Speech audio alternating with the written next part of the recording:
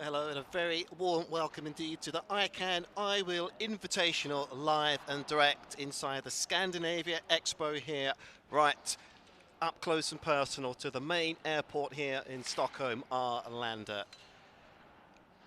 Wonderful event this promises to be, spread across here Saturday and Sunday as well, with 6 matches coming from the centre court here today, starting off with Baharak, Soleymani and Sofia Arvidsson, the #1 team on the Swedish paddle tour, up against the world-ranked #3 Lucia Sainz of Spain and Gonzalez, the world-ranked #12.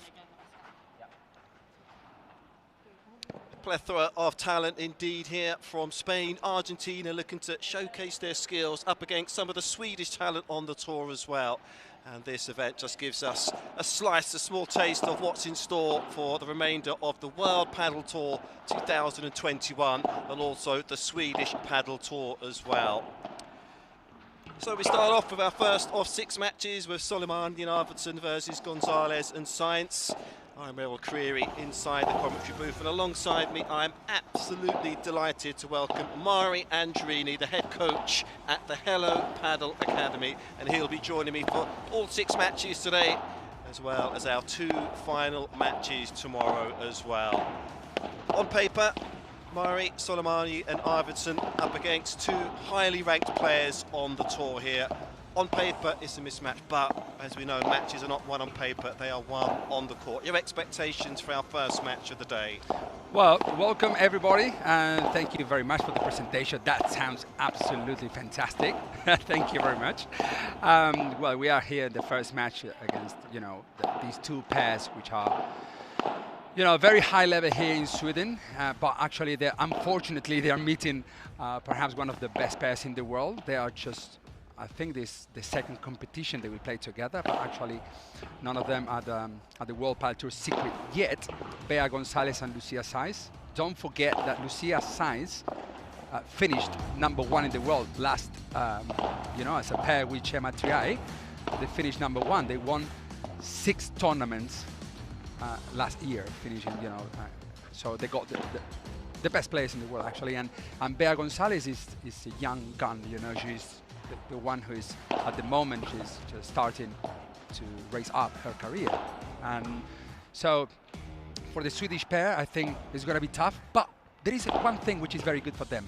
They have no pressure, I guess, so they will try to do the best they can, and perhaps they can get some points, some games, and if they're lucky, perhaps a set.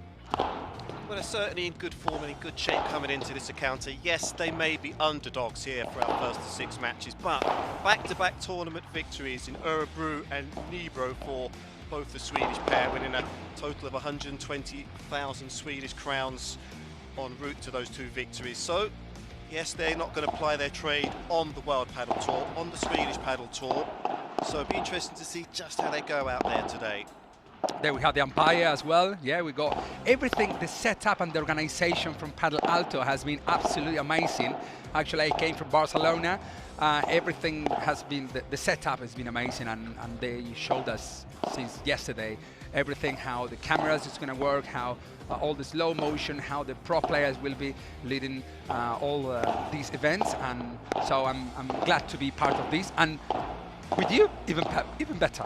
Sounds great, doesn't it? So just a touch of housekeeping before we get proceedings up and underway here in our first match. Our first match is Soleymani and Arvidsson versus Gonzalez and Sainz. Match number 2 sees Federico Chingotto up with Juan, Tello, a couple of Argentines with plenty of experience on the tour, and they will be up against the all-conquering Swedish pair of Daniel Windahl and Calle Knutsson, fresh after a victory so far in 2021 on the Swedish Paddle Tour. Ari Sanchez and Josemaria, both of Spain respectively, they will feature in our 3rd match up against Nicole, Traviesa and Nelida, Brito and Fernando.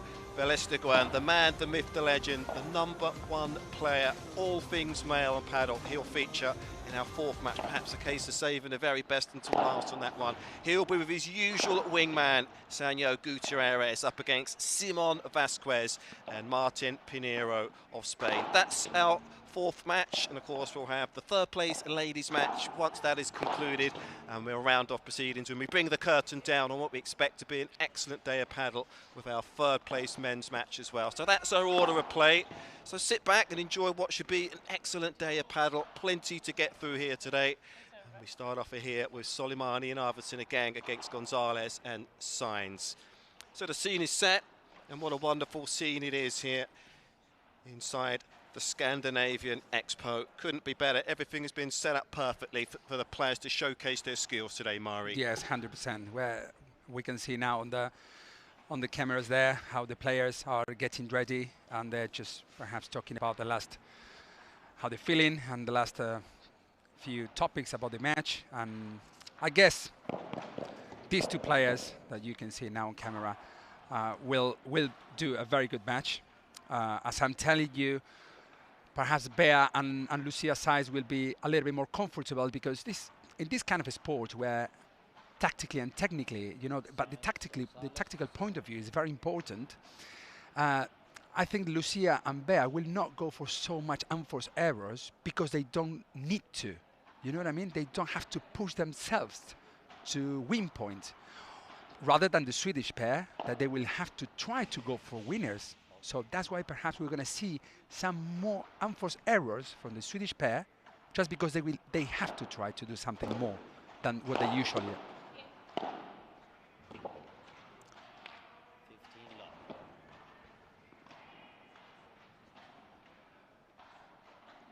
Always interesting when you see a new partnership, a new collaboration between top players on the tour. Yes, they've practiced a lot, but there's nothing better like a spot of competitive paddle just to shake off the cobwebs and get a feel for each other's positives and negatives in their games, etc. Yes, 100%. That's the very interesting thing about paddle. If you think about, like, Lucia, wow, that's the second forehand volley that she plays cross court, and winning that shot straight to 30 love opponent's feet, and so she will have to look after Lucia's forehand volleys because it's very strong.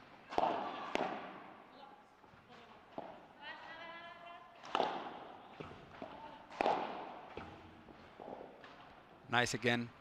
Is the third point. They go straight to Soleymani.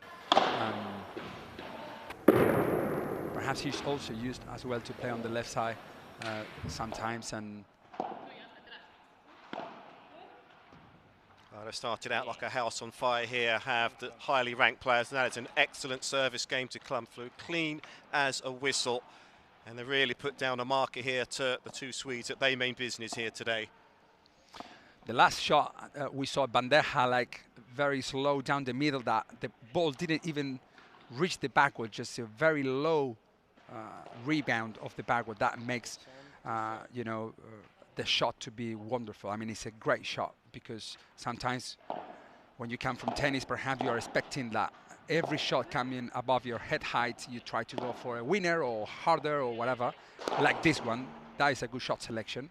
But the one that Bea Gonzalez did in the last game, it was a wonderful point that makes trying to go down the middle and don't even reach the ball. So, love 15. Very nice forehand volley. 15-0.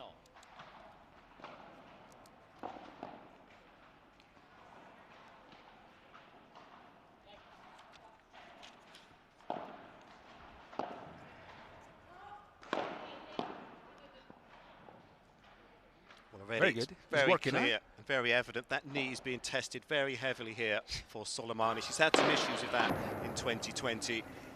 So we see how that plays up should this match go the distance, but they're really targeting her here, Mari. Is the second shot that Soleymani gets with her forehand, and not even going for a winner, she got a good result. So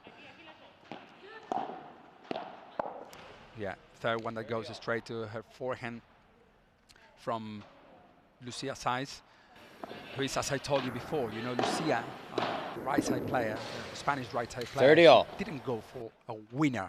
She just pushed the ball, because what they try to do, as I told you before, and this is a very tactical game, what they try to do is look for the angles It's like chess, you know, create the angles until you find the right spot where to hit the ball. And then just go for it. You don't have to smash it.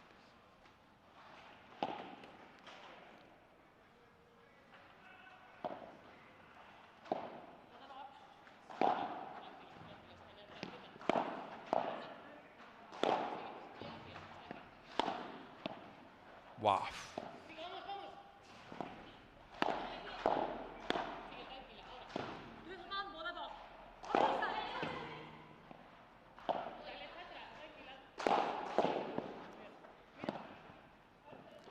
Beautiful shot. Great point from the Swedish players. The only thing is that Arvidsson was smashing more than playing the bandeja shot, the one shot that was talking to you before. Game. Because as she's smashing like from an ex-tennis player she is, yeah, she's smashing over her like so quite hard. It gives so much rebound off the back wall to the Spaniards. And that makes the Spaniards to play very comfortable, you know what I mean? Because they very know how to play off the back walls. 15.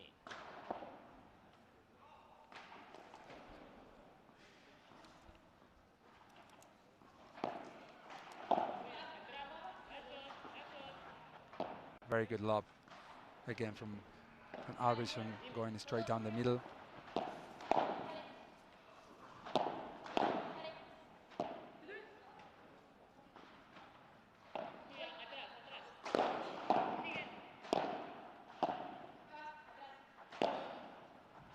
What a defense. What a defense from the Swedish players. Wow, this was absolutely fantastic. Well, they needed that. Yes, they needed that a little more confidence and trying to go for the shots. They're broken in their opening service game. Just need to bed themselves into this first set, really. Gain confidence and just use that as a building block to try and get some traction. Otherwise, this first set could run away from them very quickly. Exactly, because they got the shots. They know how to, you know, have a look at that shot. You know, it's like they know how to, they got the power. But sometimes when you're playing against that kind of players, like top players, you can't really find where to hit that ball, you know, and every shot is coming very, very difficult.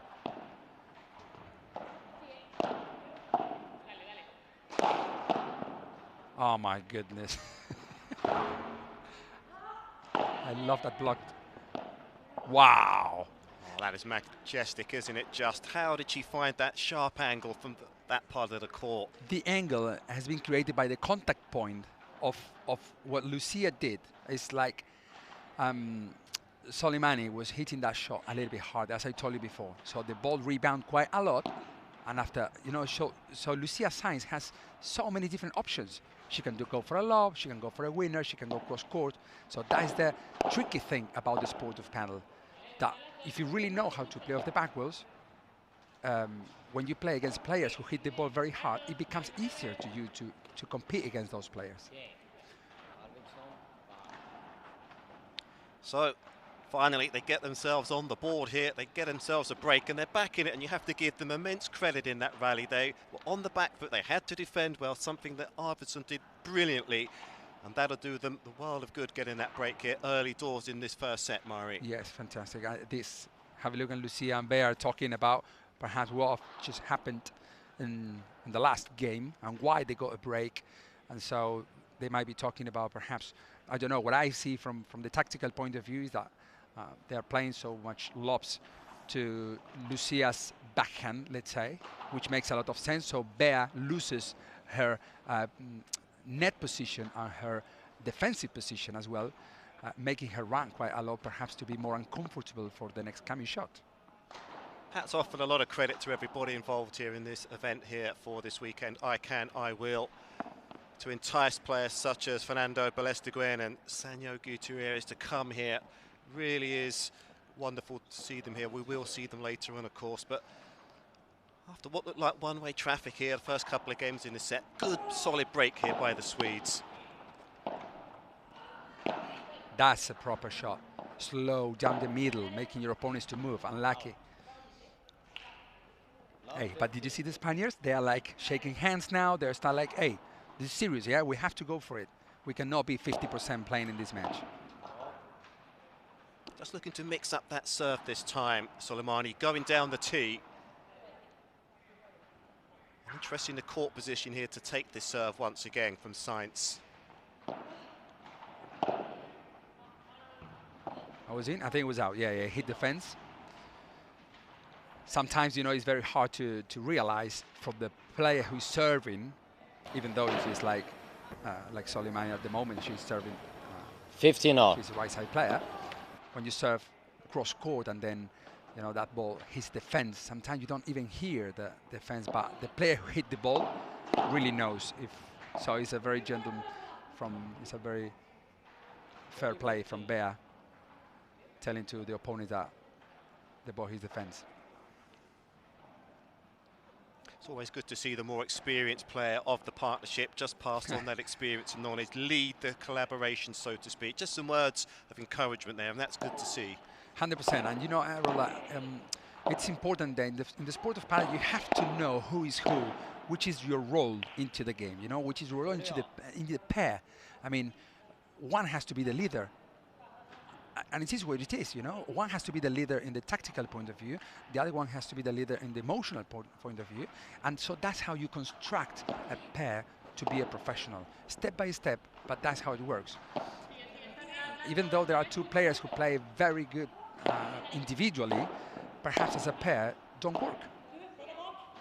So it's, in this case, Lucia Sainz is the one who is, Bea will be there, who is taking that role, you know. Like it. The Swedish players are doing a very good job. The thing is that the last shot, in the last 2 points, the last shot was the one that they made I would call it unforced error, but actually it's quite forced error because even though they missed the shot, but it's like Bea and Lucia push you to do the mistake, you know what I mean?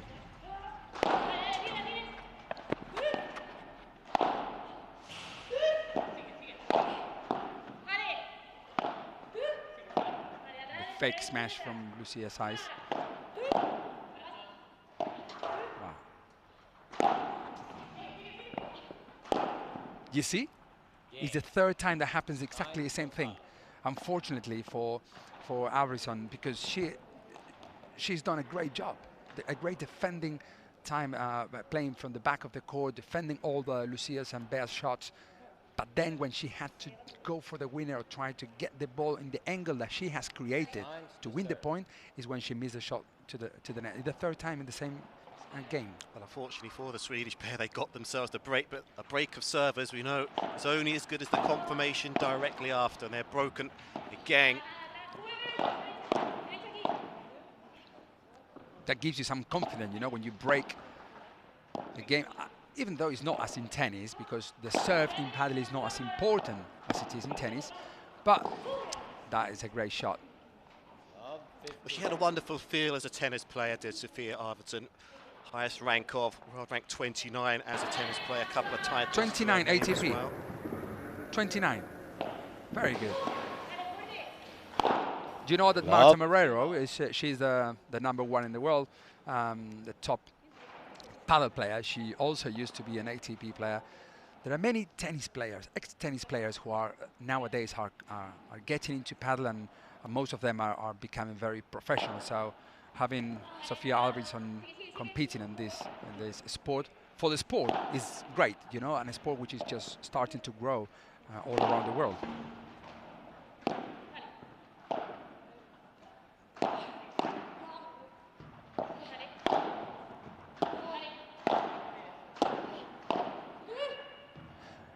Well, it's interesting that they continue to go into the forehand side here of Soleymani. She does prefer to play on the backhand side. She will next week in Madrid with a different partner. But that volley again, 30-15. Nice, sharp, kept nice and low again there from Sainz. So good at that.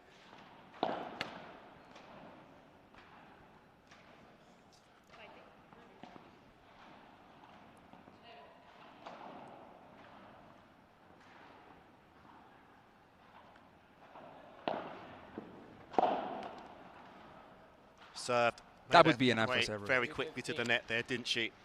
That would be an unforced error because, I mean, the serve as the return in the sport of paddle, I mean, it's not like in tennis or any other racket sport, perhaps. You know, the serve and the return on the first volley. Me as a coach, I always say to my students, if you miss the serve, the return, or the first volley, it's like you have missed the serve. You know what I mean? So the first 3 shots have to go in, no matter how. You cannot go for a winner, even though with the first serve. Well, normal service resumes once again here, Mari. They got themselves their second break. They confirmed it, and that's back-to-back service holds from the highest ranked player out there, Sainz, and she just looks so solid. The way that she sets up the points for herself and her partner as well. Just about everything is in order with her that we've seen ticking those boxes as expected so far in this first set. Yeah, well, I think that now Bea and Lucia, the Spaniards, are feeling a little bit more confident. They just found out how to play, perhaps tactically, this match. They can tell perhaps that Sofia Arvidsson she is struggling perhaps with playing off the back walls. You know, as she comes from tennis, this kind of sports like in paddle, as more you play, you know, it's like every sport. But at some point, when you get used to play off the back walls, and that is time. You need time to you cannot be training every day 7 hours a day and then you will get used. No, it's time that your mind has to realize how walls work. So give yourself time and so on. And so what I mean is that Sofia, perhaps at the moment, she's feeling that she has to go for a half volley and not let the ball rebound off the back wall because the ball will go very quick. And so that's why when they have to smash Bea and Bea Gonzalez and Lucia Sainz, they go for a winner straight to Sofia because she's not playing off the back walls. If she plays off the back walls, if she knows how to play very good off the back wall at this level, perhaps she will find it much easier to compete these kind of matches. Wow. We see the backhand serve here from Sofia Arvidsson here, Mari. Just break down for us and just give us an indication of how many players on the tour, male or female, from the ad side serve backhand.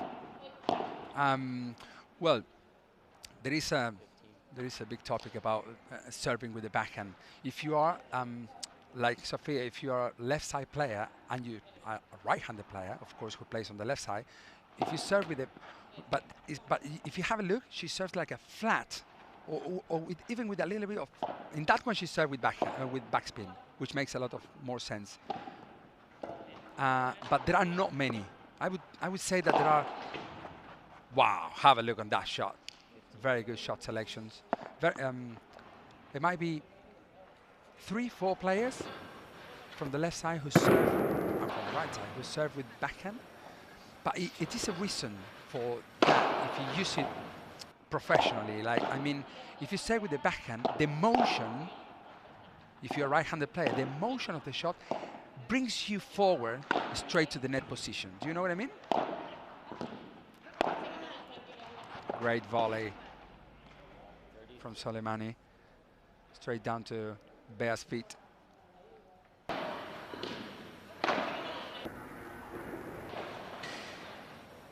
(30-40).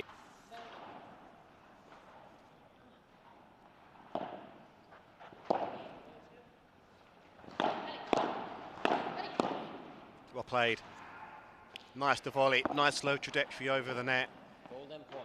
Game point here, and it's a game they really need to This is a golden. get behind them, to be honest here. 1-4 down first set.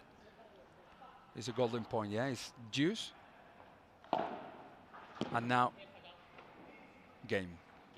So they needed that. Reduced the deficit to a couple of games here to the Swedish pair. Much more respectability to the scoreboard here. 2-4 down.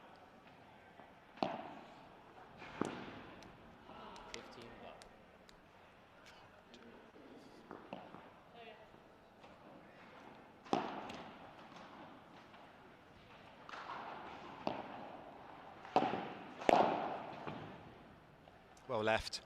Yes, that was, yeah, well left, very well left, because that was pretty close. Sometimes, you know, it's very tricky to, sometimes happens that the ball, after the rebound of the back wall and the grass and the surface, sometimes the ball goes a little bit higher and you don't know rather the ball was in or out, you know.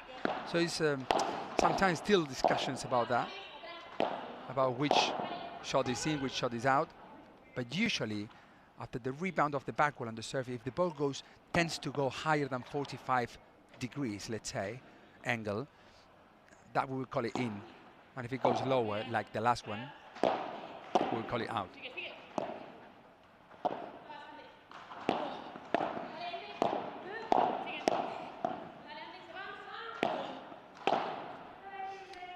So they just dot all the I's and cross the T's once again to Sainz and Gonzalez, consolidating their position here, their position of strength. It's like the Spaniards push you all the time to do something, you know. It's like you have to do something, otherwise they play so comfortable. Well, it's 5-2.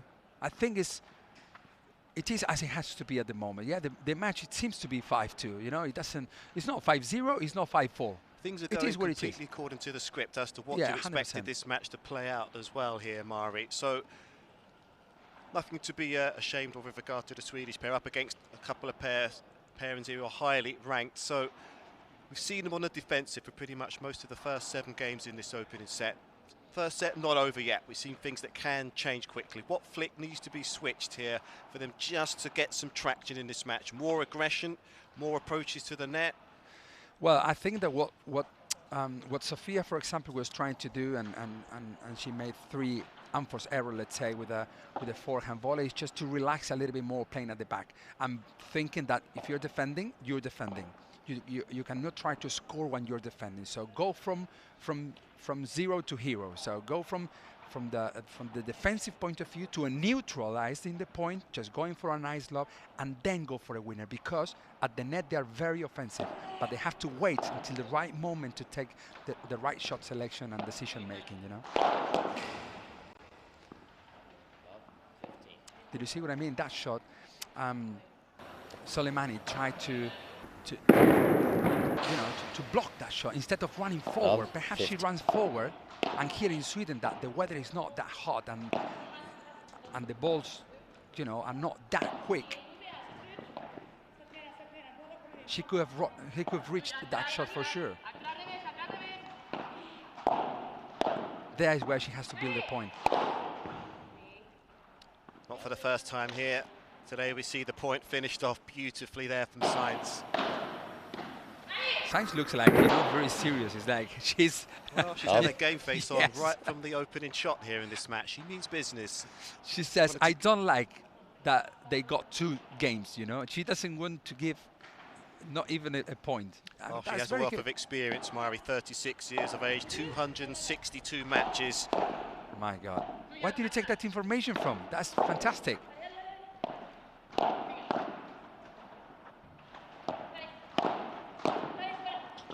Unlucky. That was a good unforced error. You know, that was a good unforced error. She did a great shot cross court. Then she ran forward a little bit, Soleymani, and then she made a mistake with the forehand volley. But that was the shot she had to do, or to win the point, or to reach the net position. Great, very good, confidence. Even though they are 5-2 down and 40 left, they still, every point is different life, you know. I always say it's another life. Every point is completely different if you think about. If you watch at the score,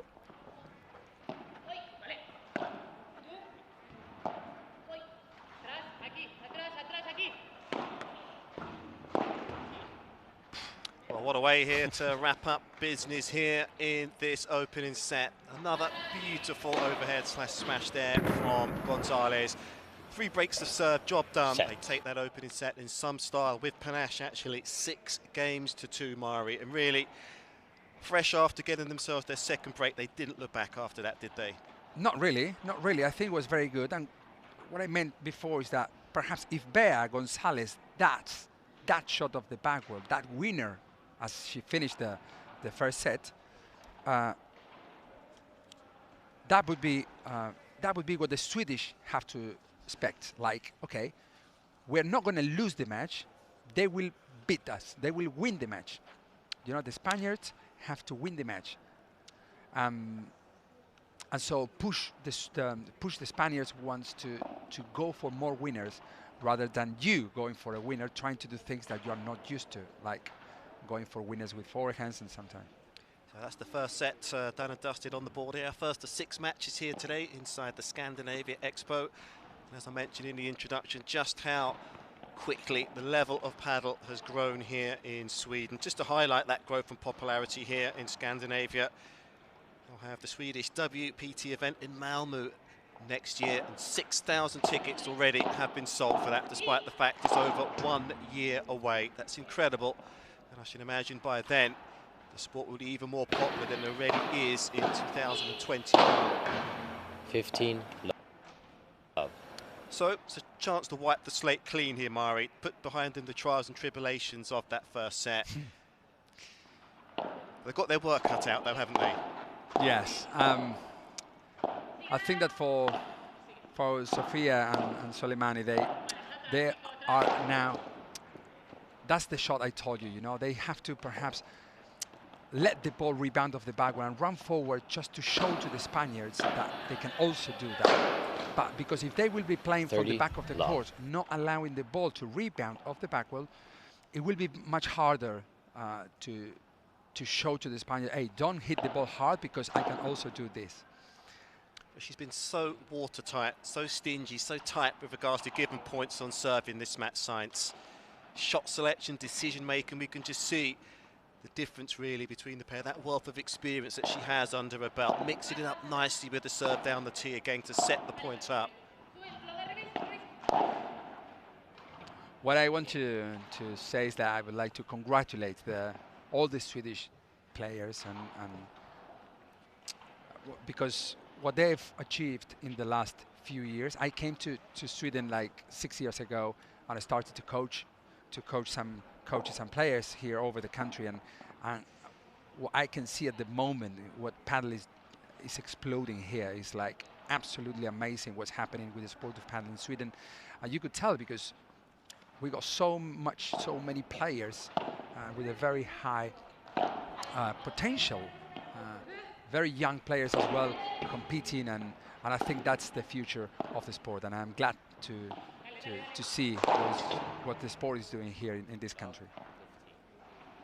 Well, right at the business end of the World Paddle Tour calendar, we do have, of course, an event held in Sweden, in the south of Sweden, Malmö, of course. An event that will be, if the corona situation has eased by then, we could have up to 25,000 to 30,000 spectators at that event. That will be a World Paddle Tour world record if it does unravel that way. It's 8 months away, of course, still a lot of paddle to get through. What an event that could prove to be.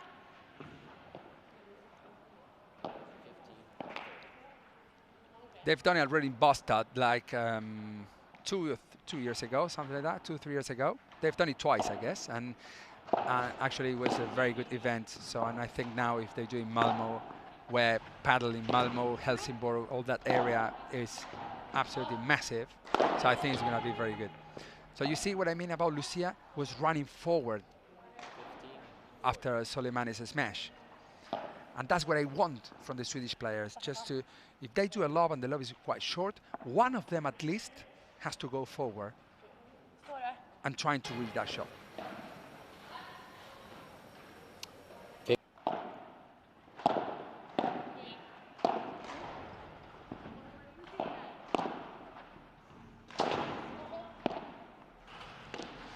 Well, she had to improvise there. She did it well, did Soleymani, but not enough to go ahead and grab the point. And it's an early break of serve here for the Sainz-Gonzalez collaboration. Deja vu, really, from the first set. They broke in game number 3 in the first set. Didn't confirm it, though, did the Swedes. And after that, that was their undoing in the end. My goodness. It makes it look so easy, you know? It's like, it sounds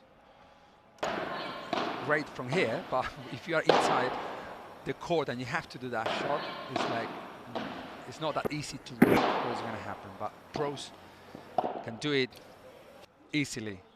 Don't try this home because sometimes it's not going to work.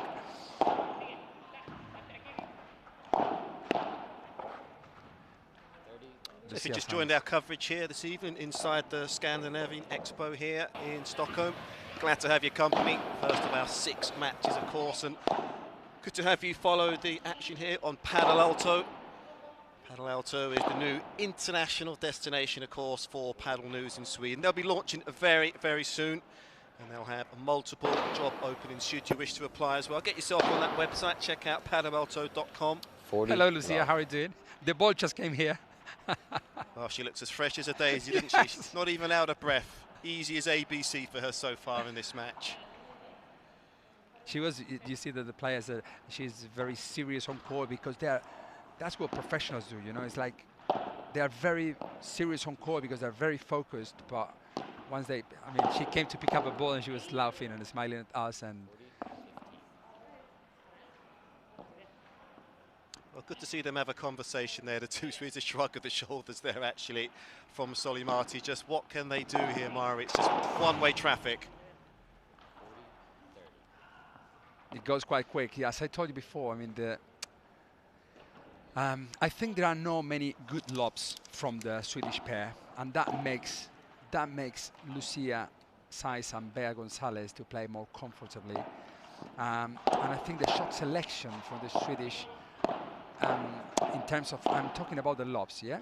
So you see, it's like they go straight to the to counter-attack the Spaniards by volley and volley and volley on playing from low game instead of trying to go for some lobs as well, and perhaps to build the point after Lucia's bandeja, for example, after Bea's bandeja. But they should use the height of this amazing place, the location where we are, because they go, I don't know, how many meters do we have here, Errol?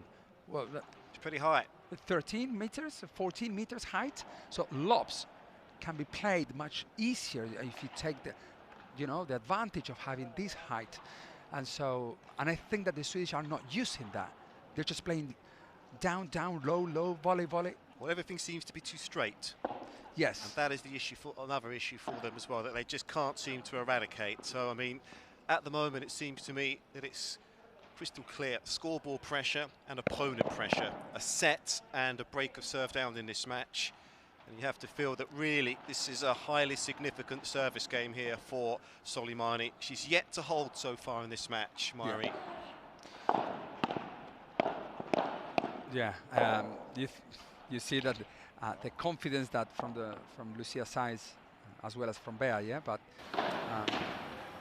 what I mean is, at some point, professional paddle players, you know, sometimes I'm telling you, I go and play with I don't know, with any top players, you know, and the first set, because they don't know you, they don't know your shots, they don't know your tactical or technical point of view, but then within 20 minutes they read straight how to play against you.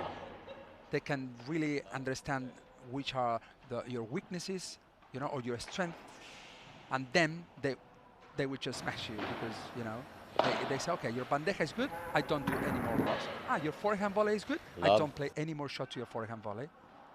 You missed 2 backhand shots, I play to your backhand shots.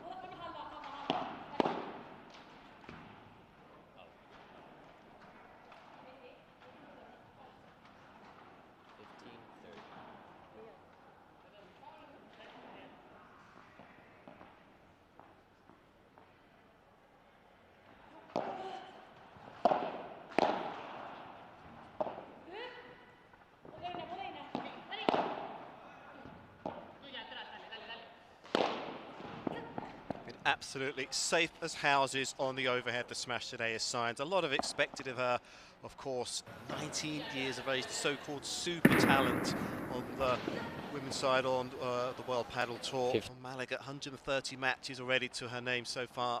Gonzalez, 75 wins off that 130. That is some ratio. I'm highly impressed with what we've seen from her so far here today. Backed up her partner. Solid in every aspect so far.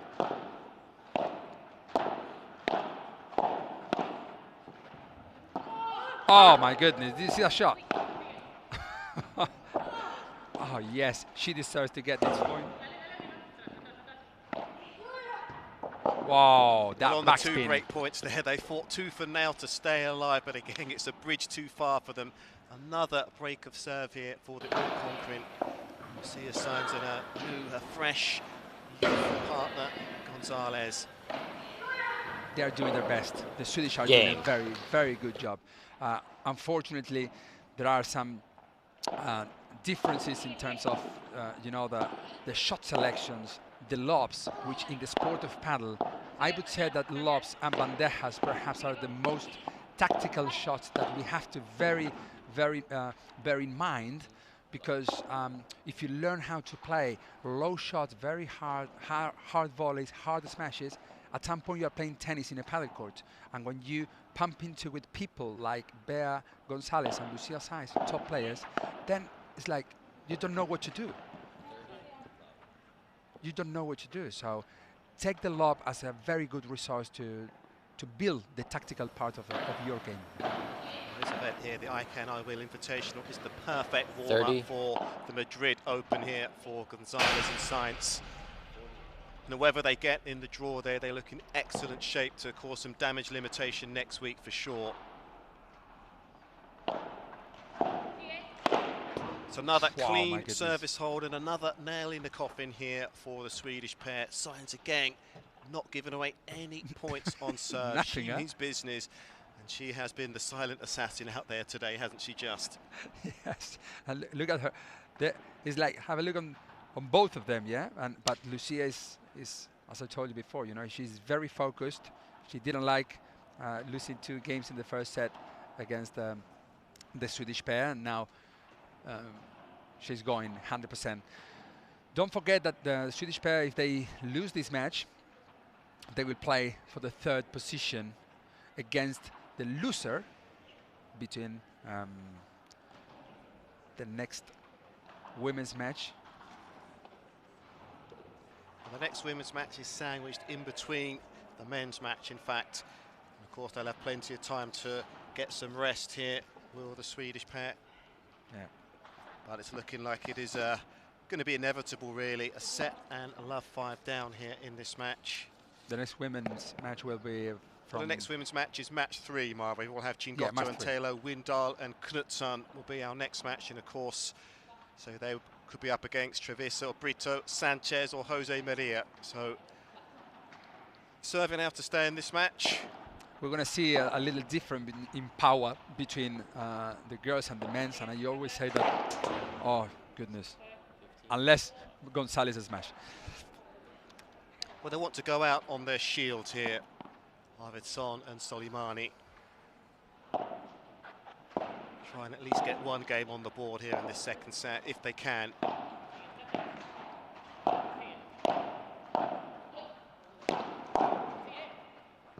Oh, good left.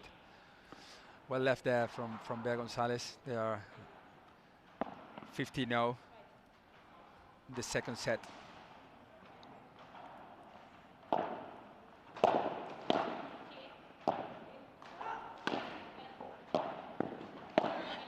Great bandeja, great volley from the Swedish player. Okay. That's the hardest part of the game, you know, learning and knowing how to run forward, when to run forward, and what to do afterwards. Okay, first you will learn how to run forward, then you will learn how to hit the ball after you run forward. And third one is what to do with that shot.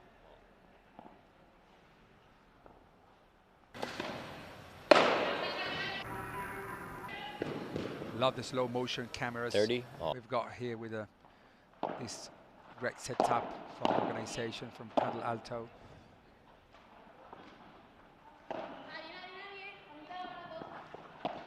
You see how Lucia plays another lob and another lob. Kept it low, that was the key really. Nice to volley again, of which we've seen so many today from Sainz, and with that, that brings up here match point here for Sainz and Gonzalez.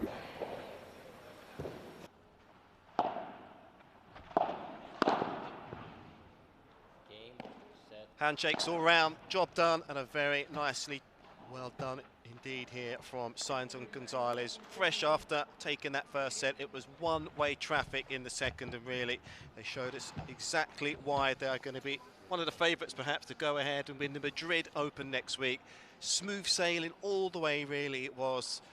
And they really looked safe as houses and ticked every box with regards to all things paddle here in our first of 6 matches. So they'll be back later on today in our 3rd place ladies match. That is match number 5. They'll have a chance to dust themselves off here, Soleymani and Arvidsson, and they will be back, of course, to feature in that 3rd place match. Of course, I'm sorry, it's Sainz and Gonzalez who will be back in the final tomorrow. So they can rest up. Perhaps they'll stay here inside the Scandinavian Expo to watch their respective opponents in that final match. But all in all, they saved a lot of energy out there today, and when you think that it's a fresh partnership, Mari, it looked like they've been playing together for a long time. Yes, it did actually. So well done from the Swedish pair, and well done as well from Lucia, Sainz and Bea Gonzalez, who won this match as they should have done it. They did the job.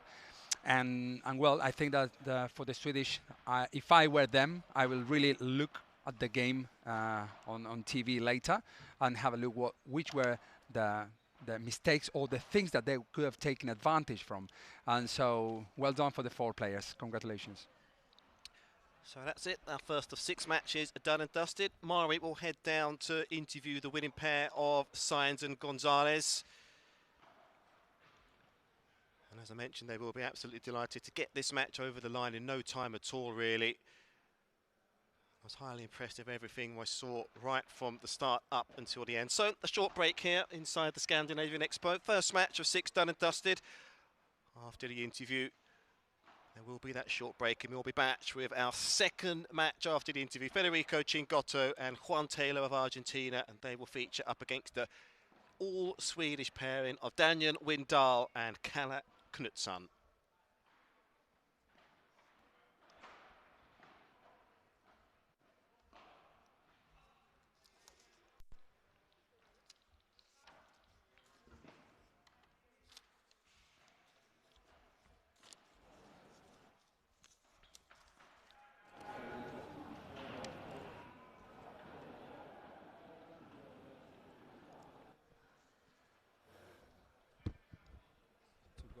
Forward and to get perhaps more points against, we're talking about one of the best pairs. How did you feel playing against such a great pair? Well, I mean, it was a different level. You know, we're not used to this tempo, obviously.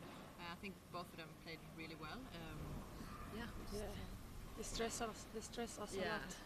It stress you. I mean, from the tactical point of view, we saw that perhaps you were playing low and going to the attacking with the volleys instead of going with lobs. Do you think that if you play perhaps more lobs or don't allowing them to smash that many times, do you think you could have reached perhaps a little bit more tactical point of view to I'm not meaning winning more points, but at least making the points a little bit longer and making them struggle a little bit? Maybe when we play normally, we're used to putting up a good tempo. Now maybe we should have tried to play a bit slower. But it's not so easy when you have Lucia and Bea on the side putting this pressure. So they were stressing us for sure. Yeah, that they are like the perfect pair because one is very aggressive and the other one is very tactical. Yeah, for sure. Yeah, it's a bad combination for us. Okay, well done, girls, and I hope you. to see you later. Anyway, for the 3rd position, competing against the next pair. Let's see who is. We'll be back. Okay, congratulations. Thank you. Bye.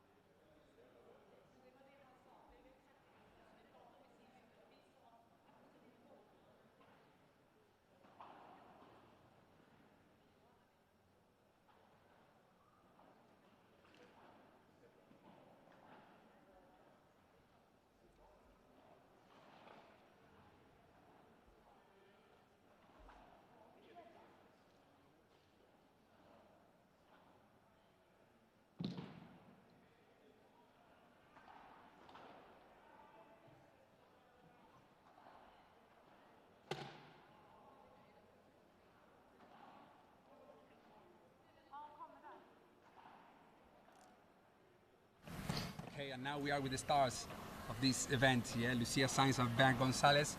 Congratulations for this amazing match. I will go for Bea Gonzalez first. I have to ask her in Spanish first, and then we will go with Lucia, who will answer in English language to everybody. So I will ask her, how did she feel playing perhaps this first match together with Lucia in this great event here in Sweden? Bea, ¿cómo te sentiste jugando el primer partido quizás con Lucia, jugando desde el principio, digamos, en esta temporada? Y bueno, ¿y cómo te sientes jugando con ella? Bueno, yo siempre lo he dicho, que jugar con Lucia para mí es un premio. Siempre me siento muy a gusto con ella, tanto dentro como fuera de la pista. Es verdad que es diferente la competición, al final las dos pues nos exigimos muchísimo más en un partido de competición que un partido de entrenamiento. No tenían los mismos nervios, pues como te digo, la misma intensidad, y al final aquí es donde realmente nos vemos cómo estamos, en qué momento estamos de nosotras mismas, tanto física como técnicamente y como equipo, y yo pienso que estamos haciendo las cosas muy bien, así que ojalá sea así durante toda la temporada. Ahora acuérdate de todo. Yes, I will try to remember everything what she said. Yeah, well, she says that actually that she was feeling very good. Actually, for her, it's a pleasure being playing with Lucia Sainz, who has a massive experience in the sport of paddle, and that also they are training as much as they can before starting the season of the World Paddle Tour, and that the last part was that she's feeling very confident and that they go for all in this year for the season of the World Paddle Tour. So thank you very much, Ben. Congratulations, and I will see you tomorrow. Yeah, for the finals. Yeah, so be ready. Tomorrow. Yes, you see, you will get it. You will get there. Okay, change size now, please. So Sorry. Lucia.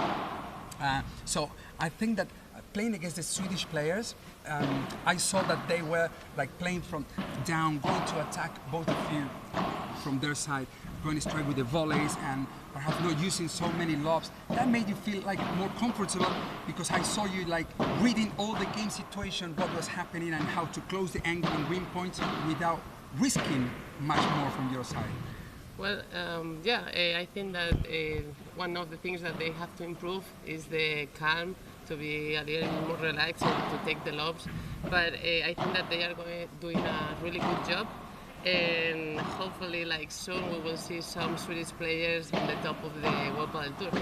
Yes, I think that as well about how you are doing the pre-season, starting for the World Paddle Tour, which is the main thing. How you doing? Are you training together as much as you can? You compete in matches? You both are in Madrid at the moment training, and so do you train every day to get as much matches as you can before starting? Yeah, we live, both of us, we live in Madrid, and we are practicing like 3 times a week together. And after we make, she practices with her coach and I practice with my coach. But we thought that it was the best deal for the moment. And we are doing like this days that we practice together, we are trying to do our best to compenetrate and to make the game as we want. Okay, fantastic. Thank you very much, girls. Congratulations. I will see you tomorrow, and I will see you there. Stay there because the next match is coming very soon.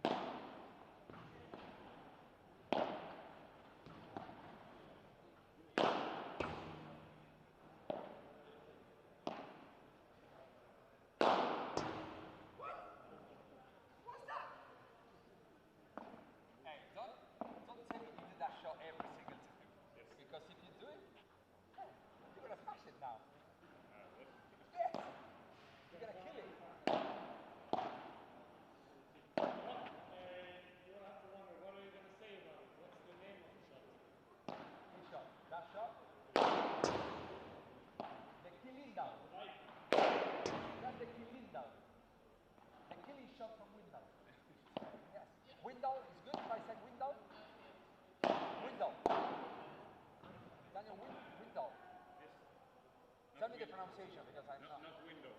No window. Window.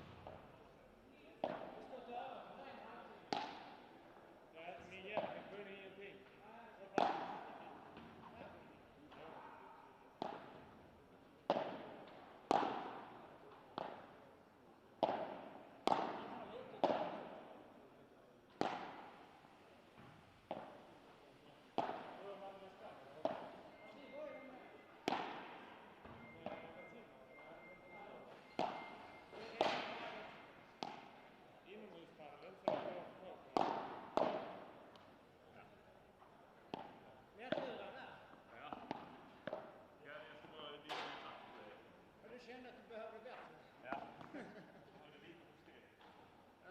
nej det var jättebra. Det var, alltså allting var jättenöjligt att få de här gångerna. Så det var så lätt. Har ni spelat? Ja men det är klart, det är ju så, det är klart, det är värre.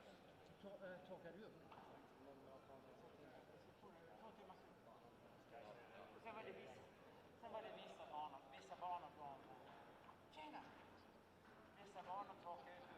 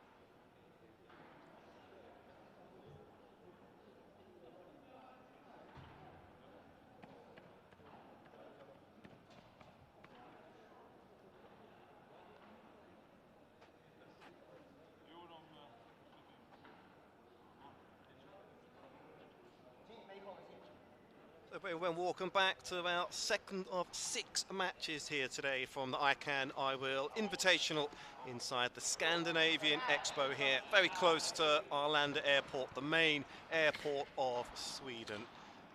First men's match of the day, and a very intriguing one again. Once again, it is a couple of Swedish players up against the higher ranked players, both from Argentina. Big ask here today for Daniel Windahl pairing up with Calle Knutsson up against world ranked number 10 pairing of Federico Chingotto and Juan, Tello, both of Argentina respectively. Our first match of the day, well, that saw Baharak Soleymani and Sofia Arvidsson lose out 2-6, love 6 to Gonzalez and Juan, Tello. Sainz as well. So with regards to Federico Chingotto, 23 years of age, ticking over very nicely with regards to being a player on the World Paddle Tour, 1.7 meters in height, World Paddle Tour ranking of 10. Also Juan Tello, 3 years he's senior, slightly more taller in height, 185, a good height, plays on the backhand side as well, same WPT ranking of 10. Good to see them here as well. And with regards to other top Argentine players here, look out for match 4 of the day that features the creme de la creme, the pièce de résistance, you could say. Fernando, Belasteguín pairing up with Sanyo, Gutierrez. That'll be our 4th match, and they'll be up against Simon Vasquez and Martin Pineiro of Sweden and Spain. So here are the stats for Windahl and Knutsson, featuring here today as well, and they will also feature in the qualifying rounds at the Madrid Open this time next week as well. Not quite as much experience on the World Paddle Tour as their more illustrious opponents, a world ranking of 141 and 147. Good height, the pair of them as well, 190 and 193. Knutsson on the forehand side, Windahl on the backhand side. So once again, just as it was for our first match of the day, as it is for all of the matches today, it's myself, Errol Creary, guiding you alongside Mari Andrini, my wingman once again for the occasion. And what a wingman he is. Couldn't wish for anyone better alongside me to give us knowledge and craft on all things paddle here for this afternoon. Your expectations for our second match today, Mari? Well, thank you very much, and welcome everybody who's just joined the online broadcast from this great, magnificent event from Paddle Alto. This match, I think, is going to be very interesting for Daniel Windahl and Calle Knutsson, trying to, to see what they can do against. What we have to think about that Tello and Chingotto are not top 20 in the world or top 25 in the world. This is the 5th seeded pair in the World Paddle Tour. These two guys won a tournament of the World Paddle Tour last year, and they got twice to a final as well. So what I mean is that, and also think about that Tello and Chingotto, they've been playing for 5 years together, and they are like very young guys. So as soon as Windahl and Calle Knutsson try to go for so much winners in this match, perhaps they will get in trouble. So I think what they have to do is to go for a longer point, trying to play and enjoy the match against this amazing pair. Well, there may be the rank outsiders here to get themselves a victory, but they come into this invitational match in excellent form, got themselves close to winning their debut title right at the back end of February in Örebro, actually. Lost out to Vasquez and Rochefort in that final. Very close final. It was a final that went the distance into the 3rd and deciding set, but just last week, in fact, they got their first title. They got that monkey off their back, so to speak, where they won the title again, defeating Vasquez and Rochefort 3 sets again. And what a joyous day it was for Knutsson and Windahl. So they've got the wind behind their sails. They're here, they're fresh, they're young, they're youthful, and they're willing to learn. So whatever happens out there today, Mari, it will be a big learning curve for them. Again, 2 players that you've coached yourself in your time as well. Yes, I think that there were, these two players, Calle and Daniel. I've seen the progress they've done since the last few years, and that is absolutely amazing. I know personally their coach, Andreas Johansson, very well known here in Sweden, and he's doing such an amazing job since the last few years that everyone knows him at the moment, that he's doing the great job since the last few years. But he's been doing that from much longer actually. You know, I met Andreas like years ago, and he started like getting to know about the sport, and he was very interesting about every tactical and technical point of view. And so now you could easily see his players performing at the highest level. So I'm very glad to see what is happening here in Sweden with the top players. Well, I'm delighted to be here. Everyone is delighted to be here as well. What a magnificent event this is, and hats off to all the organisers to get in this invitational event on the calendar just a week prior to the World Paddle Tour getting up and underway in Madrid this weekend. Just to my left, of course, we've got some representatives here from Everysport Media who bought 50% of the club and paddle this week, and will look to drive the World Tour of Paddle up and escalate it here in Sweden, and hats off to them for that. They're going to operate 5 paddle facilities in Sweden and plan to establish another 4 in 2021. That just gives us an indication of just how much the sport of paddle is growing here in Sweden. Very much prominent in the west coast of Sweden, of course. Helsingborg, Båstad, Halmstad, Malmo as well, where we will see the Swedish Open right at the business end of the season, November, and expect to see Knutsson as well as Windahl feature in that on home soil as well. What an occasion it will be for them. So let's see how they do it there today. So the scene is set here once again inside the Scandinavian Expo. Match 2 of 6, another all Swedish, all Argentinian affair. And it will be, of course, the Swedes who'll get things up and underway here. In the white shoes it is the world ranked 147, Knalla Knutsson, first serve. Love 15. Very gently, the 4 players wish good luck before starting the match. Let's see how it goes then during the match, because there are 3 players actually in this match who are very powerful, and they're very, have a look, this is what I mean, you know, Daniel, Windahl and Calle, because they're very high and very, you know, they love smashing the ball. You see also Calle, who used to play on the left side actually. That's why now because he's playing with a new partner, that's how he now changed to play on the right side with Daniel as well, to play together in the World Paddle Tour pre-qualifying. And so as well, Tello is also very aggressive. So we got 3 very big boys here who are going to hit the ball very hard, I guess.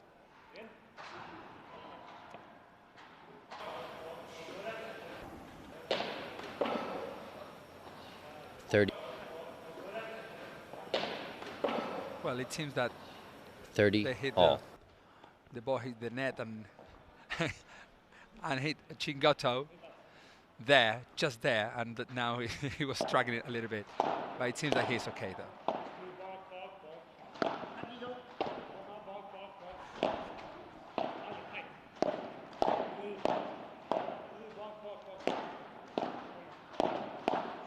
Great rally, very good. Nice to volley right down the middle.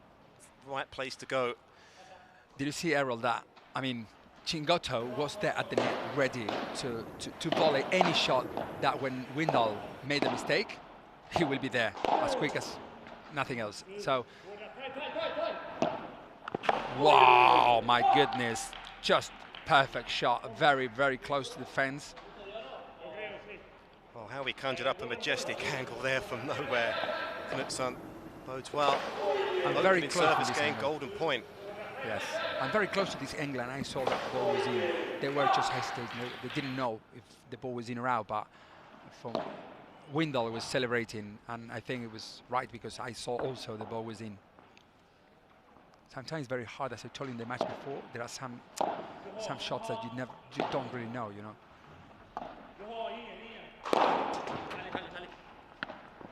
Oh yes. Oh, he's so unlucky. That's the way to do it. Defensive fortitude there from Chingotto. How about that? Okay, you have to think about that. Running outside, out of bounds, like out by the 3-meter siphons. When the ball, after the smash, the ball goes out by the 3-meter siphons. If the court is the officially that you can, you know, has the 2 meters plus a part of the side of the court, then players can run out of the court if they don't touch any part of the other side of the court. So that's what Chingotto did. They are very used to do this as the World Paddle Tour. They always play in these kind of courts, and so yeah, he just got that ball back. and that's why they won the point. That was a very nice golden point to start this match. Oh goodness, have a look at this match. Fantastic, fantastic. Very smooth, very nice, very relaxed there. You know, Daniel was like, he knew that Tello's smash wouldn't be as hard as he expected to, and that's why he ran forward and he waited for it, and boom, hit the ball out of the goal. Just looking to pop that over the net there, Windahl. Just tuned into our coverage. This is our second of 6 matches. The first match, 6-2, 6-love in favour of Gonzalez and Sainz versus the Swedish pairing of Soleymani and Arvidsson. Got themselves a break early doors there, did the Spanish pairing. Were broken back before once they got another break in game number 5. They didn't look back after that and sealed the fate of the Swedes in under an hour.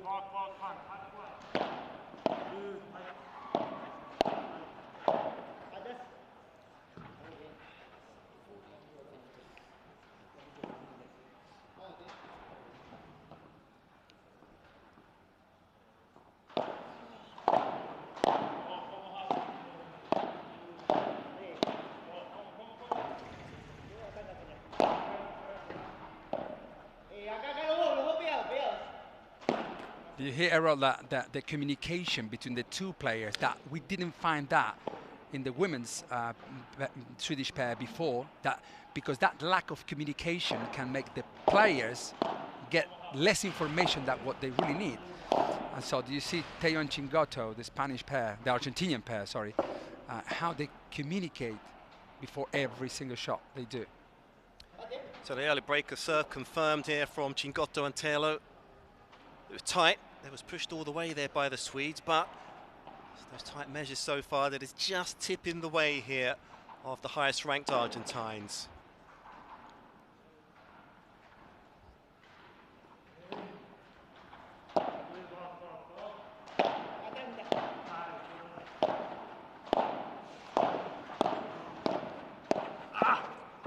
Well, yeah, this is how you. I mean, actually, if you are not, if you are not very used to watch paddle, perhaps you will see and you will say, oh, okay, it looks quite like the 4 players are, all of them are good, and actually it's true. I mean, all of them are good, but there are 2 who are like better in the shot selection. Look how Chingotto is there, awaiting at the net position for the next shot to come.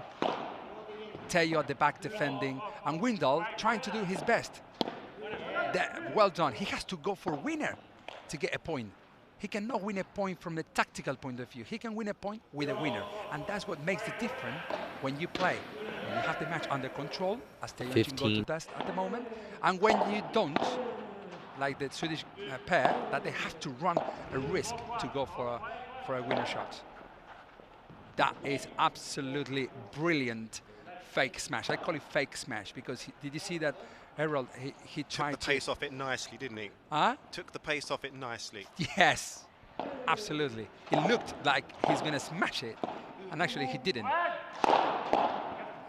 And now he can take that advantage of saying, okay, because I can do these 2 variations of the shot of the smash, now I will smash it, now I won't. That's why I can make Chingotto and Tello struggle a little bit with the shot selection. Well, that bodes well. Finally, they get themselves on the board here. Excellent service to hold that from Windahl. And that bodes well, perhaps, for the remainder of this first set. So I mentioned that they come into this tournament here in good form. Knutsson from Båstad, of course, Windahl from Helsingborg. And with regards to Windahl, former tennis players, of which we see many ex-tennis players that transcend into the world of paddle. A couple of ITF doubles titles to his name. Highest single rank of 825. Highest doubles rank of 618. So still very much a young man, 24 years of age. Just 33 matches played on the World Paddle Tour in his career. And when you have a look at Knutsson, 42 matches played. There's a big, big chasm between the experience of Chingotto and Tello and Windahl and Knutsson, but so far it's those fine margins, Mari, isn't it? They're given as good as they get, but they looked a lot more confident in that last service game. Yes, 100% agree with you. I think that also Daniel and Calle, think about that they have nothing to lose. I mean, at some point, they're here in this invitational event to do as much as they can, to get as more points, as more games as they can. They're not willing to win the match because they know which is the difference between the two pairs. But when you play with no pressure, you play like a little more relaxed, and that's what every paddle player needs, to be more relaxed, to be able to take the right decision making before hitting the ball. If you are too under pressure, then perhaps you don't take the right shot selection, and then is when the top players can make you struggle a little bit.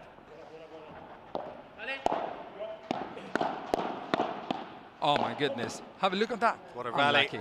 Everybody involved in it. Fantastic hand-to-eye coordination from all four players there. The reaction to hand speed was fantastic. That was quick. I love it. We start watching some quick paddle that people love also to watch. Some ran out of the court, some good smashes. Very nice touch down the middle. Slow, the ball dies before the rebound of the bag will make him just point straight to Tello and Chingotto.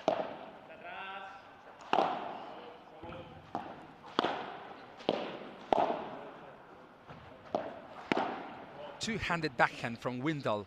That shows that there are many students ask me, Mauri, can I play? Shall I play with double backhand? Because I come from tennis and I would like to keep it. And I said, man, go for it. Because Pablo Lima, top one Brazilian player, he's a top one in the world paddle tour as well. He was, and now he plays double-handed. Marta Moreira plays double-handed backhand. Victoria Iglesias plays double-handed backhand. Go for it. Just keep doing it.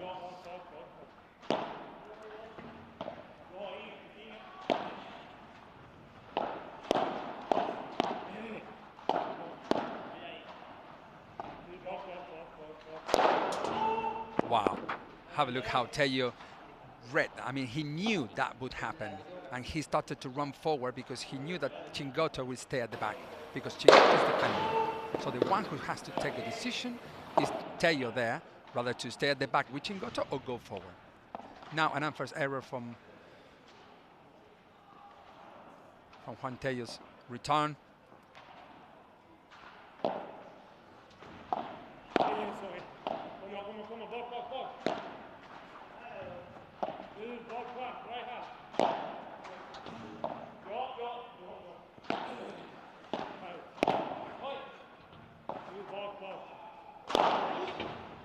Oh goodness, no way, no way, have a look, no.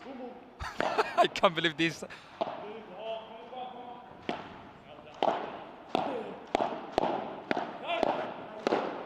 Spectacular. Unbelievable Just rally. Spectacular. Well, that's one for the highlight reel, isn't it? Yes, exactly, for 100%. Oh, the reactions there, the decision-making there of Chingotto and Tello, absolutely unbelievable. They just read everything like a book there. Just seemed to be one step ahead once they got themselves into that rally. And that's the problem here, you have to believe, for Windahl and Knutsson, because even when they're on top of a rally, the defensive fortitude of the Argentinian players is just majestic.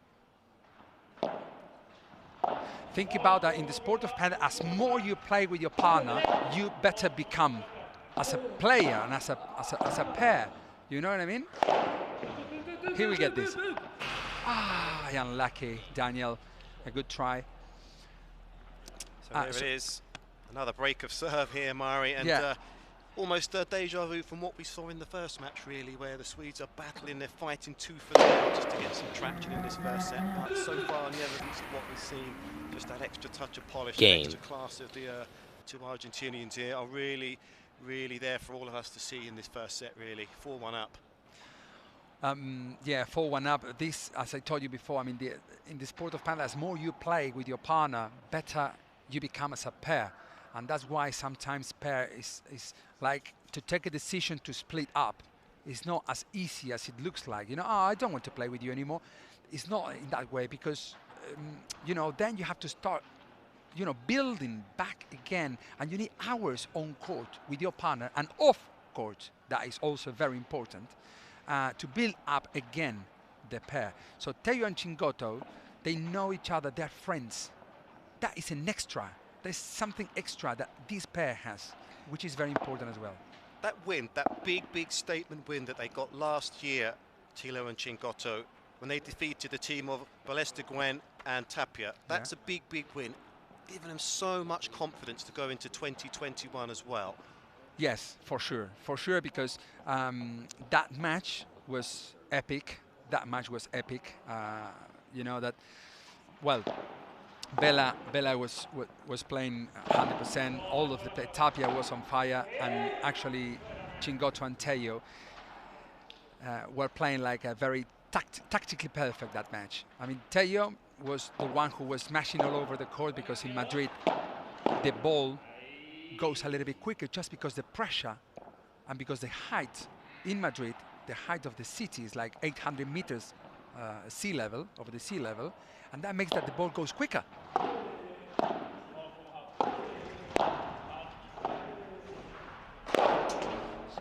You could tell that the right side player is the one who is building the point, Chingotto, building the point, going slow, taking the piece of the game, controlling the game, and Tello is like very waiting for the next shot to come and to go for a winner. Wow, great shot. That's well played. You needed that, really. Did Knutsson. Started well, just tailed off slightly in the middle sector here of this first set. A few unforced errors too many. That bodes well. Great defensive from Windahl. Very good defensive time for him, and he has to keep that thing going and try to look better for where to hit the lobs when he's not under pressure, rather to do lobs when he is under pressure, because if they do lobs when they're under pressure, then the lob is not going to be good enough. Oh, lucky for Chingotto. Oh, off the tape, but he earned that luck just by the robust, aggressive nature there from Chingotto. Well, real uphill mountain to climb here for the two Swedes of Windahl and Knutsson, and onwards and upwards it is for Chingotto and Tello. No time at all. They've raced off to one game before wrapping up this first set now. What a volley. What a volley. Have a look at that. The volley preparation was very short, and from high to low trying to generate that backspin needed to make the ball die straight after the rebound with the back wheel. I can't believe the level of the Swedish players playing against this match, against Tello and Chingotto. It's absolutely amazing how the Swedish players are just have just improved the level, and here we look like, oh, okay, 5-1, but don't forget that they are playing against players who have been playing paddle perhaps since they were, I don't know, 8, 10 years old, and who's been playing together for more than 5 years. 15-30.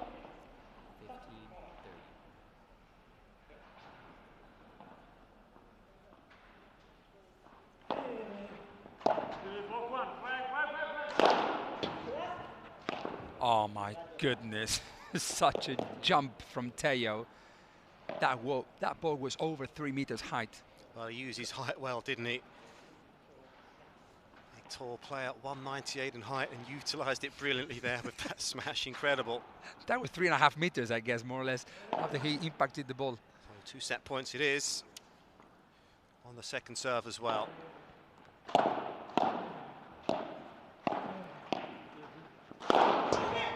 Well, they save 1 set point, and that's the way to do it. Touch of aggression there from Windahl. Frustration as well, perhaps. Yeah, it's like everything goes in that shot, yeah? Okay.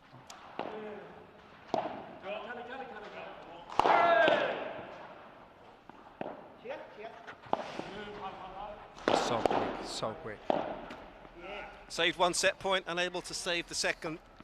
Had their game face on right from the get-go here to Chingotto and Tello, and the well-ranked number 10 Argentinian pair have raced out of the traps very quickly indeed here in this first set, taking it in no time at all by 6 games to 1. So mentioned early in the introduction as well just how fast and how quickly the sport of paddle is growing here in Sweden. A lot of hype that's coming into the world of paddle here in Sweden as well. You've been part of it as well, Mari, and I'm sure you're going to be there in Malmö, a long way away, of course, in November for the Swedish Open as well. going to be sold out. It's going to be a real extravaganza of paddle, and you really have to hope that by then as well, of course, there's going to be a lot of a learning process for Windahl and Knutsson, and again, they've got plenty of time to perhaps get themselves on the world tour, not just the Swedish paddle tour, but 1-6 down, a chance to forget about that set. Just talk us through what you expect them to do to try and turn this match around if they can. Well, as we saw in the last match, perhaps with the girls, we saw that the Spaniards, well, were just looking into, okay, how should we play this match against these two players? In this situation, I think it's something quite the same or quite similar. If Chingotto and Tello don't, let's say, don't relax and they keep going, they know already how to play against Calle and Daniel Windahl. So I think that what they have to try, the Swedish pair have to try, is like trying to, as I told you before, try to lob when you are not under pressure. The thing is that playing against Tello and Chingotto and being not under pressure, that is almost impossible. You're always under pressure. So play down until you are very, like there, exactly, very good. And then start building and trying to win the point when they are at the net position, because trying to win from the back is gonna be like almost impossible.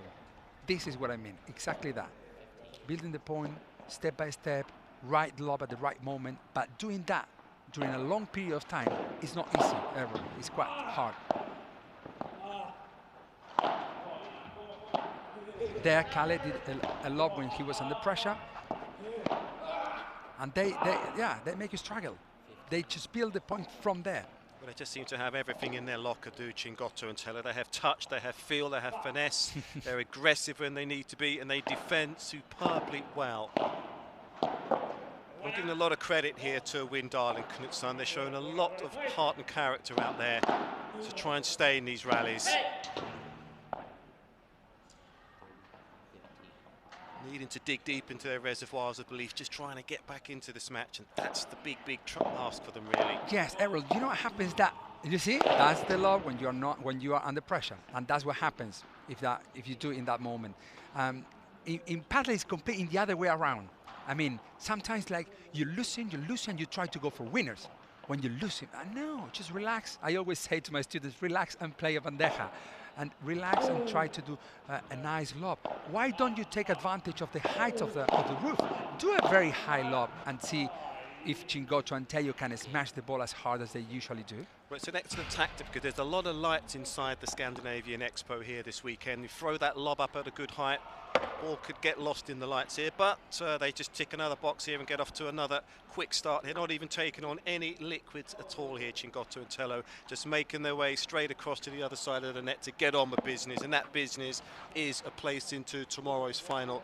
And right now, at the moment, they look odds on to do so. So, imperative here that the Swedes get themselves a hold. It will be Daniel Windahl who's going to serve first here, and when you factor he held once in the first set, and Knutsson was broken twice, in fact.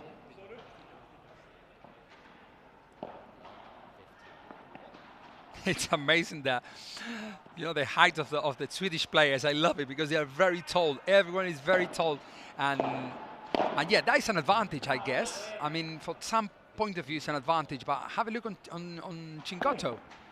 Is 1.75 m, we said. That's short. I mean, compared to any other, and so being a little bit shorter in terms of the height as a person, it doesn't really mean that you cannot be a great player or professional or whatever. Chingotto, I think if they carry on, they will very fight for the #1 in the world this year and the next coming years, because they are a great pair, and if they don't split up, that they have to restart again with a new pair and so on, they can do a very, very good job and get into so many finals throughout this year for sure.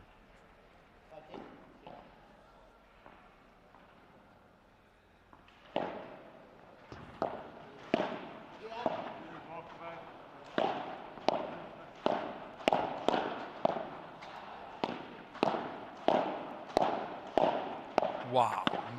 Wow. Amazing. So unlucky. Did you see the volleys? The amount of volleys they were playing like non-stop, like that was a counter-attack, non-stop volley. Well, the interesting thing, at one part in that rally, the volley went right into the body of Tello, but he controlled it superbly well. Highly impressive shot, actually. That is a great shot from Windahl.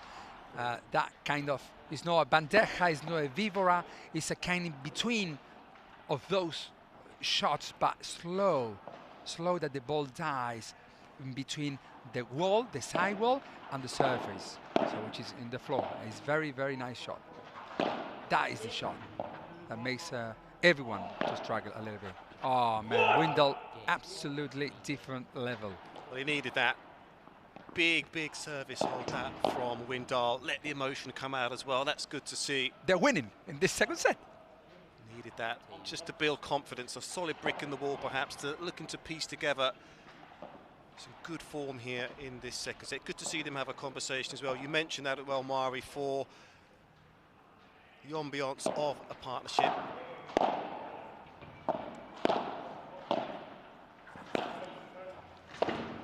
Wow.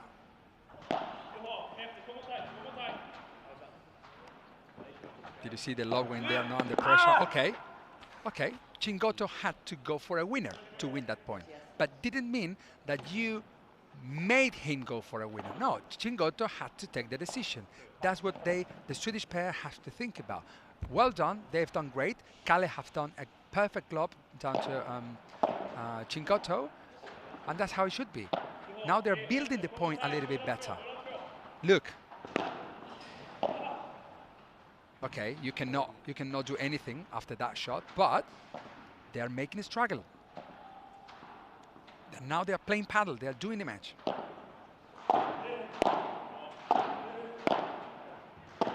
Unlucky. So 3 game points here. That was quite quick. Just seems to be holding serve a lot quicker when we see Tello serve, like we saw in our first match of the day with regard to Lucia Sainz coming through her service games nice and clean, dropping very few points on serve. Same here for Tello. But he's a good shot maker here is Windahl. We've seen some excellent points from him so far today. It makes me laugh because, you know, he's a kind of players who started not very long ago. And so he does shots which are not a very paddle shots, like more tennis shots, but actually works, you know, they work. So it's funny to see some kind of shots which are kind of like, oh my, unreal, and how quick he's on court. So, and then having Calle as a partner, a very tall guy, is also it's a very good pair. I very like it. So they consolidate their position here. Early doors here in the second set, find themselves a set and 2 games to 1 up. No breaks of serve so far here in the second set, and the Swedes really digging in, trying to stay touch tight here to Chingotto and Tello. And mentioned earlier as well, and I mentioned it again, just how quickly this sport is growing here in Sweden. Just to give you an indication of that, a slice of history will be made just next January, in fact 2022, and the first paddle fair will be held inside Expo's newly built premises in Arlanda. In principle, the stands are sold out. In fact, that is an incredible feat, and the interest is so high that it's on schedule to break all records for a Swedish fair. And of course, we will see Vasquez of Sweden here. He'll take part as well. Belasteguín as well, the #1 player here for this weekend. He'll feature as well. They've said they will attend and expect many more top players to follow suit here. Perhaps we'll see the 2 Argentines on parade here. Chingotto and Tello fly over as well from Spain just to take part in the extravaganza. Just a long time from now, of course, next January, but right here, right now, second set, we're on serve here. And it is Knutsson, the last of the quartet to serve.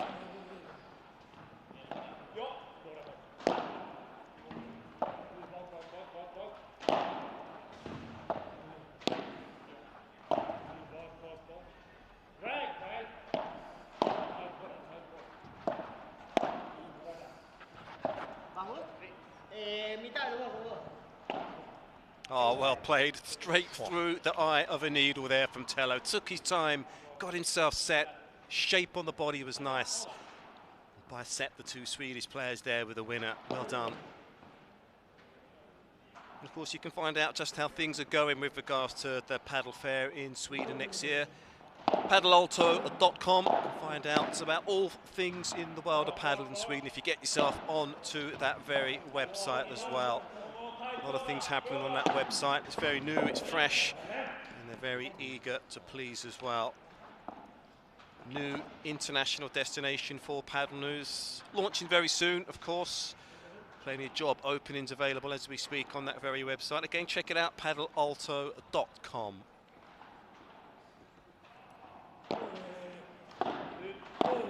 Calle serving, the 24-year-old guy from Sweden, amazing player. Needs to hold here, Mari. He dropped serve twice in the first set. Real confidence booster it could be for him if he comes through this service game.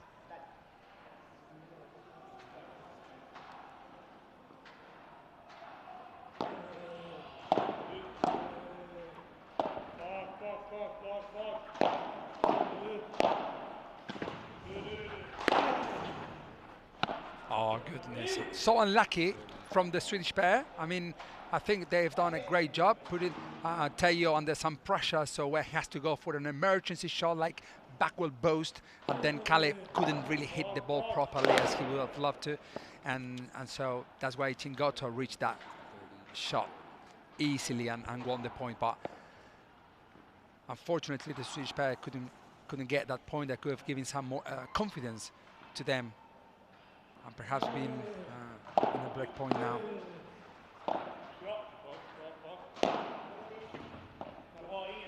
Have a look on the Argentinian players, how they just play one or two shots, then down again. Okay, that Tello made it, wasn't an unforced error. The volley of Windahl was very good. But what I mean is that the Argentinians, have a look, they just hit one shot or two shots and then a lob, a nice lob. High, you see? Have a look. They use the lob as a very tactical shot. And it is what it is, you know. In paddle, the lob is one of the most important shots by far. Well, there's the first break of serve here in the second set, and it's gone the way of Chingotto and Tello. Again for the second time here today. Great Calle just stepping forward after Chingotto's volley. He knew that his Chiquita was very good enough to go forward and trying to get that shot straight to Tello. Magic. Into the body, well done. Good tactic, works well.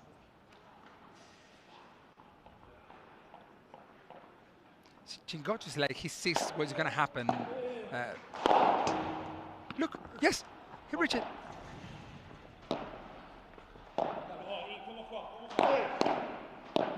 Oh, God. Nice. Very, very nice shot down the middle from Windahl. Windahl is very taking the piece of the game, you know, slowing down when he has to slow down, hitting harder when he has to hit harder. That shows when a player is very focused into a game. That's the shot that I meant. I mean, Tello hit a very hard smash, and Windahl went straight, not even letting the ball rebound off the backward with a double backhand. That's complete tennis shot. Well, would you believe it? Huge opportunity knocks here for Windahl and Knutsson. Great points, of which they haven't had too many so far in this match.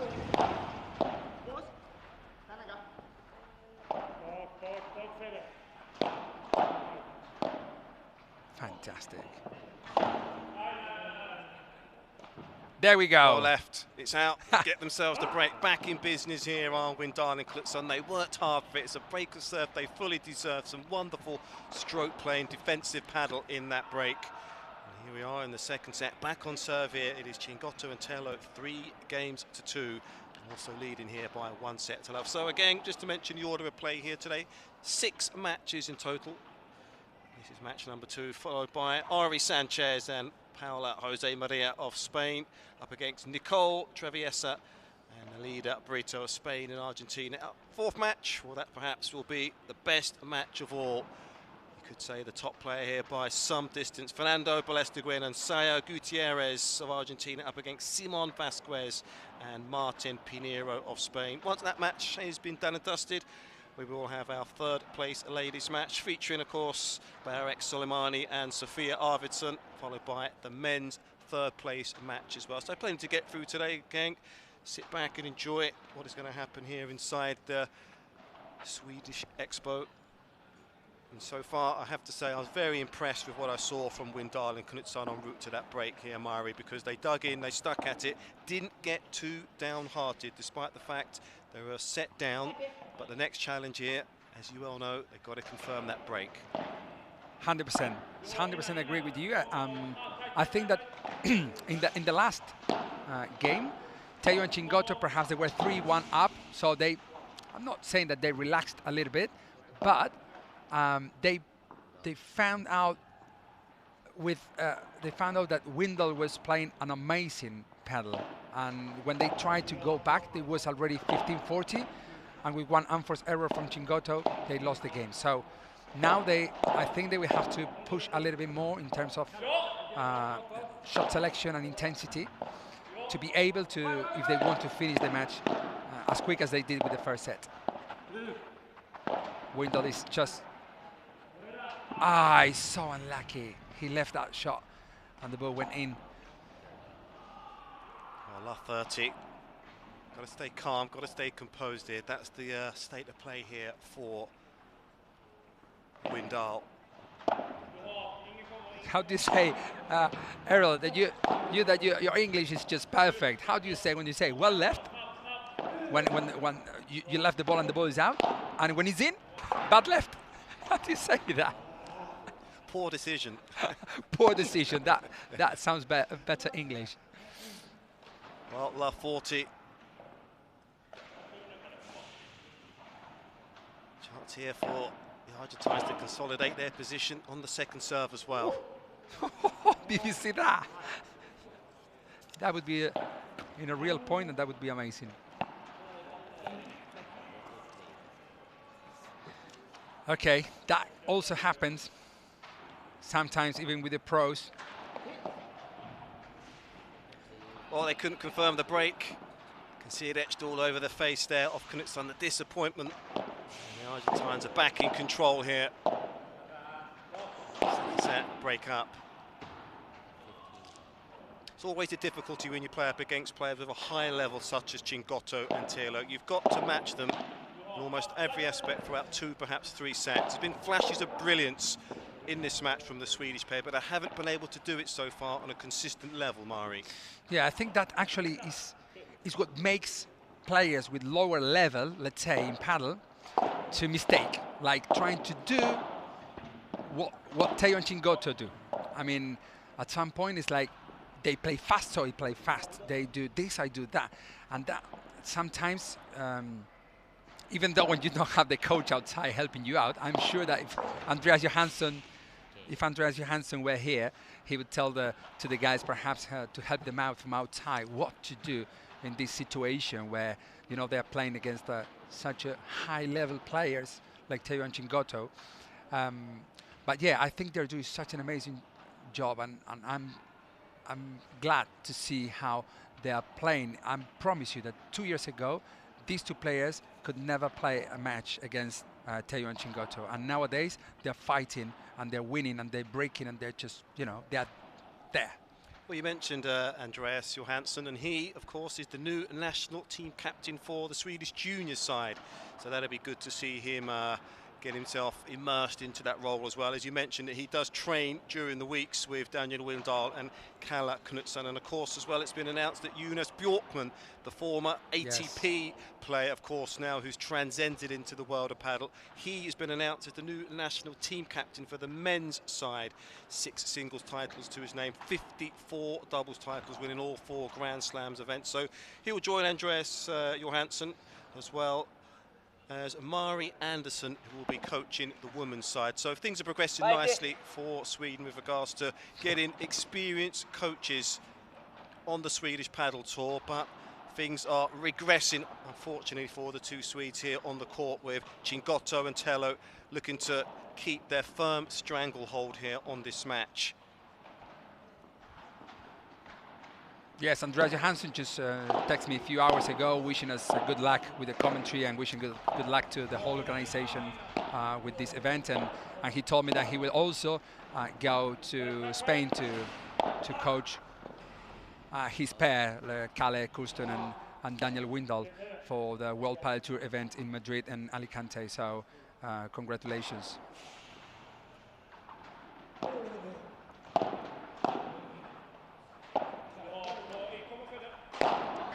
Great shot. Oh, goodness. Chingotto reached that shot from outside the court. Chingotto is everywhere.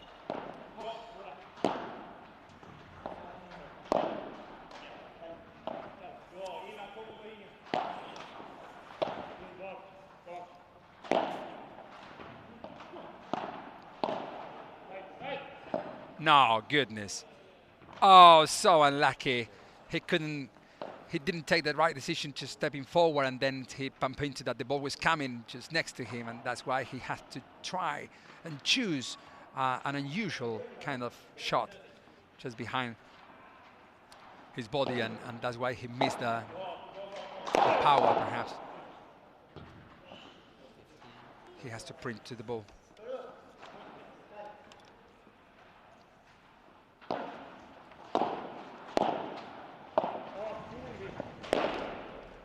Well, unfortunately, that just about tells the story of the match here for Windahl and Knutsson. Play some good shots, but it's another run for Stera, and that brings up 2 match points.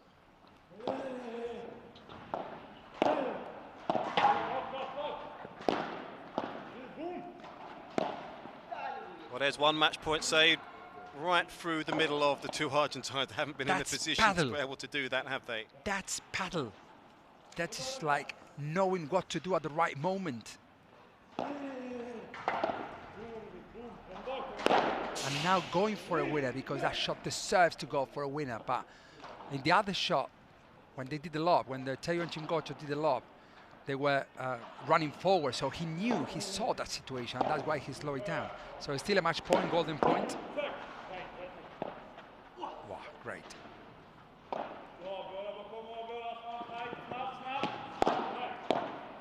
Oh, look at that. Finds the space going down the line this time, Murray. Beautiful shot. Well, well, well. They look down and out. Golden pointer. Was a match point and golden point. Was the super golden point. Diamond gold. Diamond point, I would say.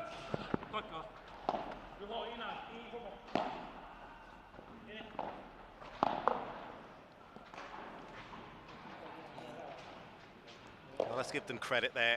Windahl and Knutsson, they saved 3 match points, in fact, to stay alive in this contest. Wow. Love their spirit, love their determination.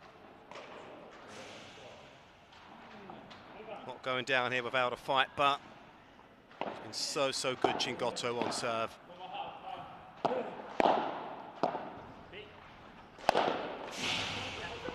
Got the speed he generates there on the overhead. Diminutive in height, but it matters not. 3 match points went right, 3 more in the palm of their hand this time around.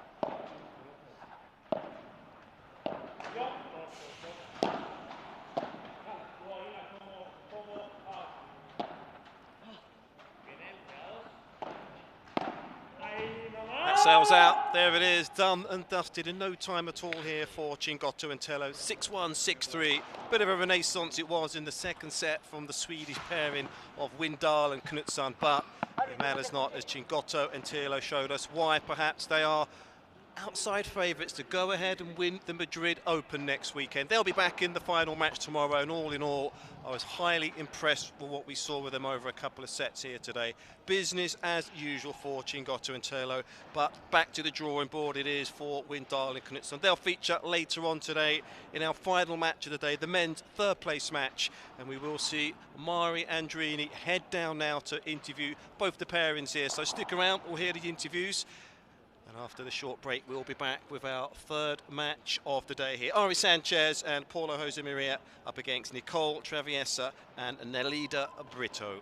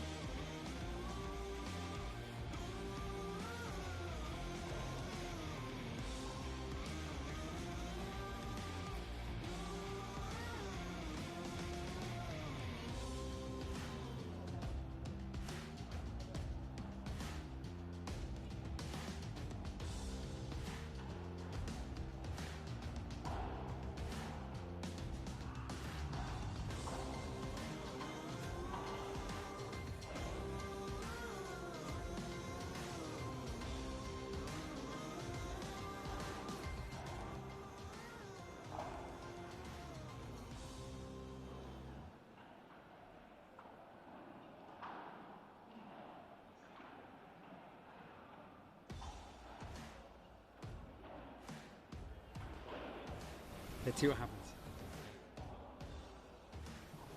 Well, we are here with the top players, the Swedish players, Daniel Windahl and Windahl.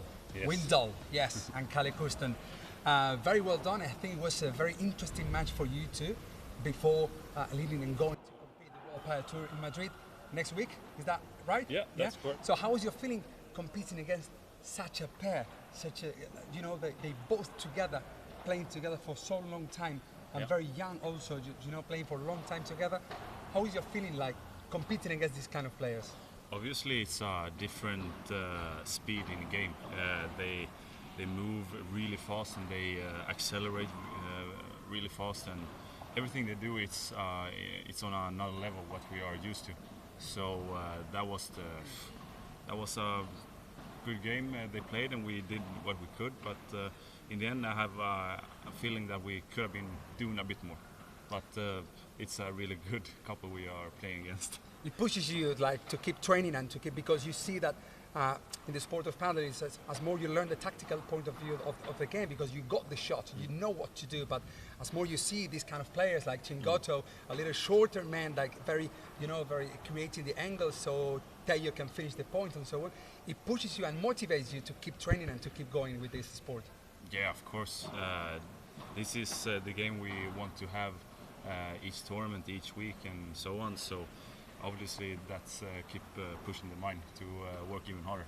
Okay, congratulations for the match. And let me go with Calle now. Well, Calle, I saw you like growing up. I saw you like competing like since years, and now I just want to congratulate you both, because you have done an amazing job since you started competing and playing in the sport in Sweden. And I think that that helps a lot to the world of paddle to show how the sport is growing around the world, and the players who started a long time ago are competing now like face to face against the top players. So congratulations for that, and I would like to know how you are preparing for the first competition of the World Padel Tour in a week time. Well, this was part of the preparation. We were kind of like going out very hard, playing against one of the best couples in the world. So we wanted to get some rhythm for the coming World Padel Tour next week, playing this event. To be honest, from the match today, I think we could have done more. We're not very satisfied with our game, but that is also because of the guys that are on the another side of the net. They are amazing and they're playing very solid. You can see that each shot that they try to make, they do with intention, and that's what we are trying to become. Very good. Do you think if Andreas Johansson were sitting next to you there as a coach, you would get one more set perhaps? You would get one more set? Maybe. Well, I think he would certainly have helped us maybe to get a little bit tighter to the guys, or to get closer to them. Very good. So guys, congratulations, and we go now to talk to the winners. Thank you. Thank you, Mauri.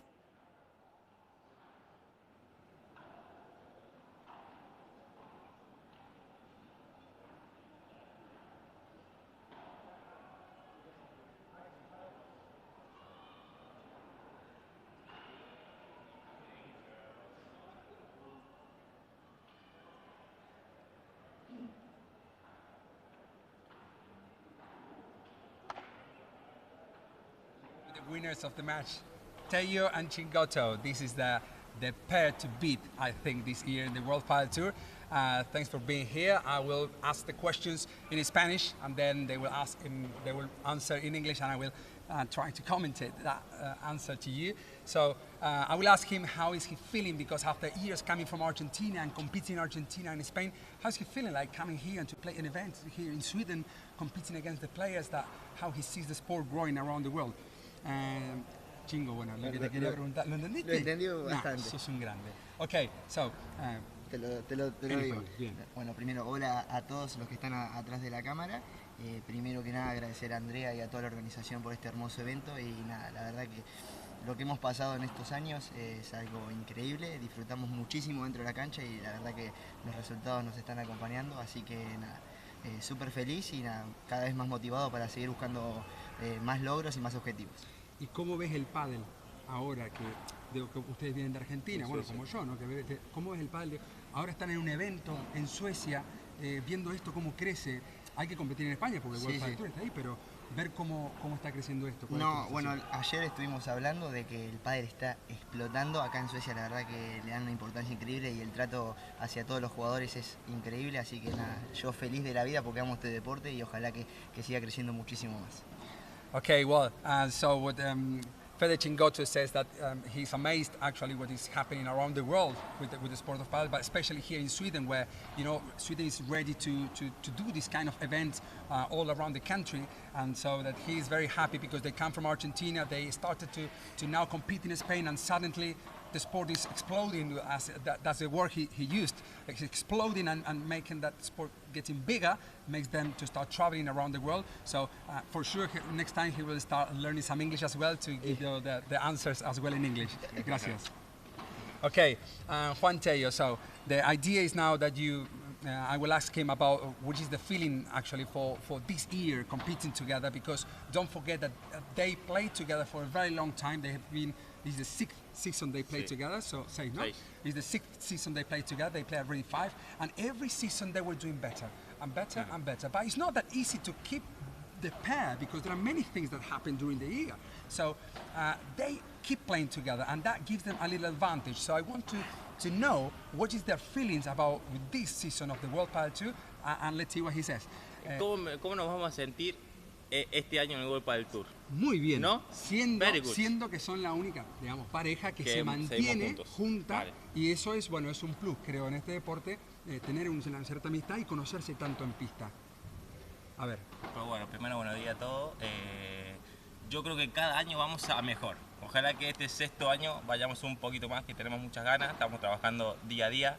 Así que estamos ansiosos, con ganas, yo por lo menos estoy sintiendo un poco de nervio, la ansiedad de querer jugar ya, de competir el World Padel Tour, así que nada, estamos muy contentos, felices, contentos de estar acá en Suecia con toda la organización, que es increíble, que es un 10 el trato hacia nosotros, así que espero que lo estén disfrutando en casita, a todos los sponsors que han venido a presenciar este pequeño partido, así que felices y esperemos que siga así hoy y mañana.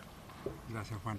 Well, as Chingotto said as well, that they are very happy and they are very thanks to all the organization and everyone in Sweden here that treat us as well to me very, very nice, and they're very kind to all of us.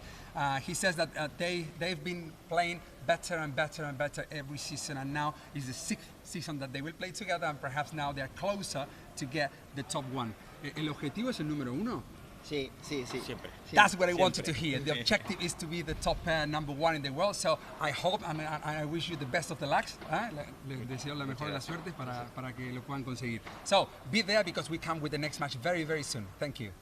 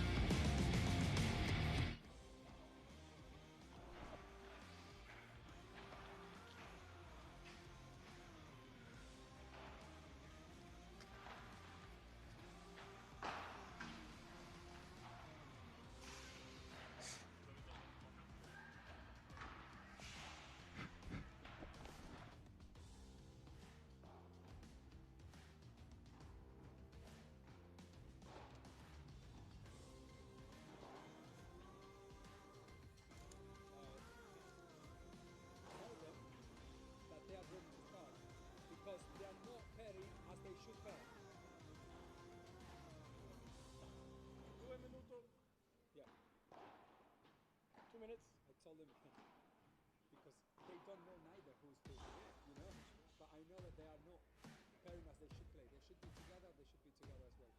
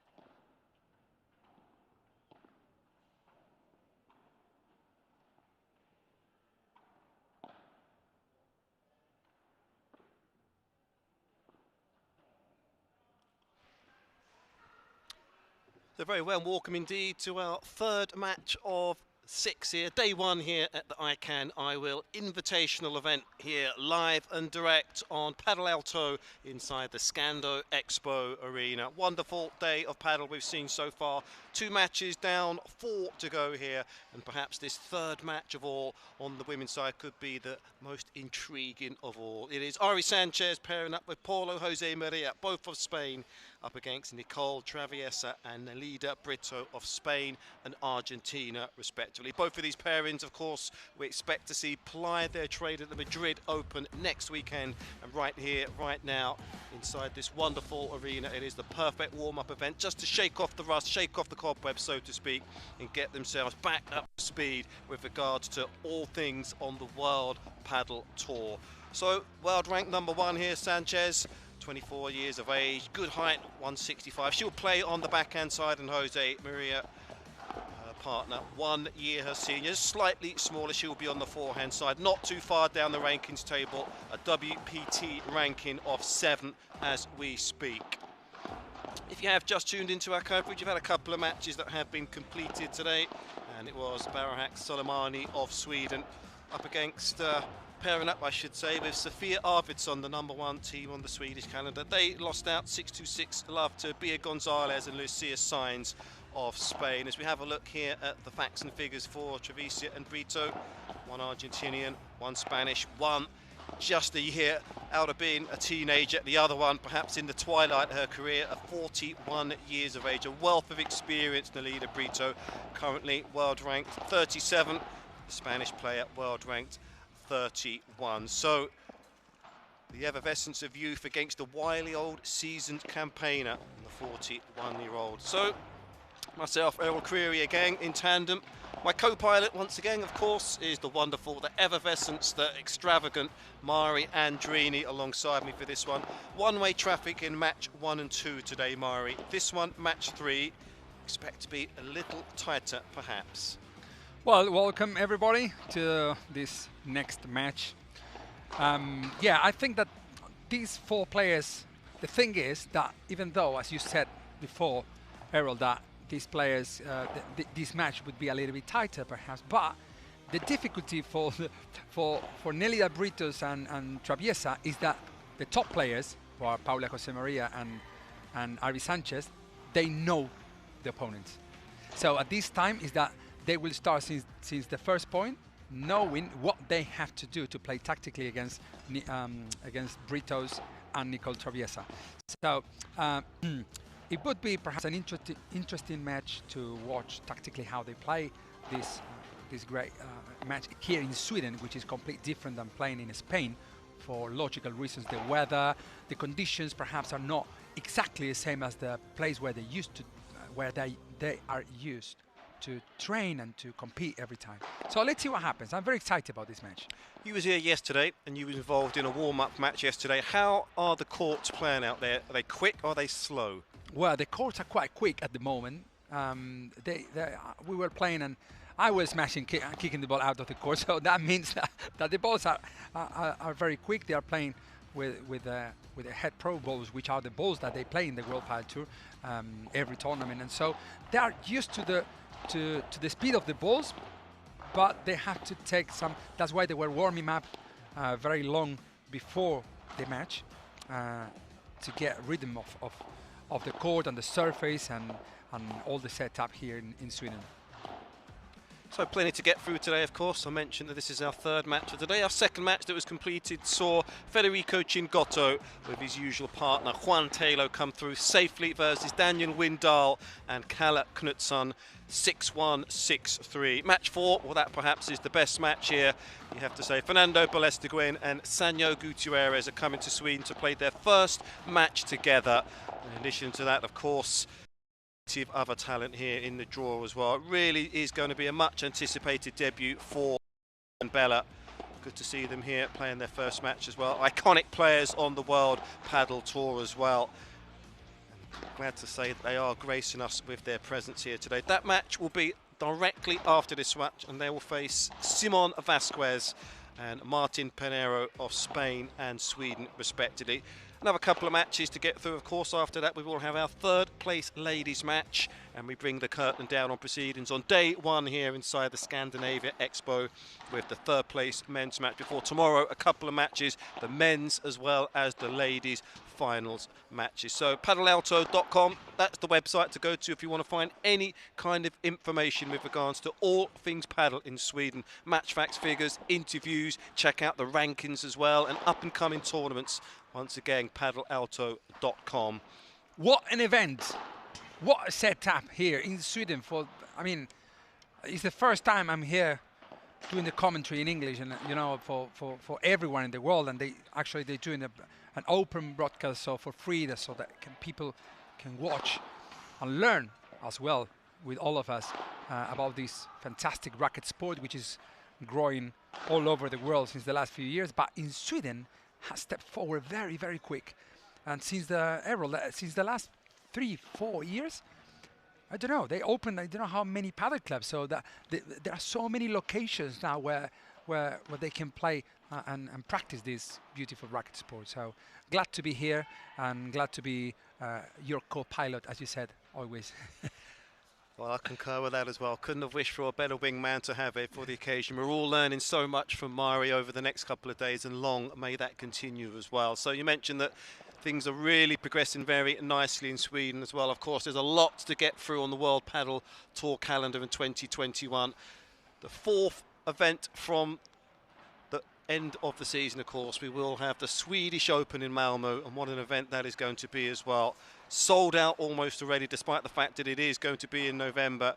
And should things continue to pick up with regards to the pandemic, we will see approximately 25 to 30,000 spectators inside the Malmö arena as well.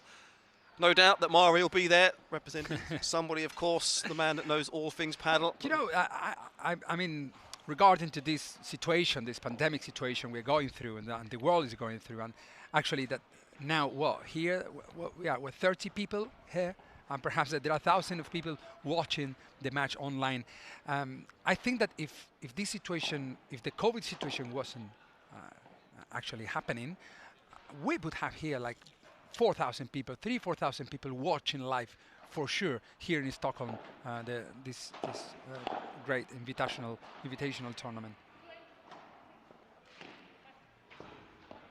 Okay, hitting with the edge of the paddle bat. Nelida, Britos, they just started. In the beginning, when players start, you know, the first few games, I would say, it's like, okay, let's see how they are doing, let's see how they are feeling, how you are feeling yourself to, you know, and as you give the conversation, you have the conversation with your partner, telling, hey, I'm feeling good, I'm not feeling that good. Let's take this step forward to start building the strategy for the game. Well, the player serving here, of course, is the most experienced of the quartet out there, 41 years of age, or 41 years of age. Many times world champs for Argentina. A wealth of experience, of course, knows the game inside out. Vital that she pairs up with someone that's got the legs, got the energy. She certainly has that, does Traviesa, just 21 years of age. From Barcelona, of course, you reside there as well, Mari, so you know her well. Yes, yes, I do. Nelida Britos for Argentinians is like everyone knows her. There are many Argentinian players, Cata Tenorio as well. There are many of them. I don't want to name all of them because I will forget some, and then it will be my fault. So, but Nelida, now that she's here, is one of the legends of the sport, and she's still competing and playing. That shows a lot. That she's 41 years old, same as Bella, and they're still at the high, you know, performance in the ranking in the World Padel Tour and so on. Great shot from Paula Josemaria of the backwell. What I want to say, Errol, is that the sport of padel, the good thing about the sport of padel is that no matter which is your age. I mean, even if you start playing padel when you're 30, I promise you that when you're 40, you will play better than when you're 30, and when you're 50, you will play better than when you're 40 and 30, because the sport of padel is a very technical and tactical sport. So.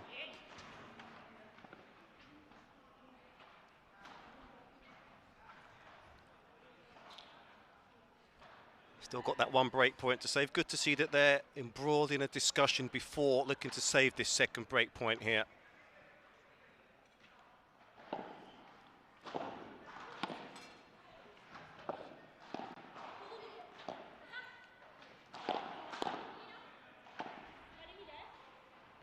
Unlucky. Slightly out, just that lob was well played, good decision, just trying to go for a lob and lob Ari Sanchez, but unfortunately the ball was out, and so it's the first break for Ari Sanchez and Paula Josemaria, who are going to try this year in the World Padel Tour, trying to reach the higher ranking. For sure they will fight for the #1. Paula Josemaria is a next professional tennis player, the lefty player, and she's been playing professionally, dedicated, fully dedicated to paddle, no more than 3 years ago. And where does the nickname Dynamite come from? Dynamite, why? Do you know it? I'm asking you, sir. That's because the decisions she takes, as I told you before today with Daniel Windahl, that the decisions he takes sometimes are like unreal. They're not for paddle. Unorthodox. Yes, exactly. Thanks for helping me out with those words. And but Paula is also the same thing. Paula, you will see her with a double-handed backhand, or she does kind of shot that she's so quick, and that's why they call it dynamite. You know, it's like this kind of shot. If I were there, I wouldn't do that shot. But she does it, and it works. So tennis players are started to change at some point, even more in women, because the power women have, you know, ex-tennis players come to paddle, hit the ball very hard, and sometimes it works perfectly to be a professional. Well, 33 matches played last year for Josemaria, 24 wins. Champion, of course, of the Marbella Masters in March of last year with her partner Marta Malero. So she's in good shape here, despite the fact there's a bit of a hiatus last year, of course, because of the pandemic. But just have to reiterate once again, I believe this is the perfect warm-up event here, just to immerse themselves into paddle again in Madrid next week. Yes, it is. 100% agree. I think also World Padel Tour is doing a very hard work to make this happen, as well as the last year. You know, it's not easy to organize the tournaments when there is no audience. I mean, you have the audience, but on the YouTube channels and so on. But they need the crowd. You know, they need the people around, and this pandemic situation does not allow it. And so we have to look after each other until until the world goes back to normal, or what used to be normal. Well, excellent defence in that last rally there from Josemaria. Good to see a lefty involved in paddle. Always something more classic about the lefty in any racket sport, really. So much easier on the eye when you see a lefty in action. Important point is that to see that all lefty players play on the right side for logical reasons, that they can cover the middle of the court, whether bandeja, víbora, smash, or shots off the back wheel. That makes a lot of sense that a lefty player plays on the right side, covering that part of the court where most of the shots are played. I mean, most of the shots go down the middle for the logical reasons. That is the less risky area where you have to hit the ball. And so there, as in that shot, Paula Josemaria has the forehand, so she can defend much better, perhaps as if she were a right-handed player.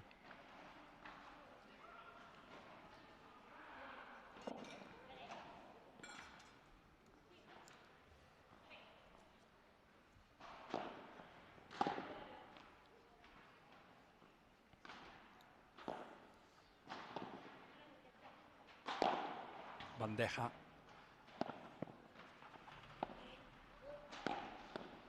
Right at the feet there of Sanchez. Good thinking, good tactics, works well.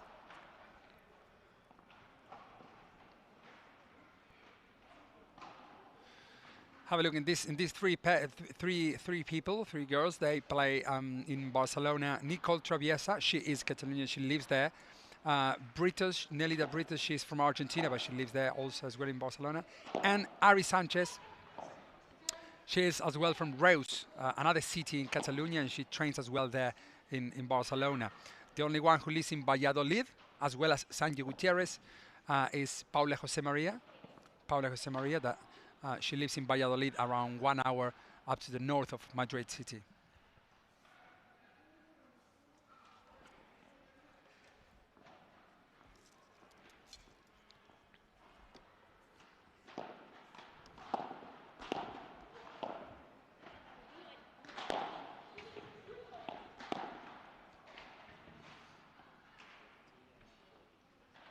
So, good start here it is from Traviesa and Brito.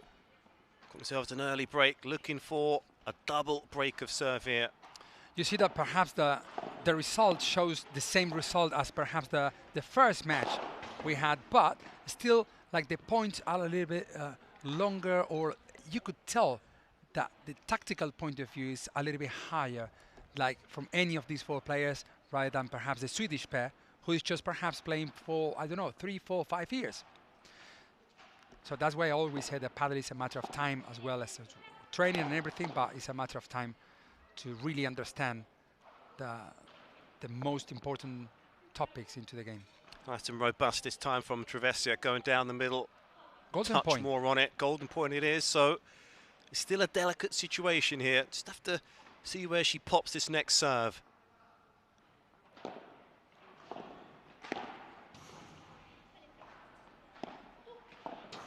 Great defense from Paula Josemaria with beautiful love when she was under pressure.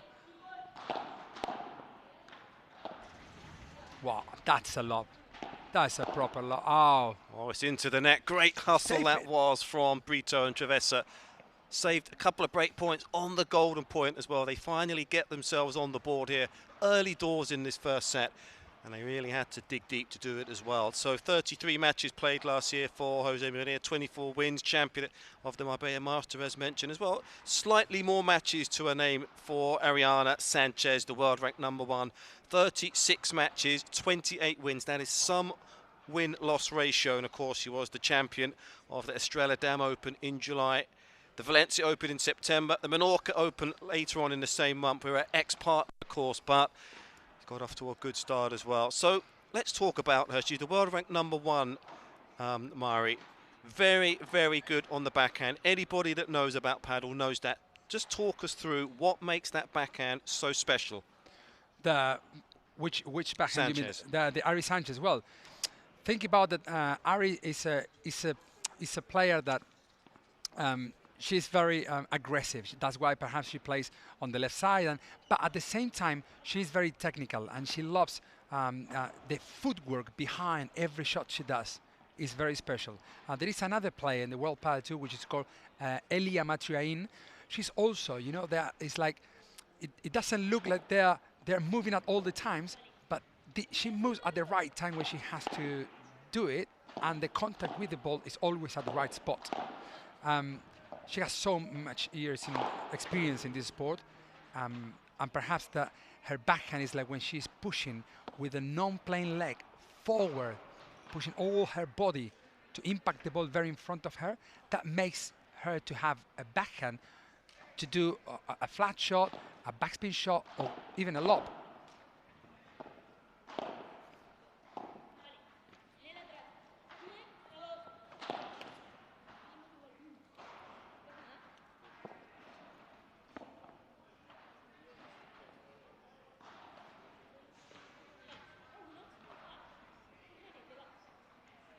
And where I think that Paula and Ari are still not 100% focused on every single point. They're just like starting to roll. That's my opinion. Let's see how it goes. Then you see when Ari Sanchez pushes a little bit more, and she pushes herself a little bit more into the game, then is when she makes the difference. That's why she's the #1 in the world.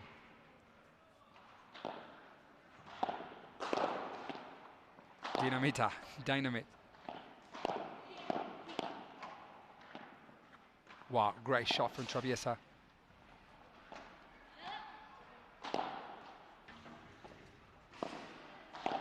Oh, she had to improvise very well there to Traviesa, and she did it well. Just adjusted the shape of her body to go down the line. That changed the whole complex of the point. 100%. That shot, we call it chiquita. Chiquita in Spanish language means a little. So that's why Nicole Traviesa played that shot very slow off the back wall down to Paula Josemaria's feet. And then straight after Nicole hits the ball, she went forward. She ran forward because she knew that Paula would hit that ball up. Well, what a situation here from Love 2. They've got a situation here to have parity now in this first set. 1 break point. 2 break point. I mean, at some point. Golden point perhaps needed, but 2 in the bank. Could get it done at the first attempt, though. Well, she got a slice of luck with the net cord. Didn't quite get the job done on the second, so, well.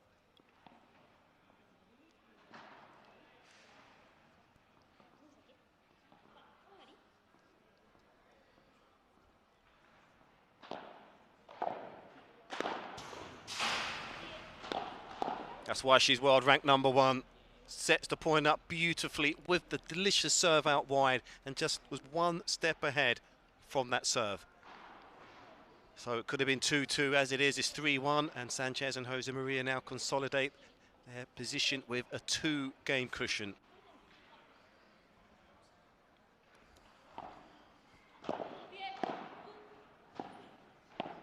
What a beautiful shot. What a beautiful shot.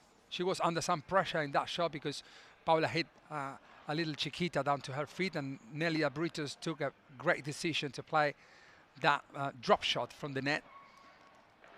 That Paula never even expected that shot, and then it was Ari, the one who was running, but running forward from the left side to the right side is a little bit hard. Beautiful lob.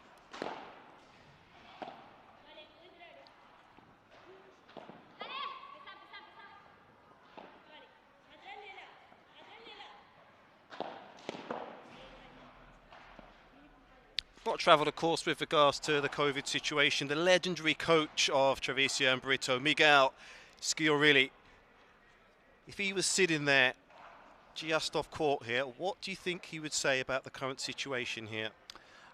I mean, if I were the coach of these 2 players, I would be happy with what they are doing at the moment. Yeah, so I would feel like, okay, you are doing a good job.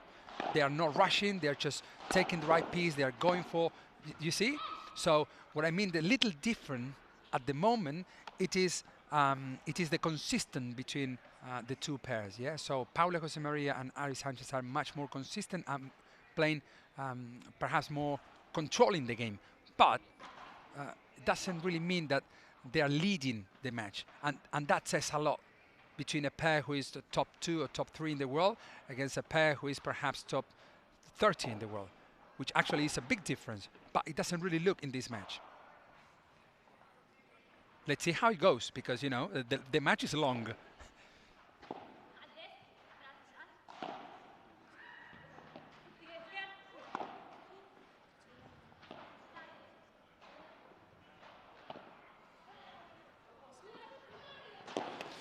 that's the only thing I would try to avoid from Nelida and Nicole Traviesa, is that trying to make the lobs, taking the advantage of the height of this place, which is like 15 meters high. So to do a higher lobs rather than doing deeper lobs. Otherwise, you're allowing to your opponents to go for a shot of the backwell, like a smash of the backwell. And Paula and Ari Sanchez, they have already won some points with that shot.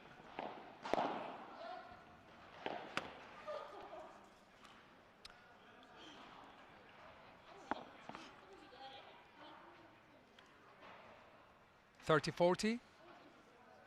40-30, sorry.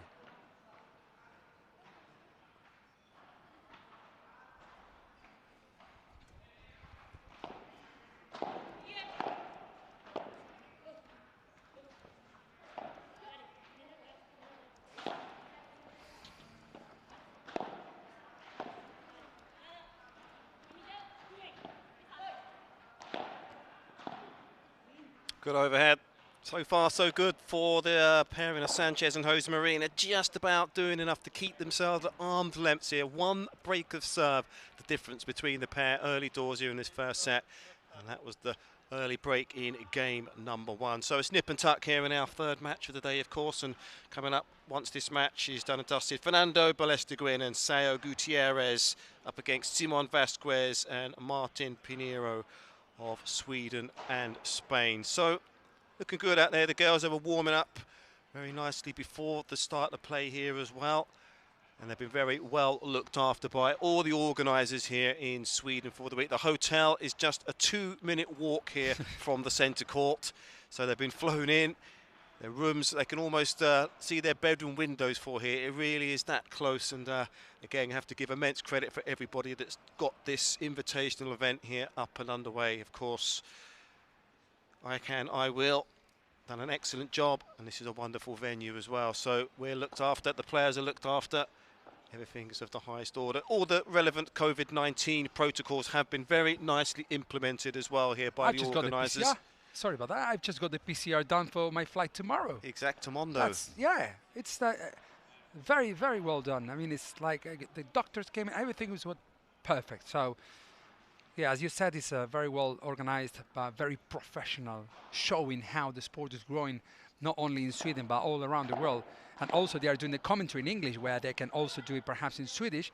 But if they do in Swedish, perhaps they would just go straight only to the Swedish audience. And, you know, Palo Alto wants to get alto.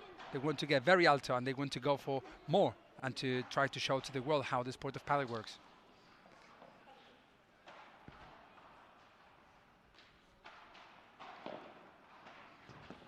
Oh, that is beautiful variation on that serve from Sanchez. Mixed that up, disguised it well, popped it right on the line of the tee. Wonderful serve.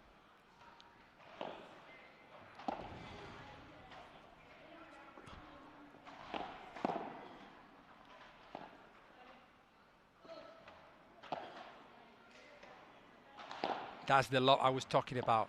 That's the lob I was talking about. Not that much rebound off the backwell, so they cannot. You don't give your opponents the chance to attack with that lob. Fantastic job they're doing. Whoa. Tried all in vain there, did Josemaria. they're just too hot to handle. There are 4 of them. They're laughing because it was like the point was complete untactical. You know, it's like they've done most of the things they've done, they were wrong, and that's why perhaps they're laughing a little bit to say what I was doing there, what you were doing there.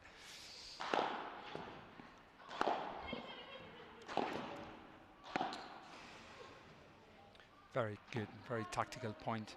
So, of course, the place in the final awaits the winner of this one, where already we know who their opponents will be in tomorrow's final. Of course, in our first match of the day, we saw Sainz and Gonzalez cement the place into the final tomorrow. The losing pair will feature later on today in the third place match. Just looking to get that sharp angle, but didn't quite cut through the ball well enough. She cut it too much, perhaps, because you need to cut that shot to cross it as she wanted to. But, you know, sometimes when you cut that shot, you don't really know if you have to cut it that much or not. But when you cut the ball, you lose power. You know, so to calculate that contact with the ball is quite hard. Anyways, 4-2 to Sanchez and Josemaria. It doesn't. I think it looks like 3-3. I would say. I mean, but you know, it's like very even. But that is the important thing for Traviesa and Brito. As long as they stay touch tight in this set, it is still only a break. That's the important thing, to keep that level high, keep the focus, keep going. And look, we've seen some wonderful shot playing from her. Traviesa really does have that touch, doesn't she, from the back of the court. Risking a little bit, the confidence, you know, that is very important in the sport of paddle. As more confident you are, then it's like in every point you switch on and you switch off. Have a look. They are going for such an amazing shot that make them win points, running the risk, but with confidence. You know, if I were the coach there, I would tell them, just go for it, because even though if you make a mistake, it will be a good mistake.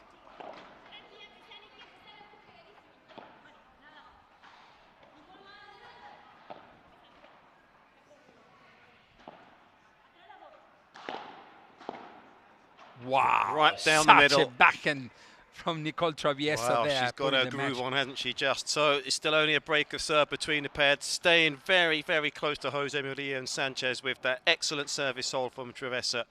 And that is a very job well done indeed. Just want to touch upon the fact from last year, Mari, she changed partners 3 times in 2020, did Nelida Brito. Who is that? Brito. Yeah, Nelida Brito. Yeah, she was with Aranza. And now, yeah, I think they will play together this year.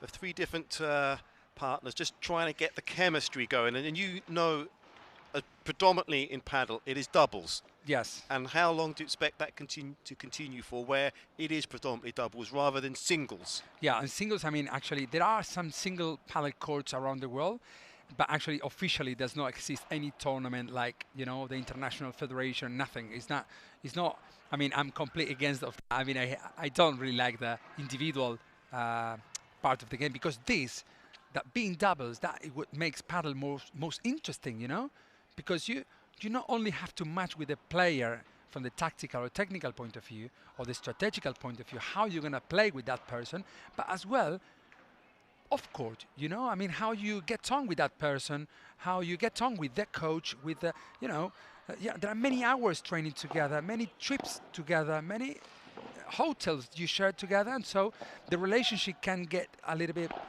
you know, tense. Yeah, there are pairs that split up, just not because how they play, just because the relation is like any relationship, you know. So this is the interesting part about the game, and that's why I'm always glad to see players like Tello and Chingotto, who are very close friends, and they're still playing together since like 6 or 7 years. Oh, Paula, my goodness, how can you do that? She blocked the volley, and she got the point straight. And Nelida is laughing. She can't believe what she's done. She's looking at us like, how did she do that?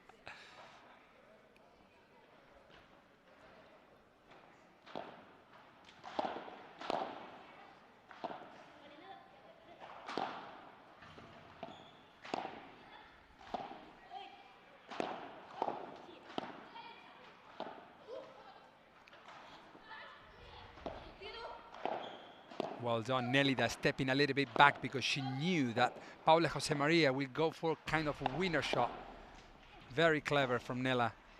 Unlucky. Just doing enough to stay ahead here, and I like the way that they're staying calm in these rallies at the moment, and that's very interesting. Nelida is the expert of that, you know. It's like, even though she's losing 5-0, she will be like, okay, no worries. The match is long. It's not boxing, like you hit once and you can knock it out. No. This is paddle. So it will take as long as the last point, the ball bounces twice and get the point. This is the thing I'm saying. Like, they've won in 5 games, 6 games, 7. Well, they've won, like, I don't know, 7, 8 points just with the shot off the back wall. So if I were Nelida, Britos and Nicole, I would look after a little bit more about the lobs, looking for height more than deepness.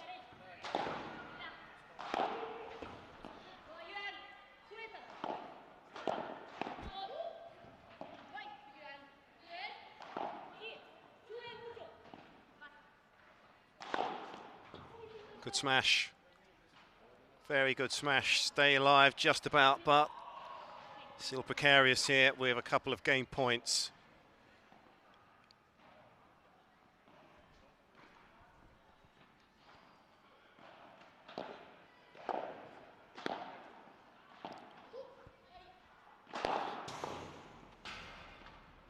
She tried to go there. That's what I always say, you know, that there are good unforced errors and there are not good unforced errors. So we have to divide as well the unforced errors, you know. There are good mistakes. Sometimes you have to go for that shot. You have to go for that winning because that is the shot you have to do. If you miss it, no worries. Next one will come. Well, finally, high five, and they get the job done there. Sanchez coming for another clean service sold, so they're tiptoeing ever closer towards success here in his first set. The collaboration of Josemaria and Sanchez, and it's Brito, the only player of the quartet that has dropped serve, now designated with the task here, looking to hold and stay alive now in this first set. 3-5. Uses her height well, does Traviesa sometimes, doesn't she? Anything in and around that shoulder height. Yeah, yeah, she's a very, very long. You see her arms are very long as well, and so if she impacts the ball the right sweet spot and in the right moment, I mean, she is a very powerful one. What I wanted to say is that it's like the match now seems to be like, okay, now is that we are at the right moment, you know. It's like not the beginning, not the end. We are in the right spot. The moment where players are, you know, cheering each other, say, well done, let's carry on with this. Looking for tactics. Have a look now. Nicole Traviesa and Nelida Brito is talking about where Nelida is going to serve. Are you going to serve down the middle? Okay, then we do this. Are you going to serve cross court? Okay, then I do that.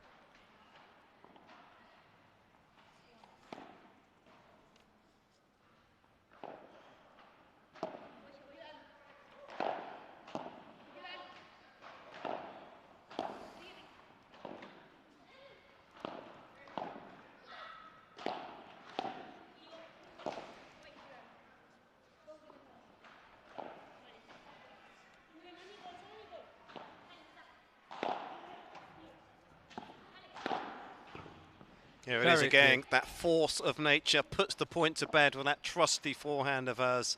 Tallest player out there by a good distance, and in that situation it shows.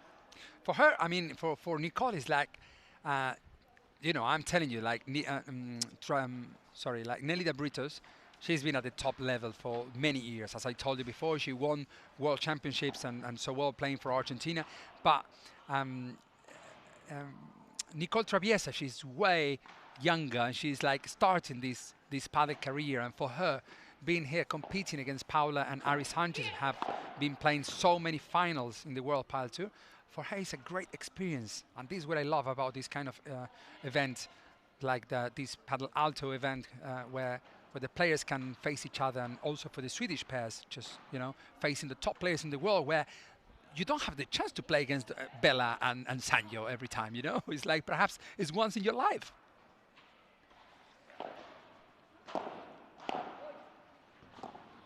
Good serve, sets up the point nicely, and a partner did the rest. So again, she got like 7 points in the last 2 games. Yeah, she's on fire. She is on fire. If I were Paula and Sanchez, I will just start looking for perhaps a little bit more relaxing shot to Nelida Britos rather than playing to Nicole at the moment. It's good communication again, as you've touched upon so far in the previous couple of games as well here, Mari. Yeah. You see, she goes for a kind of winner because she's confident. So confident. So there it is. They stay in the mix here in this first set. Another service hole for Traviesa and Brito. Brito comes through this time. So once again, it's Sanchez and Josemaria, a game away now from taking this first set. So if all goes well in 2021, there will be 25 events on the World Padel Tour calendar, 13 open events, 5 Masters, 6 Challengers, and of course we bring the curtain down, the final Master event in Madrid. So we start the season in Madrid, and fingers crossed we'll end the season in Madrid as well. So there's a lot to get through this year, and I expect to see pretty much most of the players that are here this week, the Spanish and the Argentines as well, to feature very heavily in those events as well. On those of those events, Mari, of course the Madrid Open we know, great season's opener. Just pick out a few of those events that if people want to get themselves onto the World Paddle Tour and watch it, pick out a few events that we should be looking out for this year. Well, look, of course the ones in Madrid, because Madrid is like the capital for paddle as well as in Barcelona. The Barcelona Masters in September is also is going to be a very good tournament to go. And then there are World Paddle Tour does some tournaments like where not only spread around the world, like in Buenos Aires and Mexico, yes, some people from all over can go and watch, but also some places where, you know, like for example in Menorca in October, or for example in Sardinia as well in September. That makes, you know, if you want to have some holidays at the same time, you watch some good matches, because at some point the pre-qualify and the players who play on the main draw are the same players. It's not like, okay, if you go to Sardinia and you go to Madrid, then you will see different matches. No, the matches will be the same players competing, you know. The only thing that changes is the weather conditions, the country, or whatever. But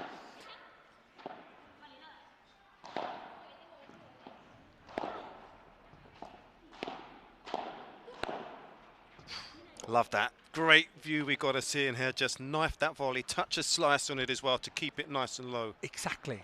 That's beautiful. Yeah, the backspin that you bring to the shot. That's why Paula she prepares the racket up, and then from high to low, she generates the power to make the ball die after the rebound.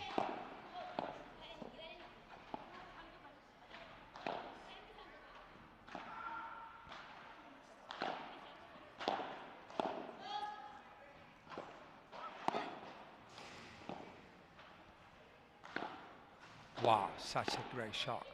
Absolutely fantastic. Ari Sanchez, did you see how she was pushing Nicole Traviesa to the corner, and when Nicole hits the ball again to Ari Sanchez was just placing the ball slow down the middle.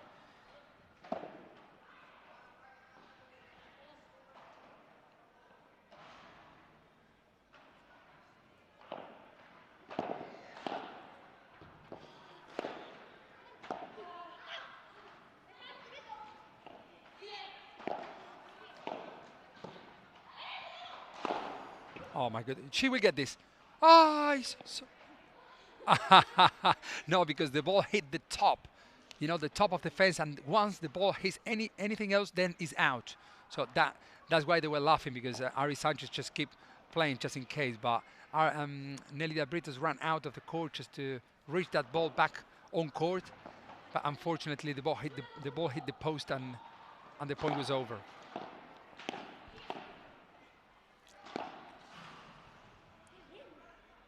Still in it. Like what she does when she gets herself into the mid-court there, Traviesa. But still on serve here, Josemaria. The lefty, still a couple of set points.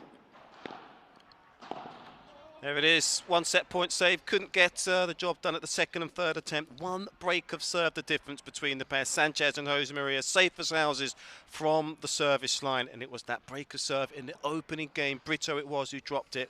And Sanchez and Josemaria just kept their opponents at arm's distance all the way through the 10 games in that first set. And that really putting the lid on proceedings in the end. So you mentioned that you was out there yesterday warming up as well, Mari. I'd like to talk about, as this sport evolves, whether or not we'll get different surfaces out there for these players to ply their trade. And such it is on tennis, indoors, on the carpet, outdoors on clay, on grass, on concrete, on cement. That'll be something perhaps just to progress the sport even further, perhaps. Yeah, that would be perhaps, I don't know how it's going to be, but perhaps the future of the sport. You know, actually, the sport of paddle was born in Mexico, then was developed in Argentina, where I'm from Argentina, and so I started when I was 6 years old, very, very, very young, and so we used to play in a concrete walls, the concrete surface, and even though we didn't used to play as we play now, like serve and volley. We used to play serve and stay at the back. The ones who were at the volleys were the ones who were returning the serve. That was in the 90th, you can imagine. And nowadays, in the 1998, they changed the sport, and now they are doing also well with the glasses, because the audience became bigger in Spain, and they thought, okay, if we put glasses, then we can have more people watching the matches, and then is how it became, as well, the paddle bats, the rackets. There used to be wooden rackets. I used to look like a Terminator when I was a kid, like a big arms, you know. John McEnroe and Bjorn Borg style. Exactly, exactly. The same thing, but with paddle, you know. But paddle wasn't as known as in tennis, the sport. But now, so you can see that the paddle bats, the fiberglass, the carbon, they got foam or you know that kind of rubber inside that makes so to reduce the injuries of the tennis elbow or many little injuries that we used to have when we were younger, you know, because you're playing with that kind of racket, or the surface was, you know, the concrete surface didn't look after your knees, I would say. So now it's a little bit better.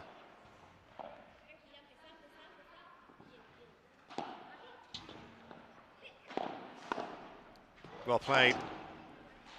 Great shot up backward post. They didn't do a lot wrong in that first set, Brito and Traviesa. Just the small margins, the difference between the pair. And there's enough evidence to say that they have what it takes to take this match the distance, I believe. Yeah, Errol, you are completely right. And there were just little details. It's like, I always say, like in football, you know, it's like football is a sport that you play, but always Germany wins. And so how that happens, you know? This is like... Certainly against England in penalties. Yes. It's like you go to penalties. Yeah, but then you lose.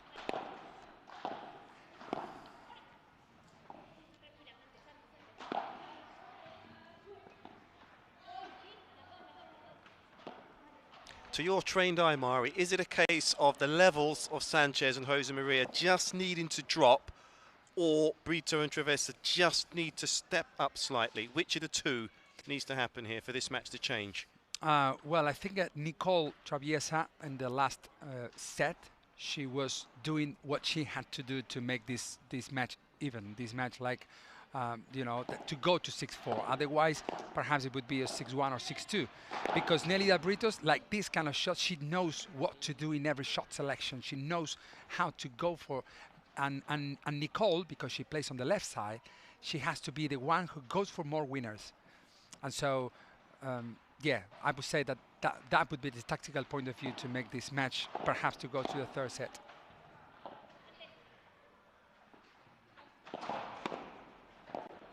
Well, history has repeated itself again here. It was Brito who dropped the very opening service game of the first set. And once again, unfortunately for her, it has happened here right at the very start of the second set. So an early break here for Sanchez and Josemaria.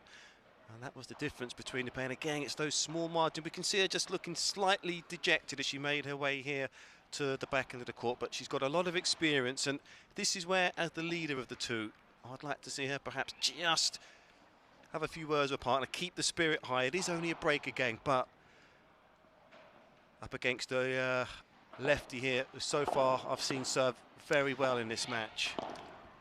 That's what I said to you before. Look at Nicole. Wow. This is what I said to you, you know, at some point when you play against top players, what happens is that sometimes you're feeling like, oh, yes, I'm here. Deuce, advantage, I go, golden point. Yeah, I win the point, yeah. But then how long you can keep that your level for, you know? Can you keep it for half an hour, 20 minutes, 10 minutes? Because the top will do it for the whole match. And that is perhaps the thing that makes the difference. It's like you play against Rafa in tennis. 5-1 up, you are winning. You never give up because you never know, you know, Rafa could come back easily. Certainly if it's on the Philippe Chatrier at Roland Garros, you've got no chance against Rafa Nadal. That court was made for him. I think he was talking like 20 years ago, guys, do the court with clay, do it this way. Well, I don't highly doubt if we'll ever see a better clay court player in our lifetimes than Rafa Nadal, that is for sure. The king of clay, he certainly earned that accolade.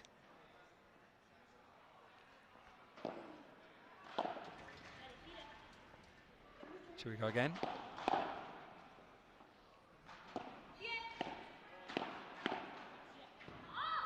Just got to steady the ship here, Brito. Still hasn't shaken off the disappointment of dropping that serve a moment ago. She's still thinking about the first set, the first game.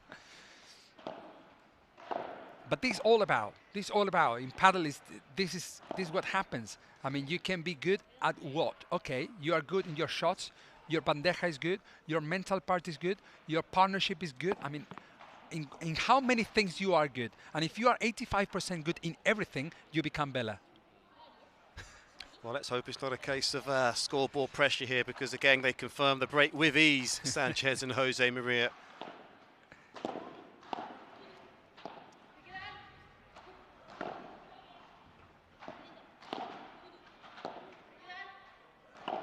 That's how they construct the point. Have a look, huh? Wow, that was in. Great use of the court in that rally. Fabulous use of the court, Mari. They're just trying to lob Nelida Brito, yeah. Paula and Ari, they're just trying to lob Nelida Brito, and then from there, try to start constructing the point, building the point from behind, from back to front.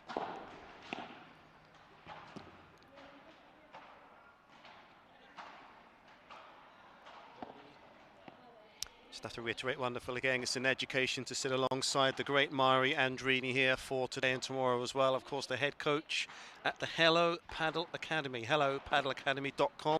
If you want to find out a little bit more about Mari, good man to have to learn and teach you about all things paddle academies in Barcelona, England, the Netherlands, Belgium as well. Over 20 years of paddle knowledge experience. It doesn't get any better than that. Again, that website, hellopaddleacademy.com. Get yourself on it and immerse yourselves in all things paddle. A different level. That presentation, thank you about that. You're very welcome, sir. You've earned it, for sure. Nicole is just on fire. I mean, it's like everything she's doing at the moment since the last 6-7 games, it's been amazing, because she knows that she has nothing to lose. She is the one who is the lowest, not lowest level, but lowest in ranking, in knowledge, in experience, and then it's like, okay, I'm here. I will go for it. And she's making the opponent struggle. You know, we are talking about the top ones in the world. We are not talking. And it's interesting, isn't it, that she's the one kind of holding that partnership together at the moment. She seems to be the more solid of the two, despite the fact she's still only 21 years of age, only 105 matches to her name, but not too many unforced errors from her, and it's good to see. I mean, she's got a big, big future on the tour, and I'm glad that she's paired up with Brito. Even if the partnership doesn't last that long, she'll learn a lot. Yeah, you know what I think now is that look how Nicole is talking to Nelida Britos. Should be the other way around. Exactly. Because the confidence, and that at some point, and have a look on this, Errol, that it could be that Nelida Britos is still going even more down, because she feels that she's not doing the job on court, but also neither off court, because Nicole Traviesa is doing most of it. And that's sometimes, you know, you have to know that's why coaches are important in the sport of paddle, because are the ones who push you up when you need and push you down when you have to. And so, you know, you keep the balance.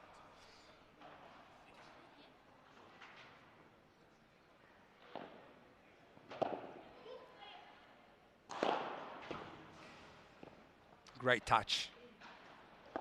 Did you see that when Paula Josemaria was preparing the smash, Nelida Britos was already running forward? That's what I say about the Swedish players. That when they saw that Bea, Gonzalez, or Lucia Sainz were preparing the smash, they stay behind the Swedish player. No, just one of you at least have to come forward, because for sure the player will smash the ball.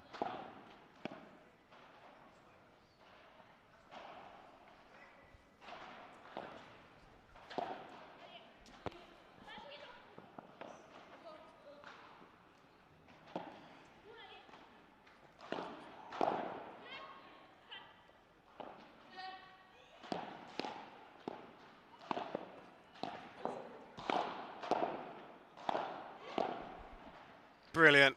Finds the corner, sharp angle, and she needed that. That's a real confidence booster, that shot, perhaps.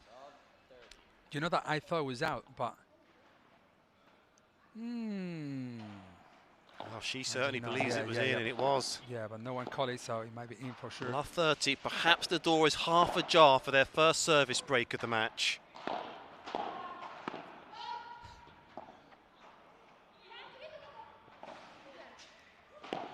Did you see how Nelida stayed a little bit more at the back, so they don't do as much lobs as they used to do, like 2 or 3 games before. Very clever from the Argentinian player.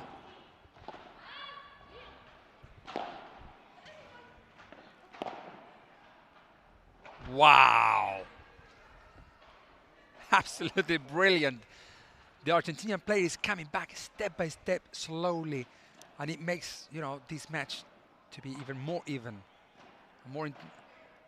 It's more enthusiastic, you know, to watch, even though the difference is there, difference still there, but wow, goodness.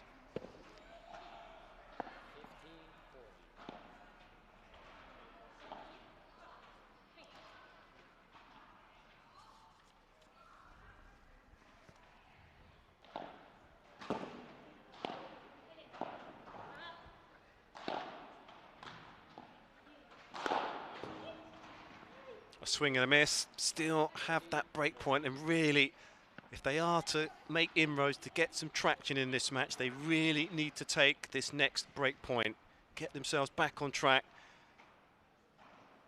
Perhaps edge clear if they can confirm that break. So, highly significant point coming up. It could transcend into a golden point.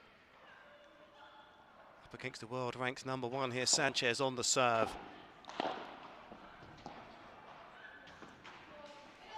There we go. So, hold on to the edge of your seats. Again, golden point it is here as to whether it's 2-2 or 3-1.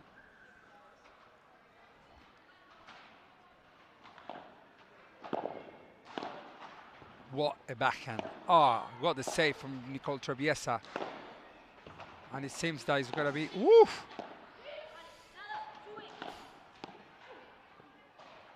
No! Brilliant rally. Brought to a credential in the end, and finally they get themselves the break. It's a high five, and Brito in the end had to twist and turn and improvise very nicely to keep that rally alive, but they get the rewards and bear the fruits of their labour and square up this second set at 2 games apiece. It's their first service break, and again now they just need to breathe and try and go ahead and confirm it. Now it is Brito with the serve. Now factor in that she's been dropped twice in this match. Now Brito's just, she was smiling. She was, you know, the body language. I mean, it's like much more, a little bit more relaxed, that she's back on shape. She's back on, okay, I'm here. I'm the most experienced player, and I have to show that I don't have to do those much unforced errors and so on. Great shot straight to the, you see, to the Paula's body. Got her mojo back. Got her timing back. That one right from the sweet spot of the racket.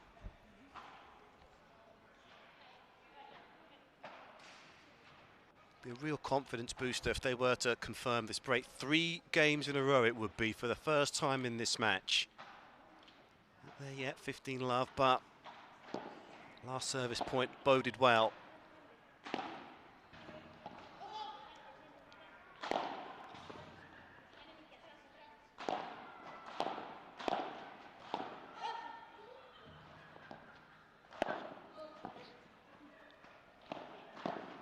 Wow.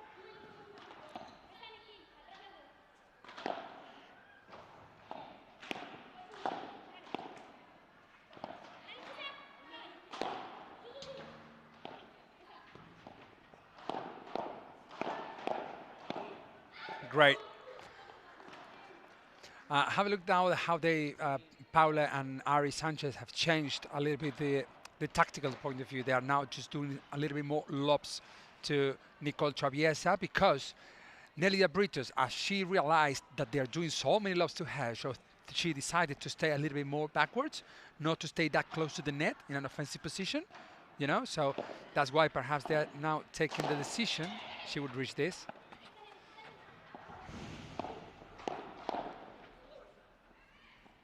We're watching a great match, huh? I'm telling you. It's a real tactical battle going on in this match, Jemari, and it's an intriguing watch, isn't it? Just to see how this second set is shaping up now.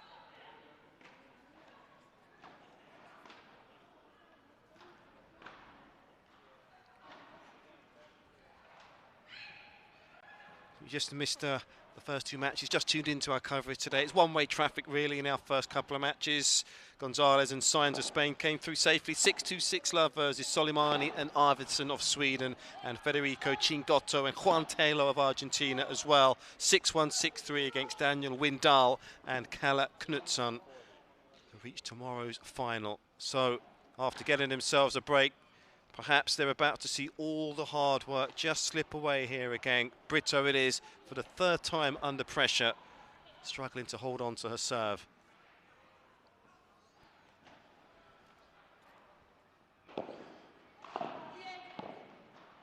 Brilliant. Oh goodness, what a touch!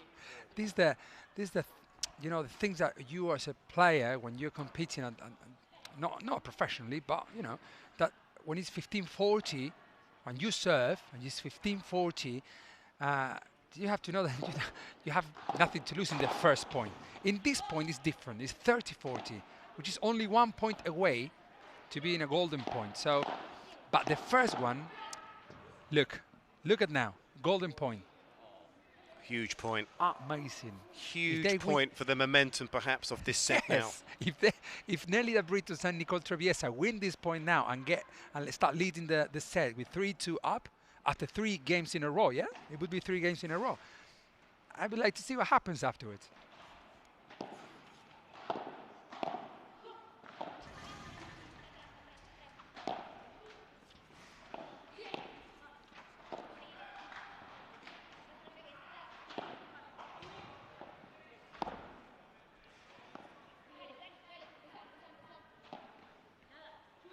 Will she go for a winner?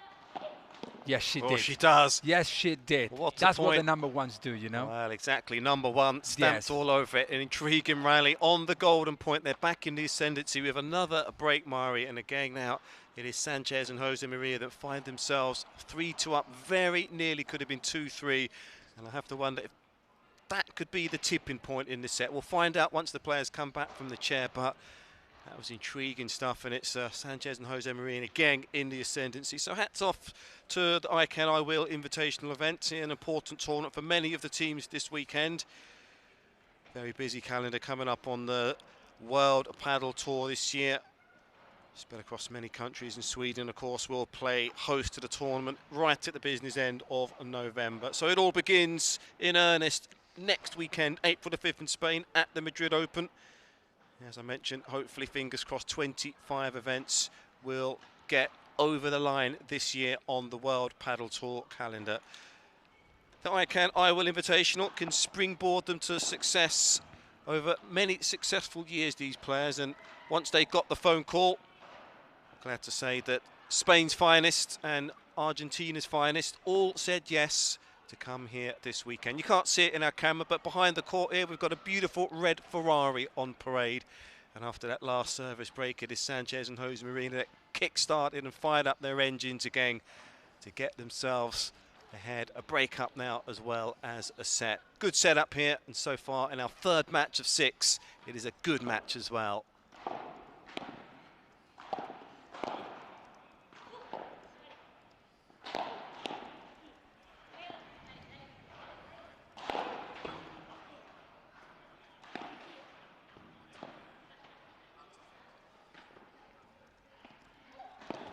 Well, they set up the point beautifully there, though, but Josemaria, an unforced error, just shanking that into the net when they looked in control of that rally. But noticeable, as you mentioned a while ago, Mo, they're really beginning to throw up a lot of lobs here for the youngster Traviesa.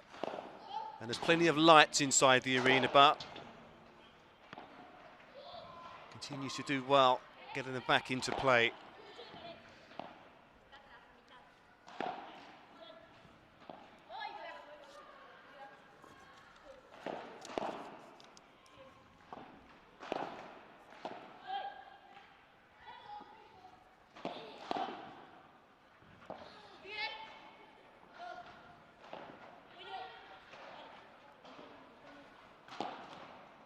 This match looks like a semi-final of the World Paddle Tour or something like that, you know. It's like because actually, if Nelida, Brito and Nicole, let's say, were playing these World Paddle Tour events and so on, perhaps they wouldn't get to the semi-finals.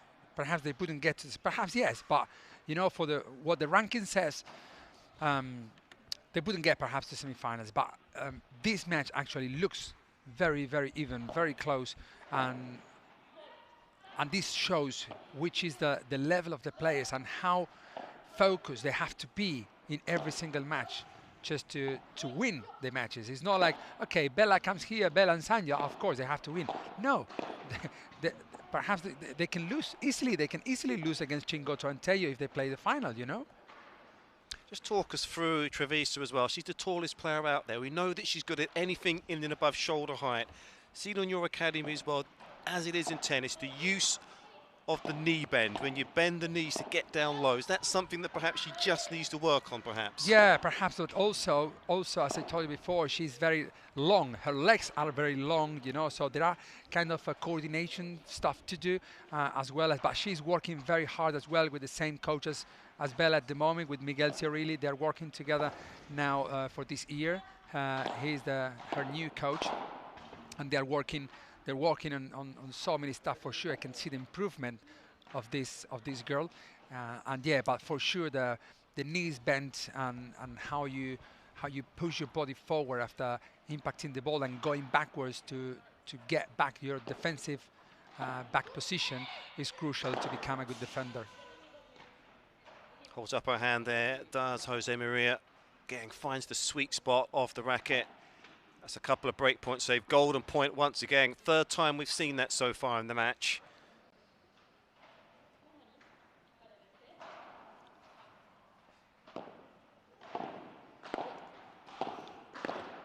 Well, she looked to have the last word again there, Josemaria. Again, shanked it into the net. And they're back in business here, Traviesa and Brito. So it is 3 service breaks on the bounce now. And it's Brito. Nicole serves now, I think. Yeah, I think Nicole serves. Well, I believe it is, because Brito was broken in game number 5. To see, just to show to the audience that we are there, you know, that we're watching every single detail into the match.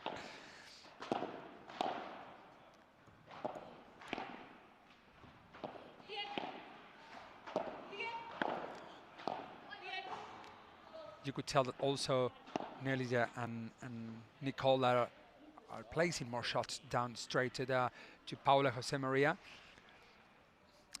Ari Sanchez, even though she's under pressure, it's like, I don't know, I know her personally, and it's like she's always relaxed, you know? No worries, I'll be fine. And yeah, but you're losing 5-2. Yeah, but it's fine. And that setup, that mental setup is very important in the sport of paddle, and that perhaps, as I told you before, you know, if you are not good with some shots, but actually she's in every shot. Look at that shot. Oh my goodness.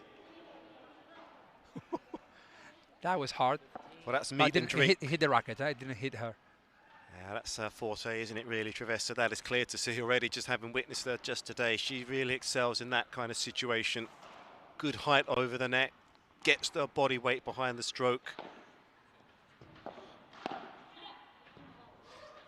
Here is the moment where things go to the ones who are better in the ranking. What I mean is that 3-0 or 4-3 always, usually, I mean, I would say, I don't like to say always or never, but usually happens that in this part of the match is when the tops show the difference, you know? It's like they're still more relaxed, still more. Look at Ari Sanchez there playing at the back, lobs, easy peasy. Unless you go for that shot, which is absolutely fantastic from Nicole Traviesa, with that backhand shot, impacting the ball very in front of her, allowing to that connect to the ball very in front and crossing the ball. Fantastic, that unreachable for Ari Sanchez. It continues to be nip and tuck in this game, in this match, in this set. Both players here doing a good job of picking up points on their opponent's serve. 30 all again. Seeing golden points, break points aplenty.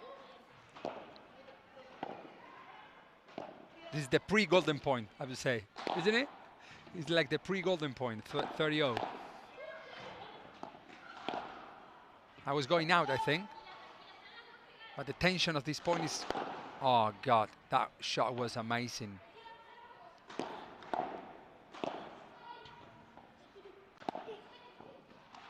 Too good, Nicole and Britos.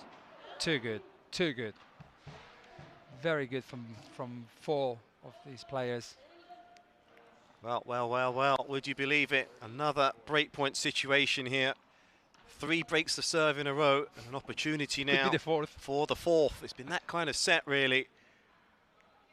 Not too much to choose between the pair, but somehow, some way, Sanchez and Josemaria find a way to keep their noses in front. And you have to feel, again, just have to reiterate for the complex of this match, this breakpoint situation could be pivotal.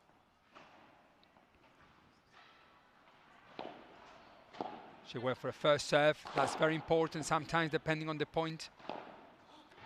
Just not to miss the first serve. Wow, that could prove to be a costly miss. And it's Traviesa who finds the base of the net. Another service break. Sanchez and Josemaria it is now. 4 breaks of serve in a row who find themselves a set and 4 games to 3. Mari, well, this one just too close to call at the moment. You do feel there could be another twist in this one. It's that kind of set, really. Yes, I mean, it's like, that's why I think Nicole was like, after missing that volley, she was like, looking up to the sky and say, perhaps, you know, that is the breathing of, I think this is, it's not over, but now having to defend that break that they got down, it's not going to be easy in the second set. Just look at the contrasting body languages between the 2 pairs here. Slumped back in the chair, a look of resignation on the faces of Traviesa and Brito, but cool, calm and very collected on the face of Sanchez and Josemaria, and the scoreboard is a reflection of that. 100% agree with you. This is very important from the, when you see that's why I love the sport of paddle in terms of these playing doubles. This is the very good thing about it. And, you know, sometimes it happens that you are not feeling 100% sure or 100% confident, and your partner comes and, you know, hey, come on, we can do this. Or in the other way around. I think you're going for so much unforced errors. Just relax, just go down and slow down. I think that that conversation had it for sure. Ari Sanchez and Paula Josemaria after they finished the first set. They sat down and they said, okay, just let's relax a little bit because they are playing very good, even though the ranking doesn't say that they have to be 6-4 in doing 6-4 to us, but they are. So that means that Traviesa and Britos are doing also a great job.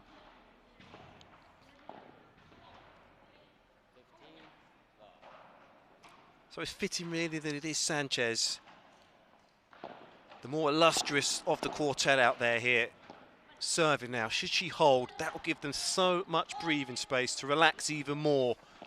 1 game away from this match. No easy task though, we've seen that so far in this set.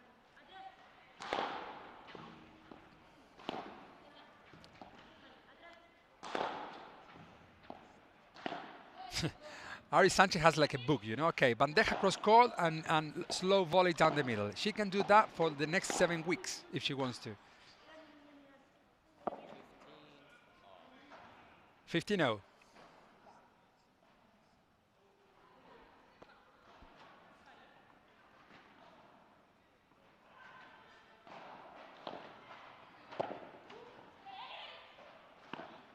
Oh, so well played. Clever. Just kept her eye on the ball and the player and picked her spot. That was a very clever one. I call it the fake smash. How did you call it before? Off power or something like that. You said something like that. I call it fake smash because that's how I call it. You know, it's like a meaning to do and smash because the ball is coming easy to smash it. And then she goes, no, neither. And again. 2 bites to the cherry, gets the job done. Well, 40-15. And this could lead them for 5-3 up in the second set after beating the first set 6-4. The second unforced error from Ari Sanchez in this game. So that's why I say that sometimes she is like too relaxed. But I don't know, it could be for many reasons, but also when she is like under pressure, she's still relaxed, which is also a very good thing about.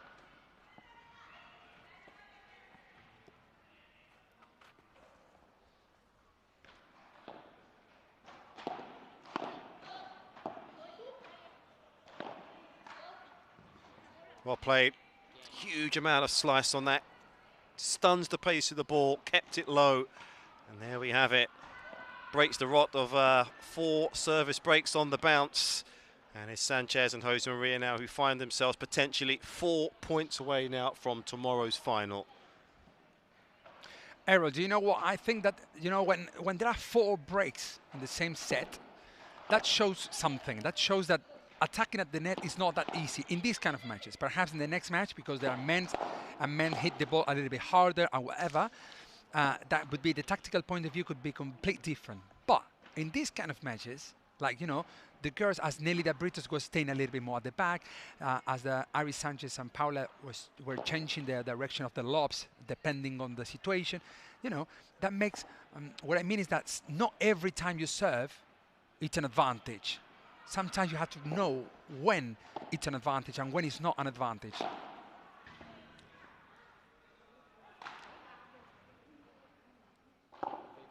Just got to do their job here, Brito. Come through this service game untacked and ask the question once again of Sanchez and Josemaria to serve perhaps potentially one more time in this match. Having broken twice in this set, no reason why they can't do it again.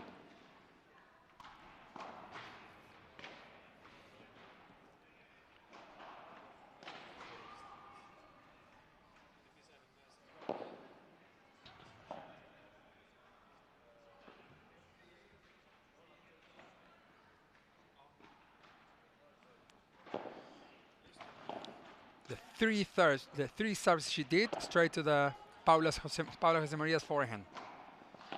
It might be a reason for that. Oh my goodness, have a look at that shot. Nelida Brito's impacted the ball a little bit behind her body line, and that made that the ball went to straight cross court. Absolutely amazing shot.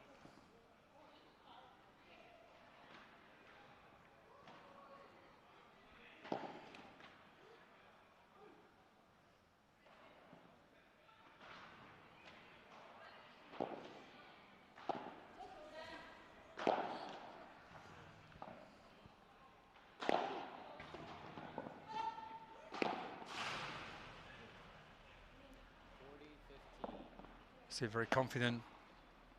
Nelida Brito's now with that bandeja straight to the fence side of Paula Josemaria, and now 40-15 to keep this set alive and to see if they can break the Paula Josemaria's serve in the next game.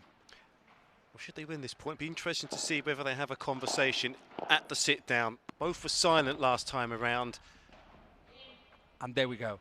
But here we see now, so they're still very much in this match. They did exactly what they needed to do there. Brito holding serve for the second time in the second set. They remain in the contest, in the mix, but having broke twice, if they can make it a hat-trick, they're very much game on here in this match. So it is Sanchez and Josemaria who find themselves a set and 5-4.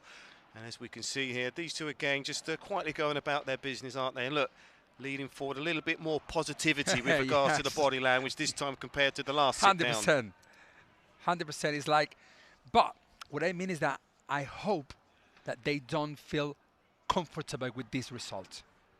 I mean about Nelida Britos and Nicole Traviesa, you know? I hope that they don't feel like, oh, okay, 6-4, 6-4 is not bad to be against the top players in the world, you know? Well, we can see clearly that she's showing her experiences. She's showing who's the captain between the pair, and you can see already courage in there. Her partner. Much more younger partner. She's first out as well, and that's a good sign as well. A little bit more, shoulders look more relaxed. Nice confidence drive back to receive serve. So it is Josemaria now, the lefty, serving now for place into tomorrow's final. And the first unforced error from Ari Sanchez at this time of the match. I think she might not be that happy about that unforced error in the first smash. Oh.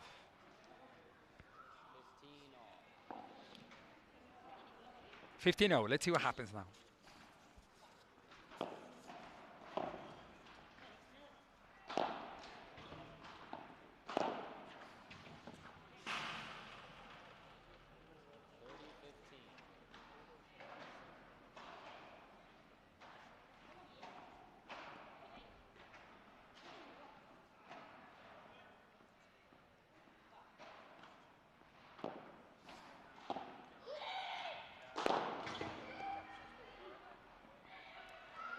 Very powerful smash from Paula. Josemaria now is 40-15. This is a double match point for the top pair.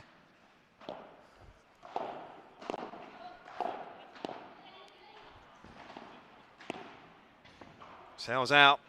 One match point disappeared. Still have the one in the palm of their hand. Seen a couple of loose, unforced errors today, haven't we, so far from Sanchez? From Ari Sanchez, yeah. Despite the fact that she's the top player, not quite as relaxed consistently over the 2 sets so far.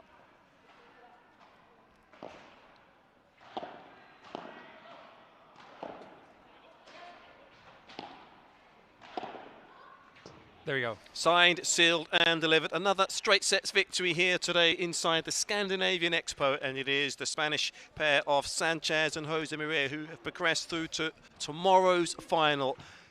Turbulence, it was nip and tuck, it was tense, it was tight in that second set, and in the end they converted their last break of serve, confirmed it, and served out this match in the end to get the job done. So into tomorrow's final it will be Gonzalez and Lucia Sainz who they will meet. But back to the drawing board it is, and they'll be back later on today, will Traviesa and Brito, and they will play in the 3rd place match versus Soleymani and Arvidsson of Sweden. So, job very well done it was there from Sanchez and Josemaria. They played well, and that bodes well for what we'll see next week at the Madrid Open as well. So they shouldn't be too downhearted really, Brito and Traviesa. They played well, but I just believe that they didn't have enough gas in the tank once they got the break to go ahead and progress through to get themselves ahead in that second set. So a lot to digest for both of the couples really. And I have to say that was probably the closest contest that we have seen so far. So while we have a look at some of the highlights here in the match, and there was a lot of them, some wonderful stroke play as well. The scene will be set very nicely indeed for what will be an absolute crackerjack of a match coming your way very shortly, ladies and gentlemen. Fernando Belasteguín and Sanyo Gutierrez versus Simon Vasquez and Martin Pineiro. We'll have the interviews here conducted by Mari, and when we return to the action it will be the 4th match that I just mentioned coming your way very shortly.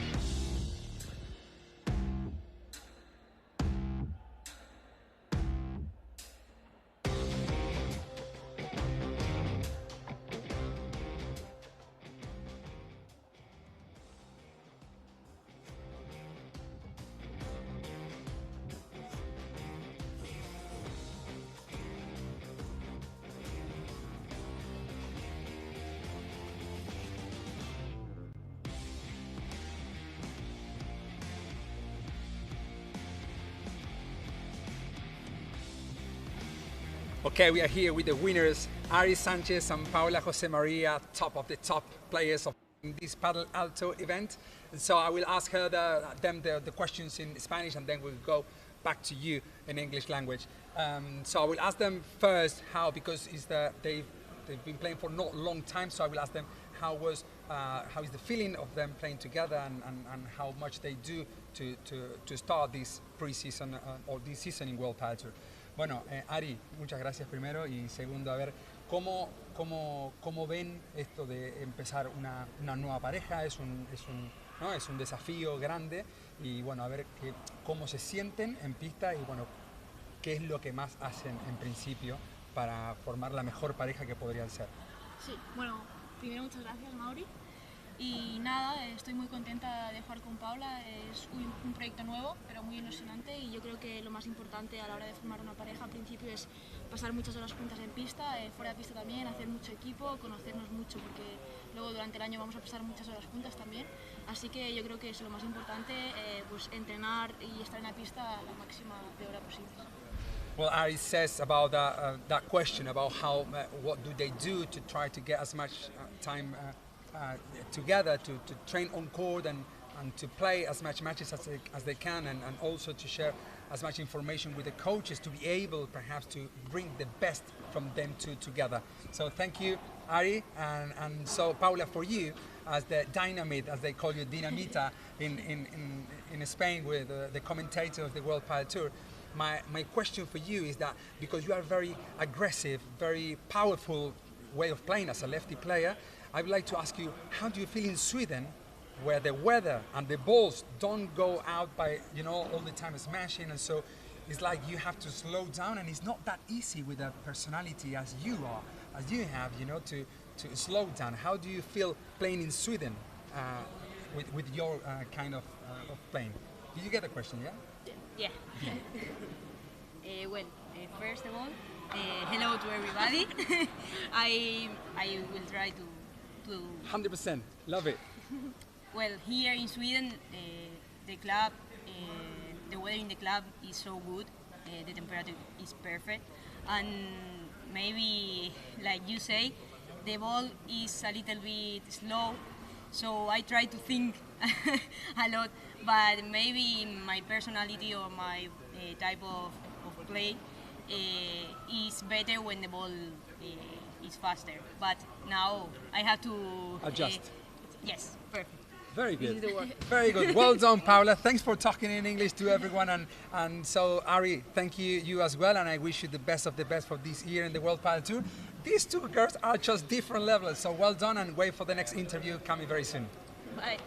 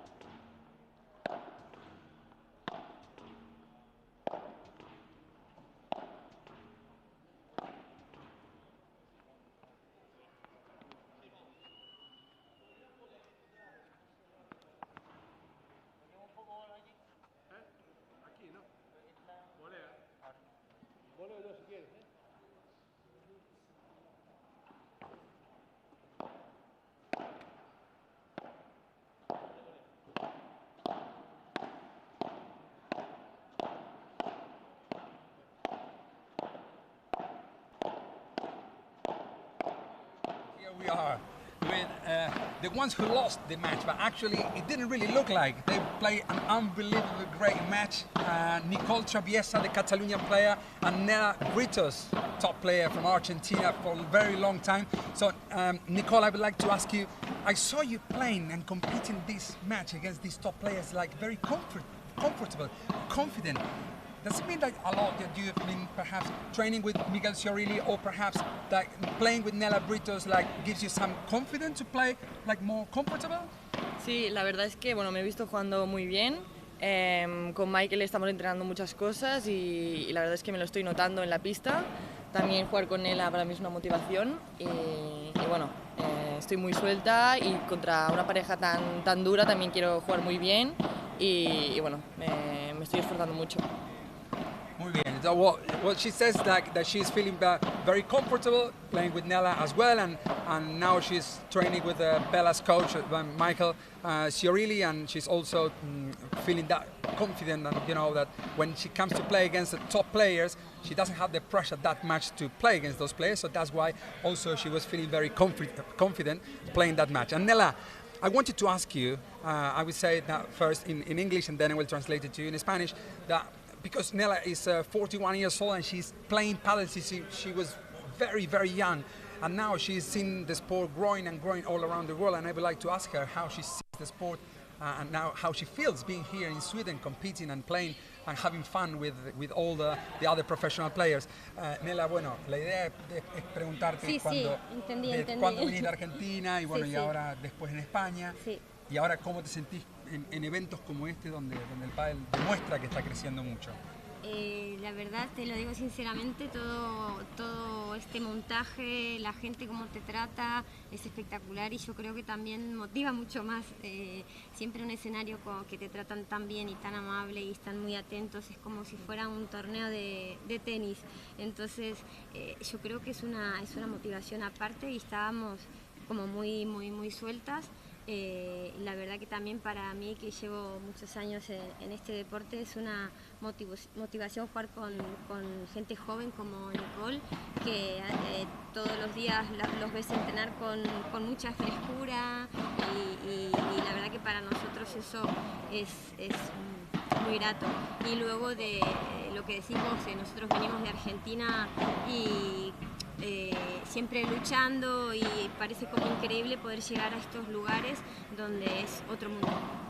Well, thank you, gracias. So what Nella said, actually I'm also from Argentina, so what she says is like, for us, like when started with the sport when we were very young and now coming to compete with these kind of countries where the sport is growing very much and we can see that the world of paddle is growing, so she's very happy to be here, and also she can tell that it's like the organization, she feels like she's in a tennis tournament rather than perhaps in a paddle tournament.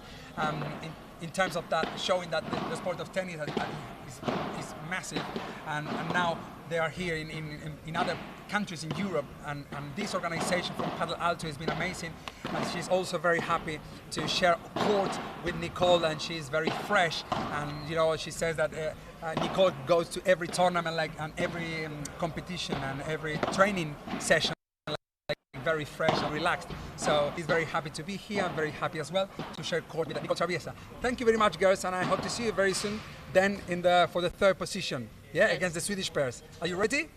Okay, stay there because we come now with Bella and Sanyo, the players that everyone wants to watch in this fantastic event, against Simon Vasquez, the Swedish top one, and Pineiro, the top player as well from the basket country. See you very soon.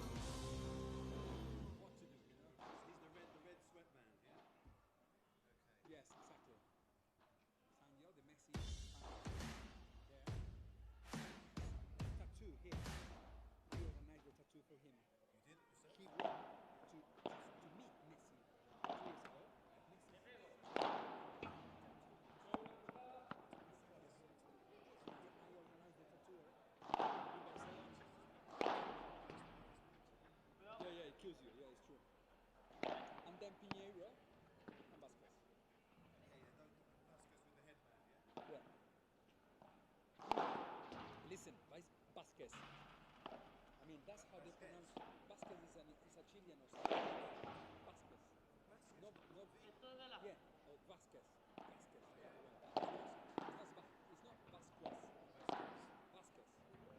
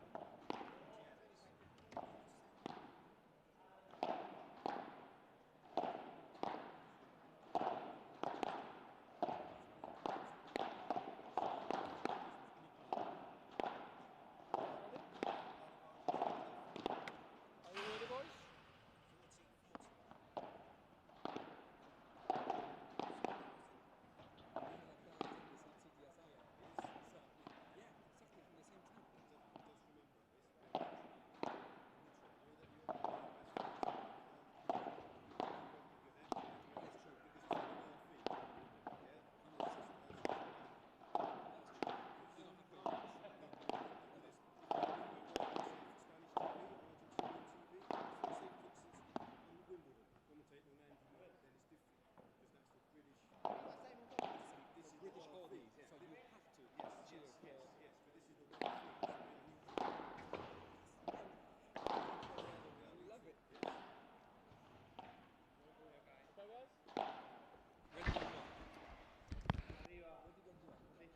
He is ready.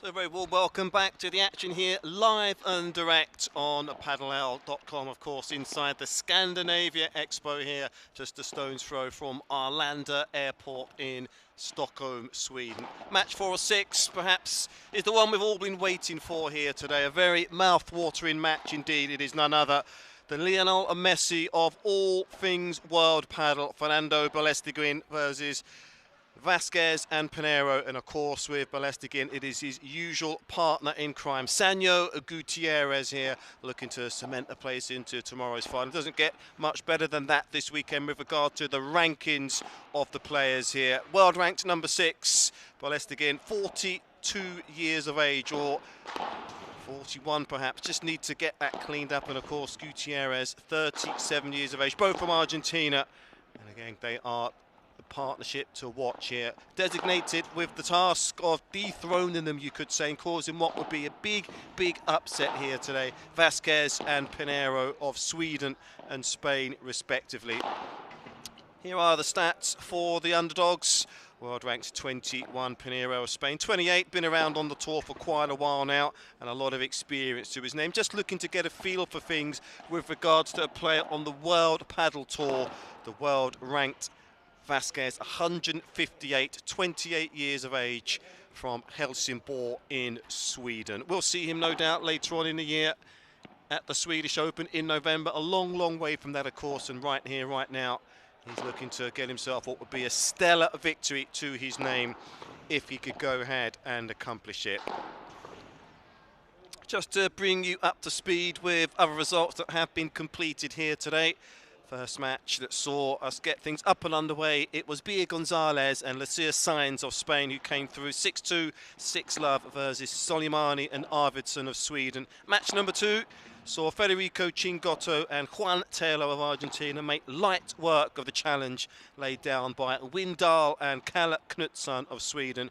And just moments ago we saw our second ladies match, slightly more of a tighter affair, 6-4, 6-4 the winners for Spain's own Sanchez and Paula Josemaria versus Nicole, Traviesa and Nelida, Brito of Spain and Argentina. So what's up for grabs here for the winning pair is a place into tomorrow's final. The losing pair, well, they'll feature in our 6th and final match of the day in the 3rd place match on the men's side. So I have to give immense credit and tip our hats once again to everybody concerned to organise everything inside this Scandinavian Expo arena here. Watching, of course, on paddleelto.com as well, and Paddle Elto have done a good job, as ICANIWILL have as well. The ICANIWILL Invitational. Gave some phone calls, they reached out to Belasteguín, Gutierrez as well, and they said yes, as did I, and as did my partner in crime here for today and tomorrow as well. Good to see that he's back inside the commentary position with me, Mari Andrini as well. And I know you know these guys well, Mari.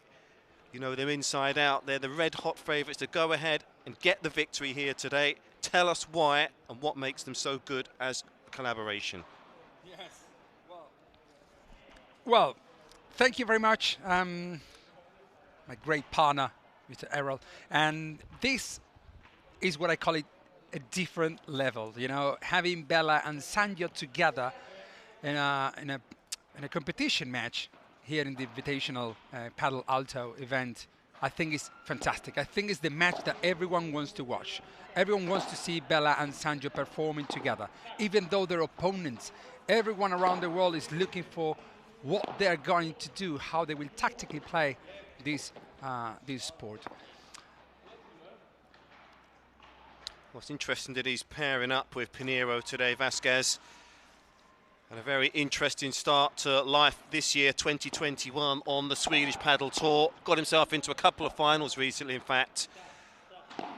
Was the winner of the Örebro event right at the business end of February, beating Knutsson and Windahl in that final, where he paired up with Rockefort, and then was the runner-up, losing out to the same pair just last weekend in Nybro, in fact. So he's in good form coming into this tournament, so he's got a lot of confidence behind him. A different partner, though, that could play into proceedings out there today against the highest-ranked pair on parade here today. Yes, actually, I mean, for Simon Vasquez, a very nice guy, a top player here in Sweden. I think he's one of the players, together with Daniel Windahl and Calle are the players who have been performing and training and doing better. I can't tell you how I see the improvement of these players competing here in the Swedish Paddle Tour as well, and in the World Paddle Tour as well. So, as I told you before in the match before, the first few points or the first few games are to warm up a little bit, and players start getting into the game, getting into the rhythm of the balls, the speed of the balls, the speed of the court as well, because yesterday they were playing the Pro-Am, and you know, here that was for fun. They weren't playing like 100%, and here I think that Bella and Sanyo, as well as Pineiro and Simon Vasquez, will try to go for a win. You know, they will not play 50% just because we are Sanyo and Bella. They will go for it.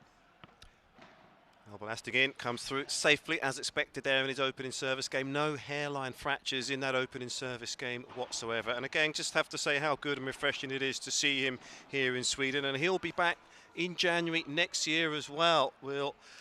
The highly rated Argentine, the first paddle fair will be held next January in Sweden, in Expo's newly built premises in Arlanda, where we are right here, right now. And the interest is so high that it's on schedule to break all the records for a Swedish fair.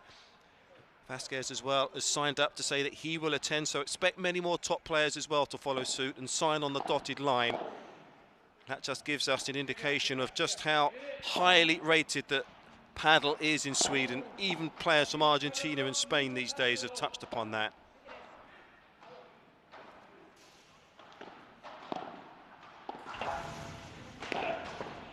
Oh man, no, come on, Bella.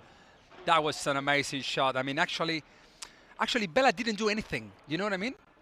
He didn't go for a winner. He just was waiting until the right moment to go for that shot. You know, he did a lob.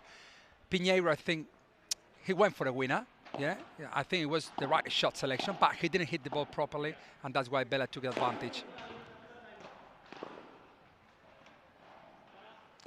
Don't try that at home, because it seems to be quite simple, but actually it's not. I think from Simon and Pineiro, at the moment, they were playing better the first game than this one, tactically, I mean, you know, And now they think perhaps, as I told you in the match before, Errol, that perhaps the court is not very easy to attack and to be at the net. Perhaps you can win the points doing the transition from back to forward instead of, you know, and now it's lap 40, putting them in a little bit troubles.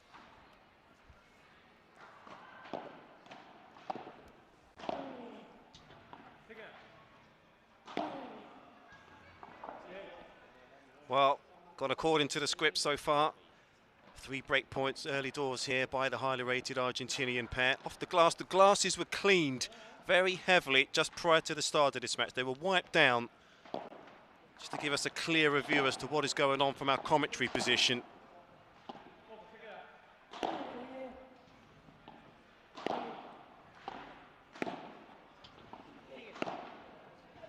Well, that's what you have to do to win a point against these two. Yes, yes. That's just and they were both they going for it, you know. They both were running like together.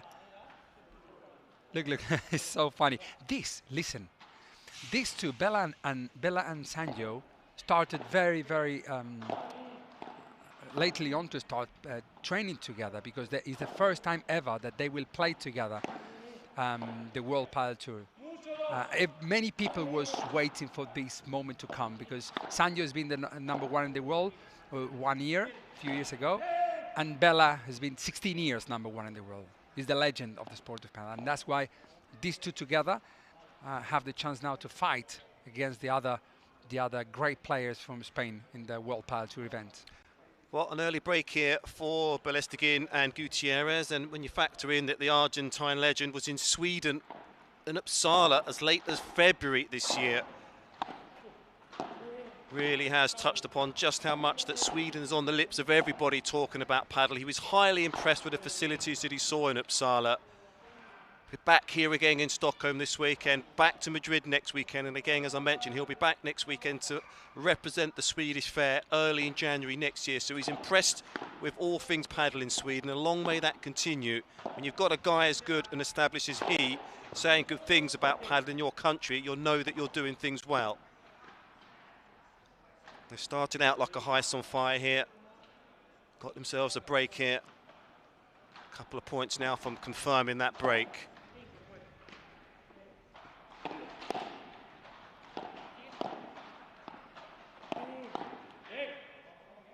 That Simon was very quick in that battle of volleys there against Sanyo. Sanyo made a chiquita from his volley, and then Simon, this guy that you can see now on the stream, He wins that battle of volleys because he was very quick, and Sanyo perhaps didn't expect that.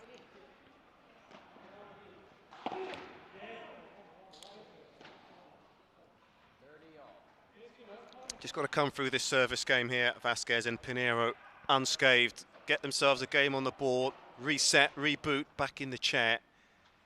Can't allow this first set to run away from them quickly.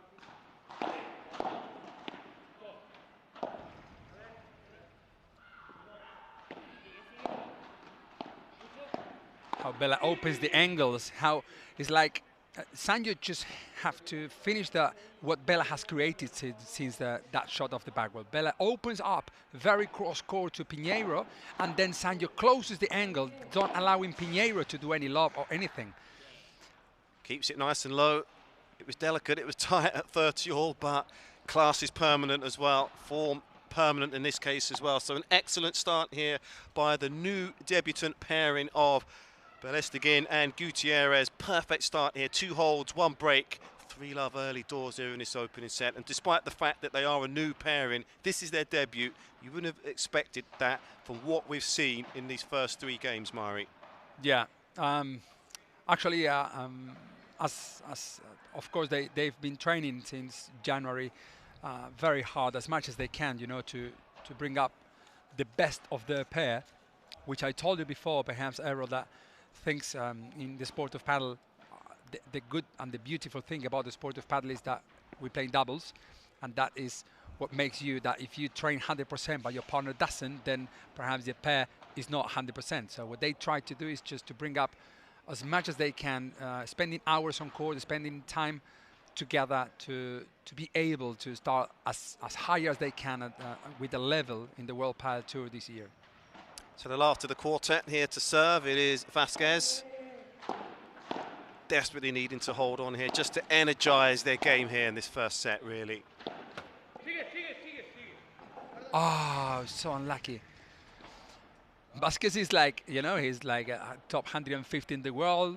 He's a top 1 Swedish player here enjoying this amazing match against Bela and Sanyo. And it looks like he's, you know, much closer in the ranking, actually, you know. Well, they played together for the first time at the recent Speedy Invitational over in Gothenburg 3 weeks ago. Not sure if they'll remain a pair throughout the 2021 season. Vasquez has come out already and said that he will play the World Padel Tour's first event of the season next week in Madrid with Javier Gonzalez, in fact, the world ranked 63. And that partnership actually with the recommendation of you-know-who, Fernando Belasteguín. So yes. I know they got a very good relationship, and you know, if I get an advice from Bela, I would perhaps try to think about it and go for it, you know. Oh my God, look at that! That is Simon Vasquez from Sweden, just giving back that Bela's smash. A very good block, not even letting the ball rebound off the back wall. He's apologizing because the ball hit the tape of the net before Bela reached that shot.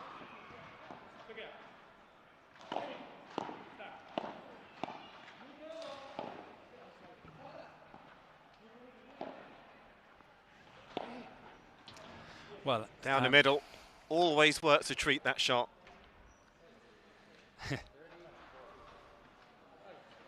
Well, staring down the barrel of a gun here are Vasquez and Pineiro. Break point again here to the Argentine pairing. Simon is doing absolutely an amazing job. He was after the serve. He went straight to Bela again, so he doesn't make his partner to lose the net position. And have a look, he serves, and then if Bela hits the ball back to Simon, unless he goes for a winner cross court or unless he's very comfortable with the shot, then otherwise he will go to Bela again. So they don't miss the net position.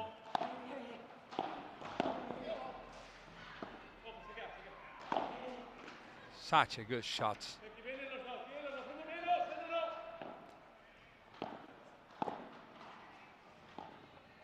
That's the hardest part, you know. Sanyo makes you look like you are a beginner, because it's like Simon was playing an amazing shot to Sanyo, and Sanyo was just doing a lob, then a chiquita with a little topspin from low down to Simon's feet, and then another lob. So at some point, Simon has to run the risk and try to go for a winner, and then is when perhaps the unforced error comes up. It's always good to see a new partnership with two established players that look to flourish. When you think such a successful partnership he had 14 years straight with his partner Juan Diaz. Yes. I mean, if those two out there now that we're witnessing can do half as good as those two, then you know that they're doing something right. 41 years of age. How long do you see him remaining on the tour at that age? Well, you know, that's why I told you that since the beginning that padel is not just about power and or strength, or you know, there are many things to consider, and Bela is one of the guys who shows what is padel about in terms of, okay, I am good in this, I'm not good in that, so I will not do that and I will focus on this. And he, with 41 years old now, he's not at his highest, I guess, but he won the last Master Finals. He won the last Master Finals in Menorca last year. Well, if you think 2020 was a bit of a down year for him, when you think that in 2019 he won 76% of the matches that he featured in. Yeah, he got injured as well. He got injured in the in 2018 and in 2019, so it didn't allow him to play properly his game. That's why he changed to play on the right side for a while, until he found out that it wasn't the place where he wanted to play, and he didn't feel comfortable, and he went back to the left side, and now this year playing with Sanyo.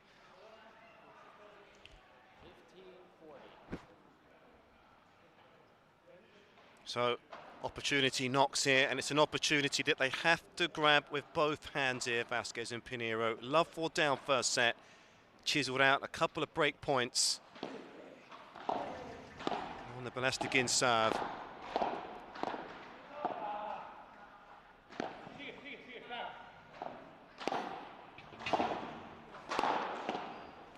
Great hand-to-eye coordination by Pineiro. Did well to keep that rally going, but in the end, that shot was just too hot to handle. So they still have 1 break point, a golden point perhaps as well, to get themselves their first game. That's why I always say that sometimes, you know, the results or the score, it's a liar. You know, it's not 4-0, or perhaps it's going to be now 5-0. You never know. But it doesn't really look like. You see, now it's juice and it's a golden point. I wonder if they'll look to pinpoint Pineiro here on this golden point. So far, it's been a bit shaky on his backhand. There's been a few unforced errors or two of that backhand side. We'll take this serve as well here on the golden point.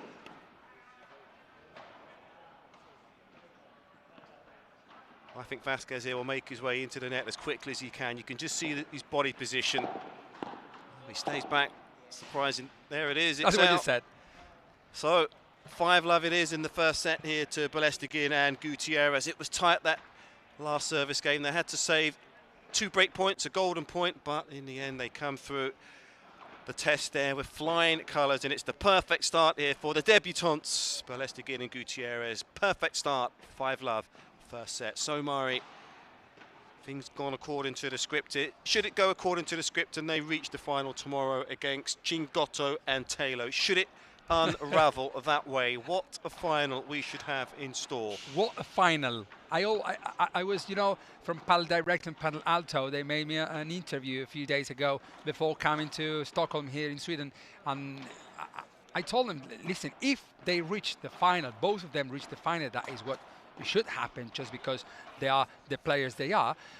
Bella, Sanyo, Tello and Chingotto would be a final that would happen again many times, perhaps during the year in the World Padel Tour. So having this match here in Sweden before World Padel Tour starts is a great warming up. So 5-love here. So Vasquez and Pineiro serving out to stay alive in this first set.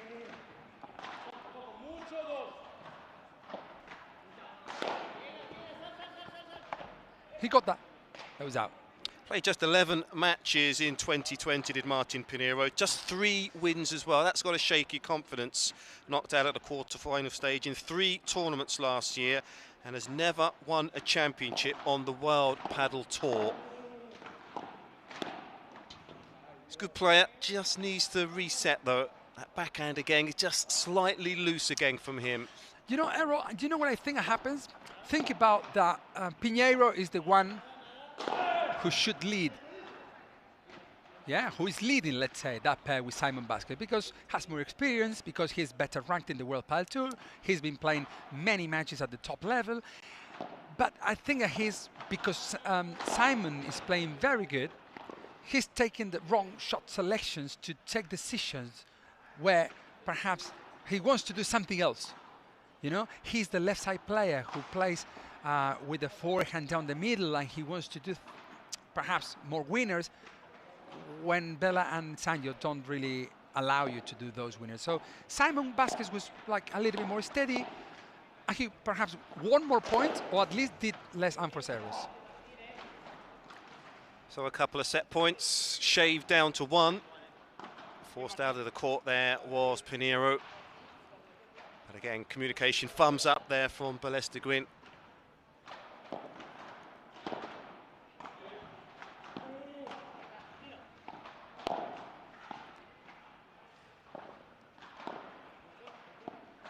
My goodness, so clever, man. Takes the pace off the ball, brilliantly done. How much disguise was on that there from Gutierrez. So it is the perfect 6 and the perfect start for the debutantes. Belasteguín and Gutierrez take that first set in some style, really. 6 games to love, and work to do here for Vasquez and Pineiro, and that work really has to start directly from when they make their way out the chair here. They've got to hold on in their opening service game and get a break to try and get some traction in this match. And with regards to Simon Vasquez, you know him, world ranked 158. I'm quite glad actually that he's decided to cut his teeth on the World Paddle Tour and not just the Swedish Paddle Tour this year, because that's going to give a lot of experience to him as well. He's going to play in Madrid next week as well. He said that. Undefeated throughout 2020 he was with his usual partner at Rochefort, where he won one tournament this year, as I mentioned in the introduction as well. Close to 100% fitness now after the winter, and training very hard, or he has been training very hard down in Helsingborg. But interesting to see how they go here in this set as well. He's got the talent as well, and he's not afraid to come out of his comfort zone to get himself to Spain, just to add a few more facets to his game as well, Mari, to improve as a player. He's 28 years of age, so there's still a lot of mileage left in his participation on the World Paddle Tour, you would expect. Yeah, I think that, well, that point of view that you just checked, I think is very, very good. And for Simon, to go in Spain. I saw him that he was training a few days ago. He was in Spain already training with some of the pro players, and you know, he speaks Spanish perfectly because he has a Chilean family, and so I think that's why they are communicating with his partner in the Spanish language. And so what I mean is that he has that advantage as well to go to Spain even on his own. He doesn't perhaps need a coach or a translator to go there and train with the best players in the world. So I think, as you said, he's 28 years old. He's at the right moment, mature enough to go for his objectives in life, and perhaps one of those objectives it could be to become even a better player in the World Paddle Tour. Love his movement. He's sharp as a razor with regards to his movement, Vasquez, and he needs to be up against these two out there today. Like any assassin, when they go ahead and smell blood, they go ahead and get the meat. And that is what they seem to be doing here, Belasteguín and Gutierrez, not taking their foot off the gas here.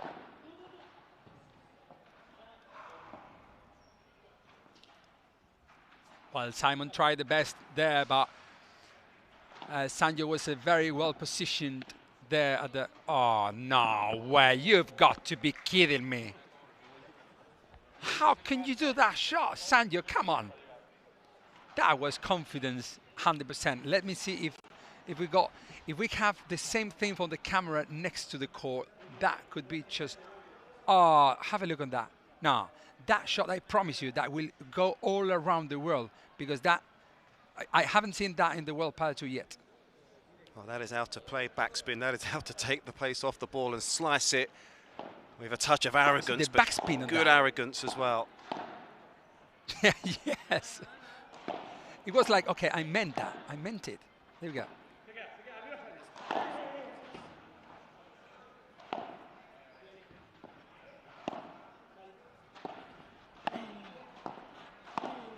I'm not 100% sure, Errol, but this set is not going to be 6-0. Well, it shouldn't be. I mean, they can play freely now, Vasquez and Pineiro. You know, they have pride. They want to try and dig in up against two fantastic players. But I agree with you. I don't think it'll be another 6-love set. But let's not place our cards on the table just yet. There's still a lot of paddle to go in this, and things can change very quickly, as we know. But they've been here before. Second time they've been at Love 30. They forged out a couple of break points, but couldn't get the job done. Pineiro has to, you know, to be there, because Simon Vasquez is doing a great job. Simon, that ball was going out. That ball was slightly going out, and he touched it before the fence. Have a look. That ball from Bella was going out. Unfortunately, Simon couldn't really realize that. This point is very important. Fantastic, Simon. Fantastic shot. 40-15. Perhaps this is the one.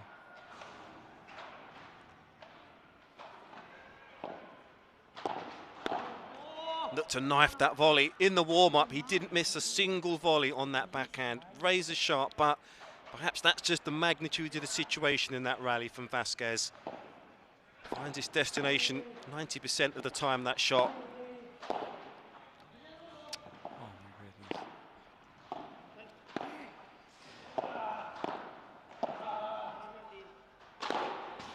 That's out. He is human after all. There we go. Well, well, well. That is a break that they needed very, very badly. They've got it. spoke about that at the sit-down, that they needed to get an early breaker in this second set. Perhaps they heard me, but whatever happens, they've got that break. Finally, they get themselves a game here, and thoroughly deserved as well.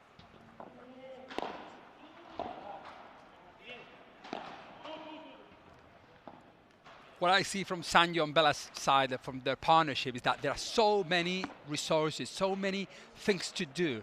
You know, it's like, okay, if the ball comes here, I will do that. And if the ball comes there, I will do the other thing. And it's like they complement each other tactically very, very well. It's like they play the same game. Do you know what I mean?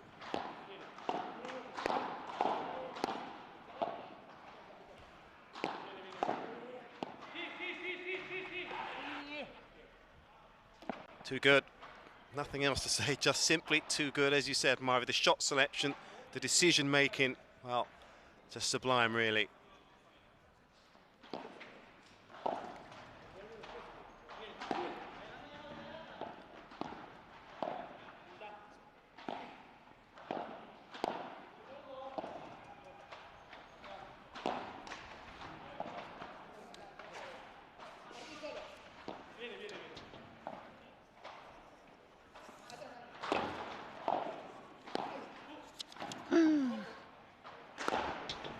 Too good.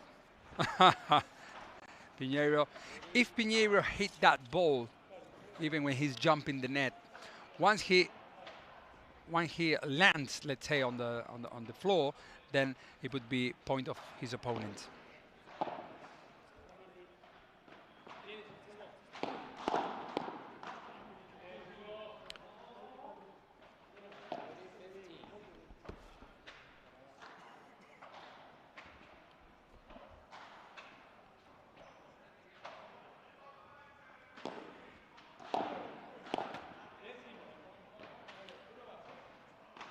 What a situation now for Vasquez and Pineiro. Brushed aside in the first set. Opportunity knocks here. Perhaps to get themselves that golden point.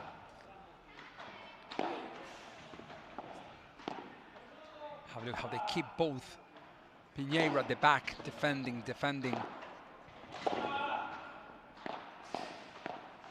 Very good, Pineiro. There he is. There he is, well, Pineiro. His backhand Super got well a real working over there, didn't it? He stayed firm, he stayed up to the task, he kept the rally alive, and look at that. They could be rewarded here, Marvi, with this break. Incredible paddle 100%. That was. Hope they get this break.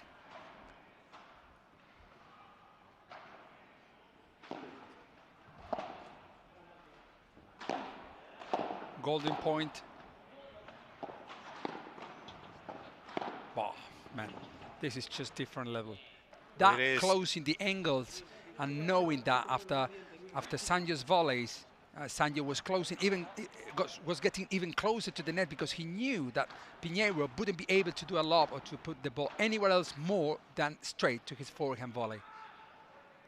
Well, what a second set of paddle. This could prove to be a lot tighter than the first. Already we've seen 3 games in. Both pairs have settled down very nicely as well. It can follow a lot of action with regards to what is going on in the world of paddle in Sweden. Paddleauto.com is the official website of match facts and figures, interviews as well. You can follow the rankings, follow up-and-coming tournaments on that very website as well, and need to give a lot of credit to Everysport Media as well, who had a good week. In fact, Everysport Media, they've just acquired 50% of Clervin Paddle, and that will change its name to Every Paddle coming up very shortly as well. And they currently operate 5 paddle facilities in Sweden, and that will be upgraded by another 4 by the end of 2021. That's just how much enthusiasm that they have looking to drive paddle forward in Sweden. So they deserve immense credit as well for getting this event up and underway inside the Scandinavian Expo. So we're on serve here in the second set, and that bodes well here for Vasquez and Pineiro, just looking to dig in and make things a lot tighter in this set. So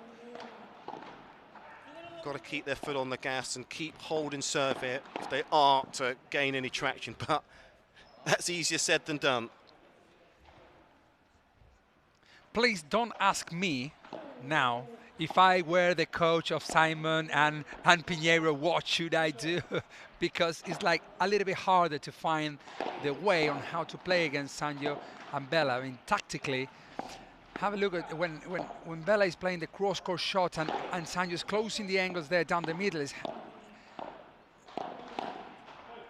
It's very hard to, I mean, it looks quite simple, and that's why Pineiro does that unforced error, because he has to do and push himself to the next level trying to get the point. That's what Bella and Sanyo are made for, you know, to make the mistakes. Great shot from the Swedish #1, Simon Vasquez. Simon wants more. He wants more. He wants much more points, much more games. And he's very focused. Have a look on him. He's like very serious, and he's like, I'm here, I want to make this match as longer as I can.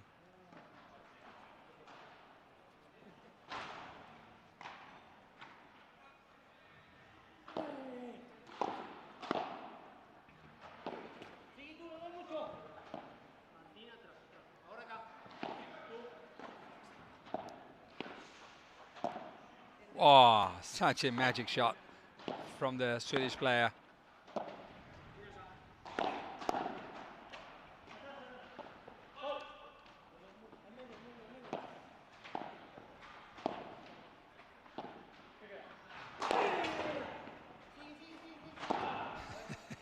Bella's pushing you to, and Simon actually did it, and he did it very well, but it didn't work against the boss, Mr. Fernando Belasteguín and Sanyo Gutierrez, the Argentinian pair. Well, he was broken in game 4 in the first set, Vasquez, and in danger of following suit here in the second.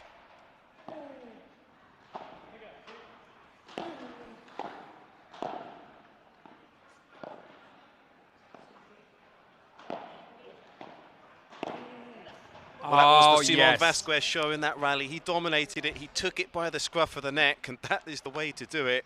Determination personified, just taking control of that point. That's my point. I'm going to save it, and that's exactly what he did.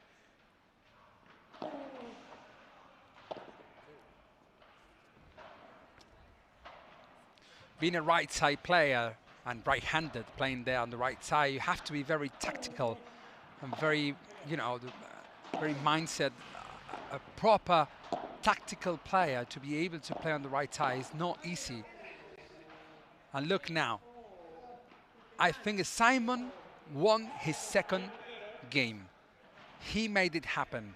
Of course, with the help of Pineiro, but what I mean is that he was the one who was more focused and more enthusiastic about getting this match longer, as I told you before. So now it's 2-2. And look how he goes for every single shot. No way. Ooh! Almost there. Well, I spoke about that in the first set. Perhaps he's just lacking confidence, Pineiro. As I mentioned, just 3 wins last year. And we can see now Vasquez is almost looking to play on his own out there, incognito.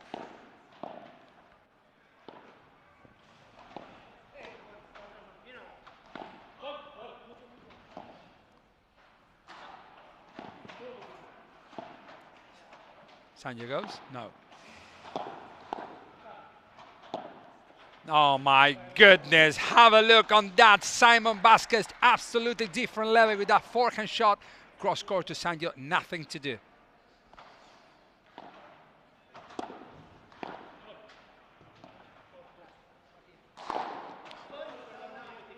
Okay, it looks like Sanyo didn't like Simon's shot before. That's why Sanyo's apologizing to Simon. You know, sometimes players, we don't hit our opponent's body just with intention of to hurt or no, but just for the tactical point of view. If you hit the ball straight to the opponent's body, technically your opponent cannot hit the ball properly. You know, that's why we sometimes hit the ball to our opponent's body, but it doesn't mean that we are trying to hurt or we are trying to do any bad to our opponents. Yeah.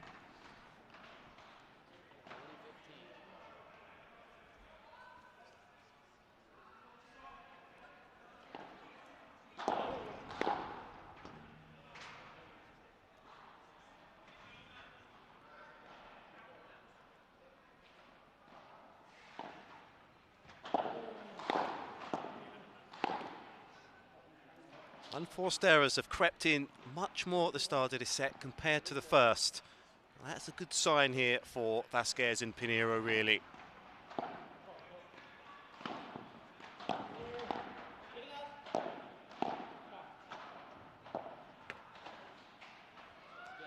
(3-2) to Bella and Sanyo in the second set.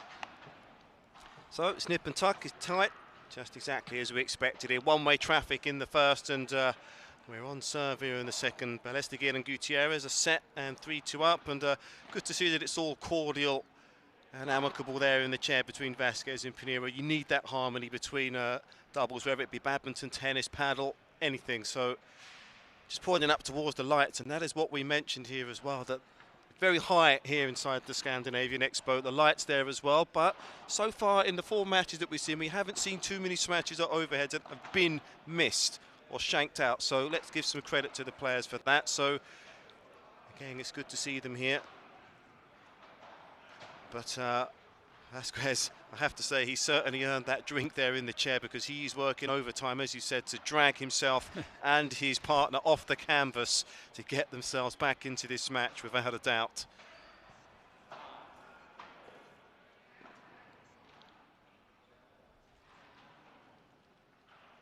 So when he represents the Swedish national team, of course, Simon Vasquez, he will have a new national team captain on the men's side. The former ATP tennis player, Jonas Bjorkman, Andreas Johnson on the junior side as well, and Mari Anderson on the women's side. So Pineiro it is now, who dropped serve twice in the first set. It's a good moment to congratulate all of them to have been selected. On a personal hi to Jonas Bjorkman and Andrea Johansson, who I personally know them very well, and they are doing just an amazing job all over the country.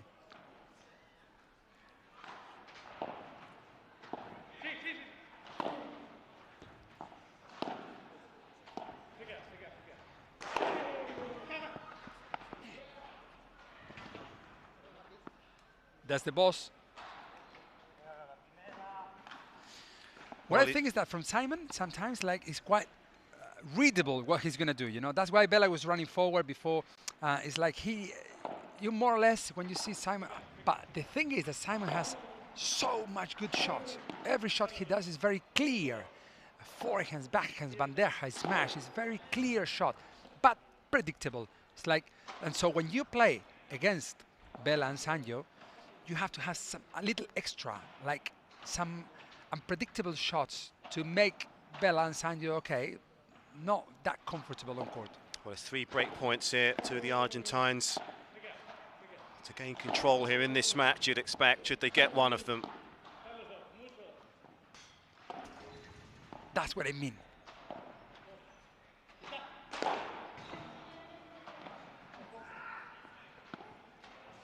Right at the feet there of Pineiro, couldn't do anything about that. So there's the break of serve in the second set. Belasteguín and Gutierrez have it.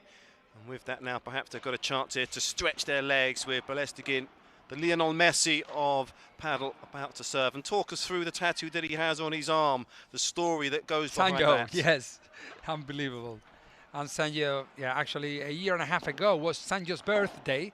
And actually Lucia Sainz, the player who played before, Lucia Sainz, Bea Gonzalez partner, they made a present because they know someone from the Barcelona football team. Look at that, beautiful shot from Bella. And so they gave him a present to introduce Messi personally. You know, and you know what Sanyo did? He asked Messi to make a signature in his arm. And so Sanyo then went and tattooed that signature from Messi, straight from Messi. And so Sanyo has that tattoo forever in his arm. Nice touch. Great to see from one legend of football, of course. The GOAT, the greatest ever, unless you're a Cristiano Ronaldo fan. To the GOAT here in the world of paddle, without a doubt, that is unquestionable. Serving now and looking good.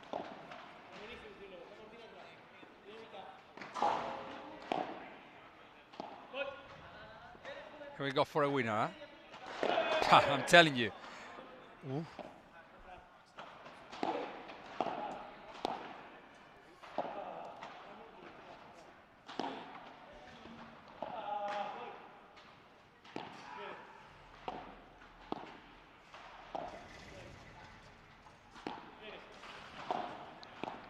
Now, Sanyo there to slow it down. I think it was out, that shot from Simon, but it was very quick. It's down the middle. Nothing Vasquez could have done about that whatsoever. Not for the first time we've seen Belasteguín go down the middle with force and with venom. And again, it's just his decision-making, his shot selection that's on point just at the crucial moment in these rallies that sets him apart from pretty much most of the players on the tour, on the men's side, really. It's not just about talent. Mentally, he's tough as well. And a lot of weapons in his arsenal. That goes out.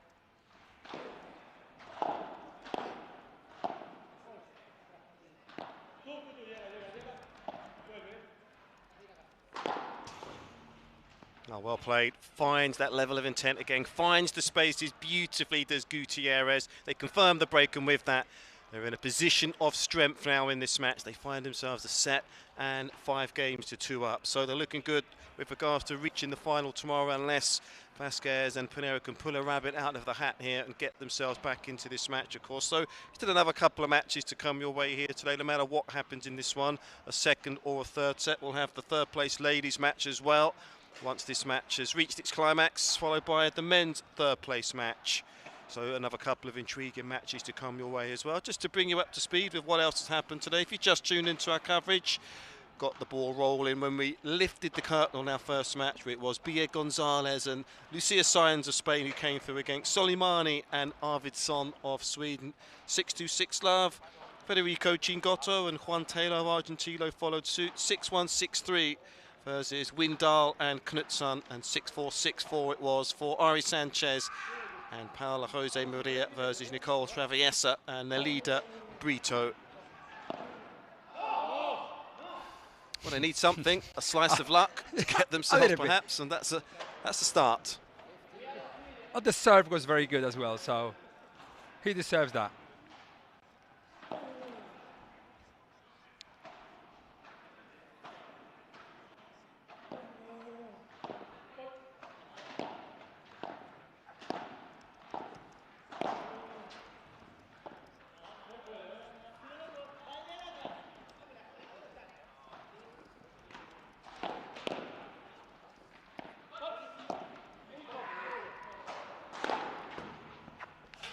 So confident and taking the ball out the air again there. Belasteguín hasn't missed anything above his head so far.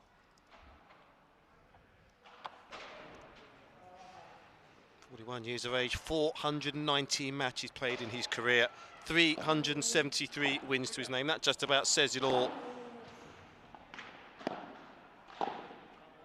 He started to take up the sport age 15, hasn't looked back since, and I mentioned that partnership, that pairing with Juan Diaz, still to this day holds the longest winning streak in men's professional paddle, when they went undefeated for 21 months between 2005 and 7. Unprecedented. Looking to start something fruitful here with Gutierrez, of course. Just got to hang on in there, Vasquez and Pineiro. First thing first, Vasquez has got to come through this service game, give the scoreboard some respectability. Serving, of course, to stay in this match.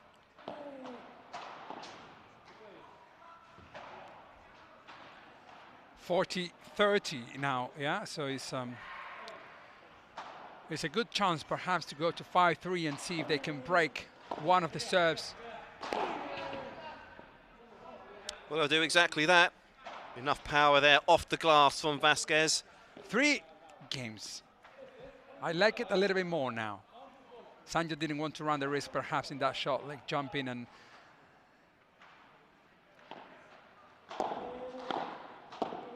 he thought, okay, they did it better, they won the point.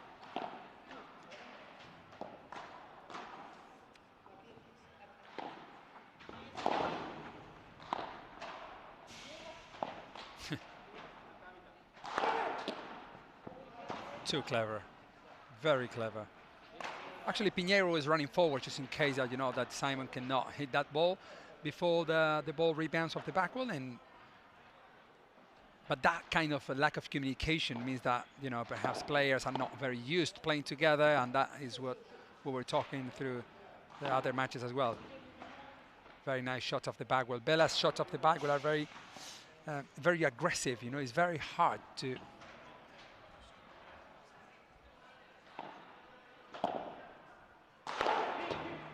That'll do.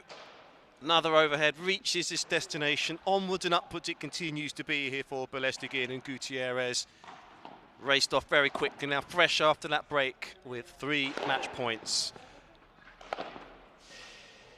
Wow. Outside of the court. That was the shot. That, well. That was a smash from outside the court, you know. Have a look, have a look, have a look. Goes there, prepares the smash.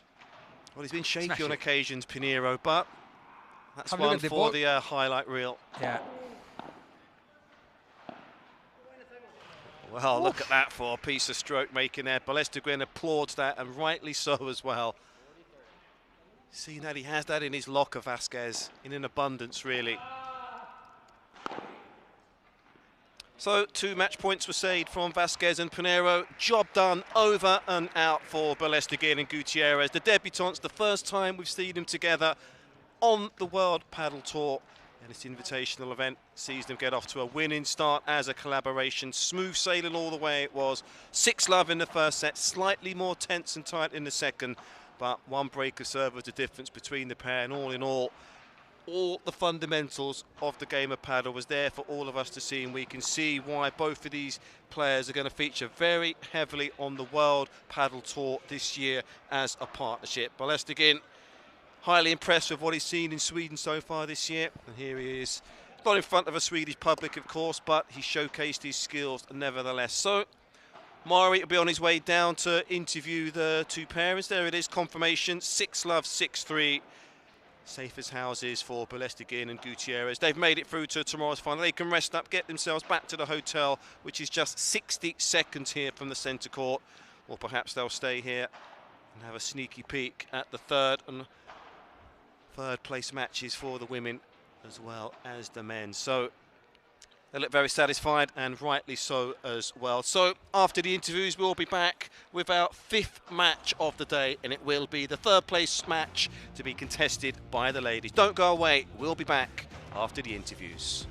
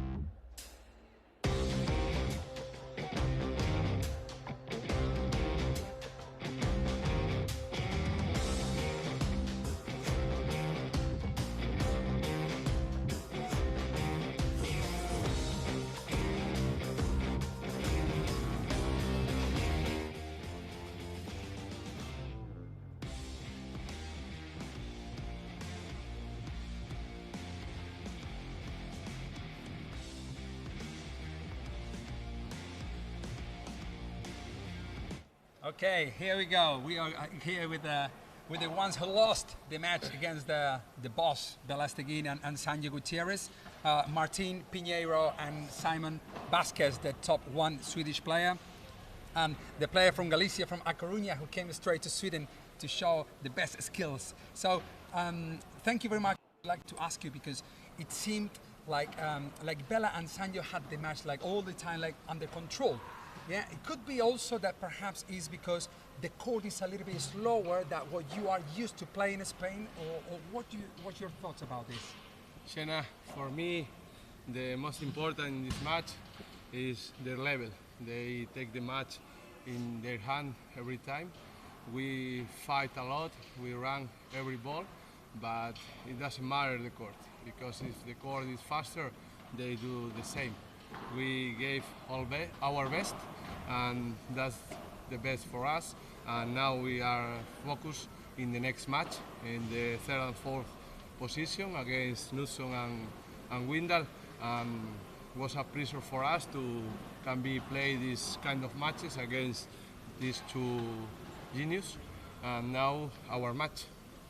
Very good. So, and this is a very no excuses. Yeah, no excuses for the match. That is a very professional from Martin. And Martin, the last question: How is it feeling playing with the top Swedish player here, Simon? I mean, you were communicating in Spanish, of course, because you know Simon is also a Chilean and he speaks perfect Spanish as well. So, but how was it feeling playing with such a great player next to you? It's really good because Simon is a great player. For me, he's the best forehand player in Sweden, and as a person he's incredible. He's a really good guy, and I'm very happy to play with him because he knows how to play paddle. But against this kind of players it's impossible, because they are the 1, the 2, the 3 in the world for 15-20 years. But we will see against average players, against players in our ranking, it's different. Yeah. 100% agree, and thank you very much, Martin, for your answers. And well, Simon, it's a pleasure having the top player here in Sweden and playing against the top players in the world. I mean, having the chance to how long time you have been playing paddle for? Well, I've been playing for well, the first time I played paddle was like 12 years ago, but in total I would say 6-7 years. 6-7 years. Yeah, but it's amazing to share court with two legends as Bela and Sanyo. I mean, Bela was #1 for 16 years, so for 16 years, and Sanyo, I don't know, for me he's the best forehand player ever.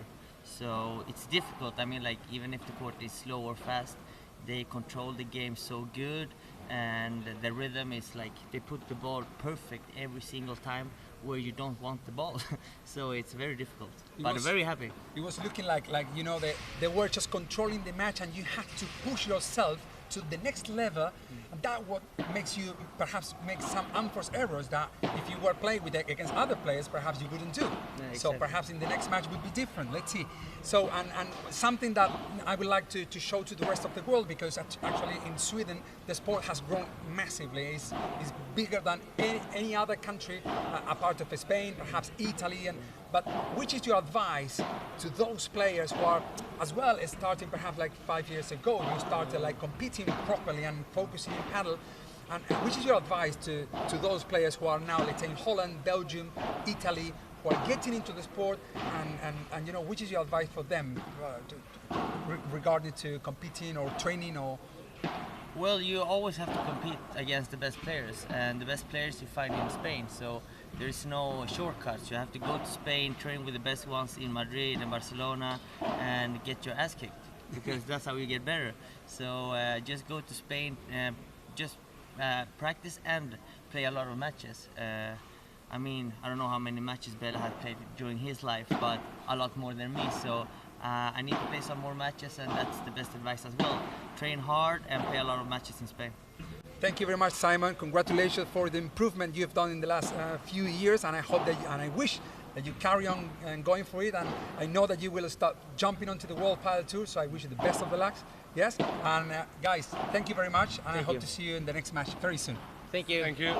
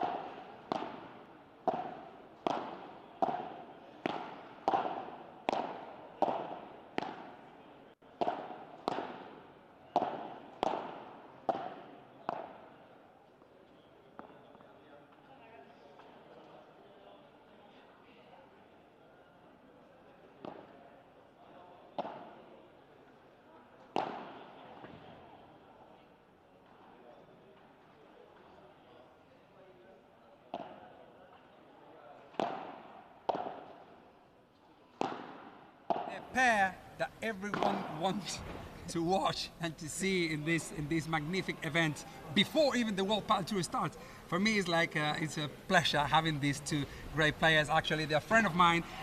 We know each other for a very long time, so for me, it's a pleasure sharing with them this amazing event here in Sweden, where we can see that the sport is growing massively, and having Sanyo and Bela says a lot about the growth of the sport. So the first question is to Sanyo. I will ask in Spanish, and then I will try to translate it to English to everyone, to all the audience. So first question will be, it looks like they were very comfortable, and because they haven't been training for a very long time, so I would like to know how are his feelings, you know, in this new pair that he's doing with Bela.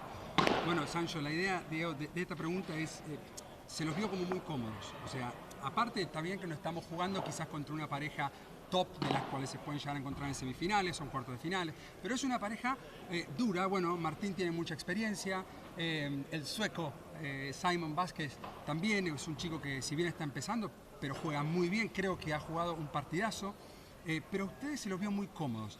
El comentarista me dijo, en todos los partidos me dijo, Mauri, ¿y si vos fueses el coach de la otra pareja? ¿Qué? Digo, mira, en esta por favor no me preguntes cómo tendría que ser para jugarle a Bela y a Sanyo, porque es más complicado. Entonces la pregunta es, ¿eso hay mucha confianza? ¿Juegan a lo mismo? ¿Qué es lo que ves vos en esta pareja?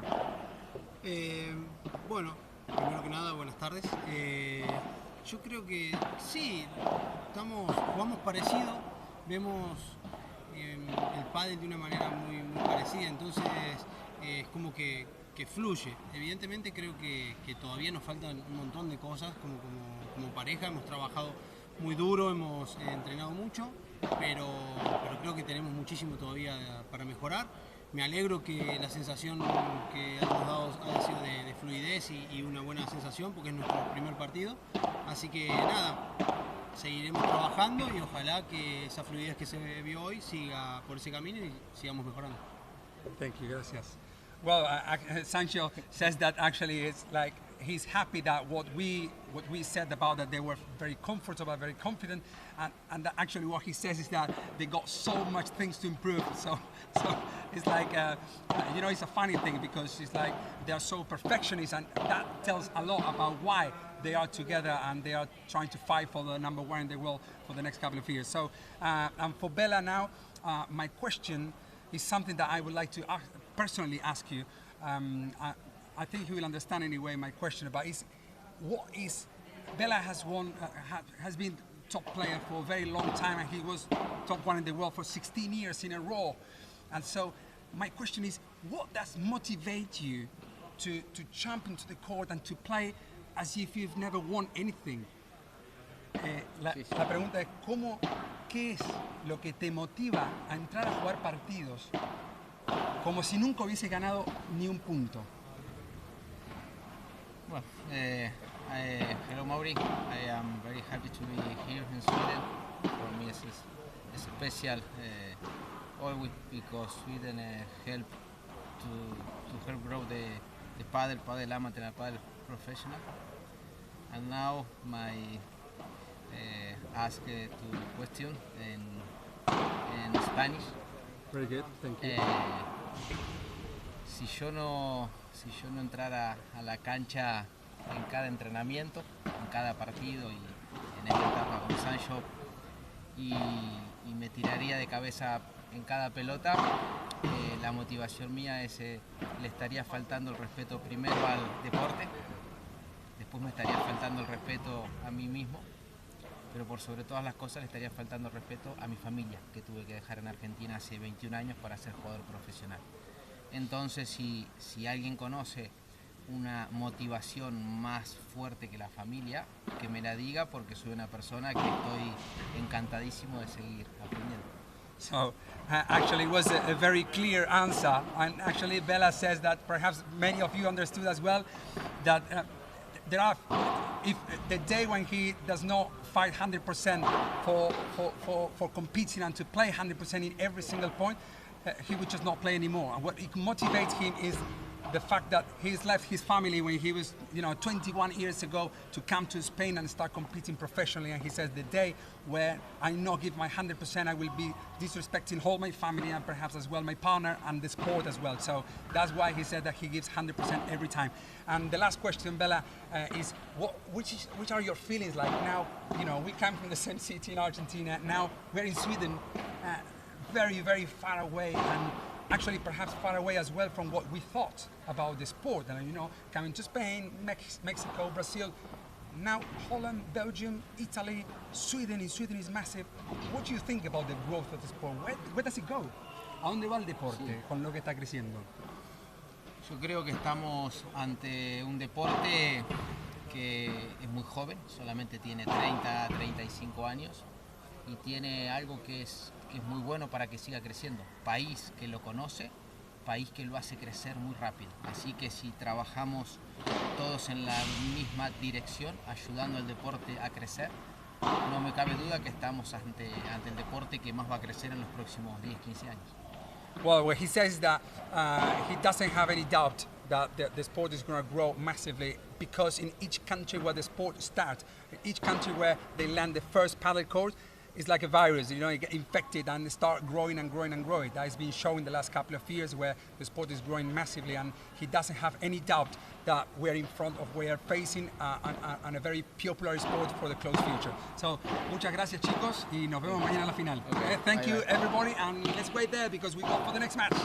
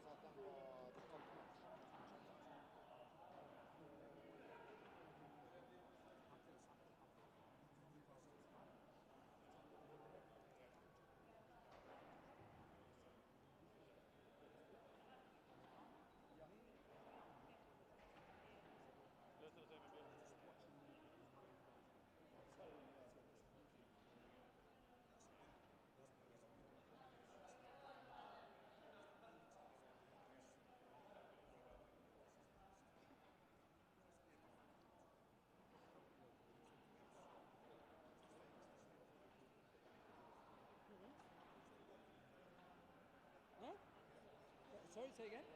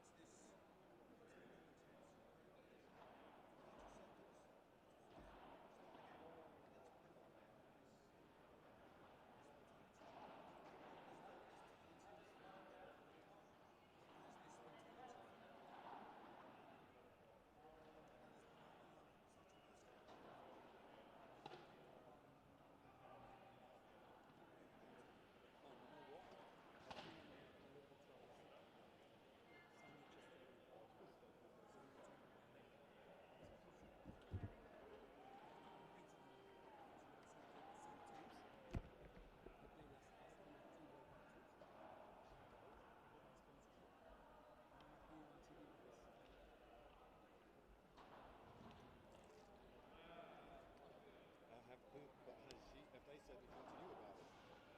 The sponsors?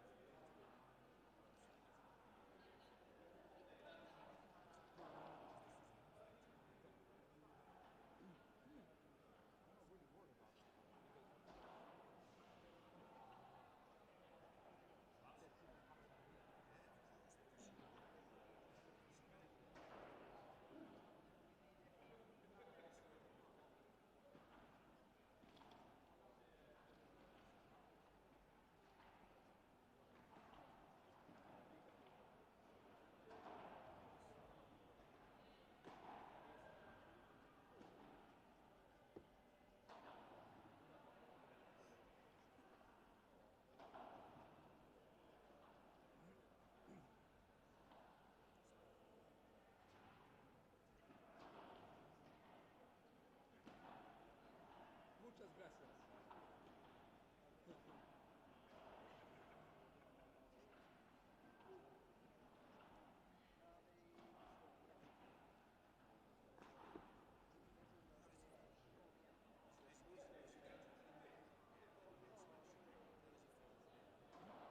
He said that, man, we did as much as we could. These players to play against him, just all the individuals. That's why they are all inside. They will go for their position, trying to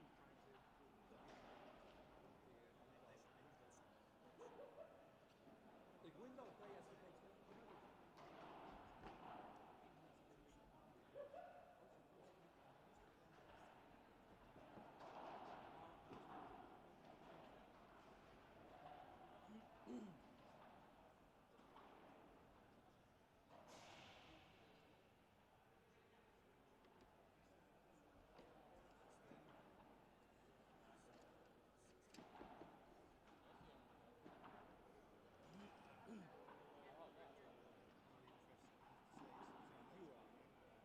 this would be absolutely impossible. I'm telling you.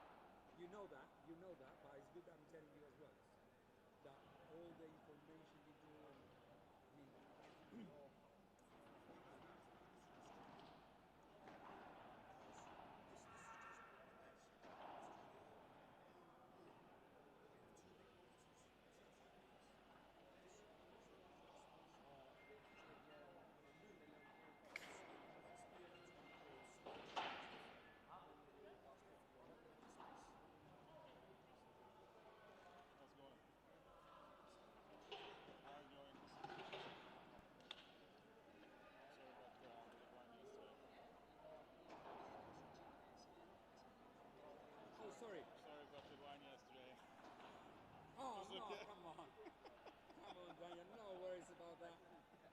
completely fine. I loved it actually.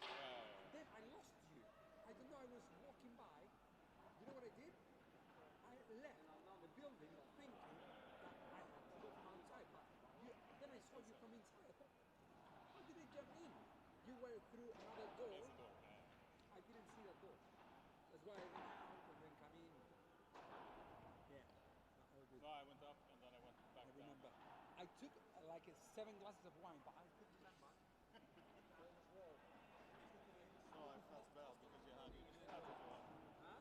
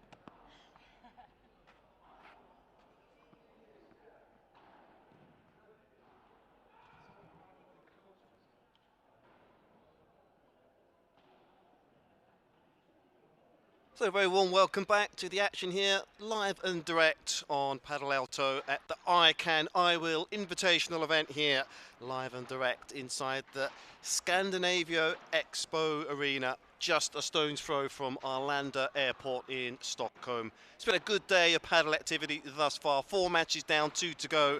And coming your way, ladies and gentlemen, it will be the 3rd place ladies match to be contested between Sofia, Arvidsson and Baharak, Soleymani up against Nicole, Traviesa and Nelida, Brito. Both of these two lost out in their round robin matches earlier on today, but they've got a chance to make their way back to their homes and their hotels with a 3rd place match victory to their name here.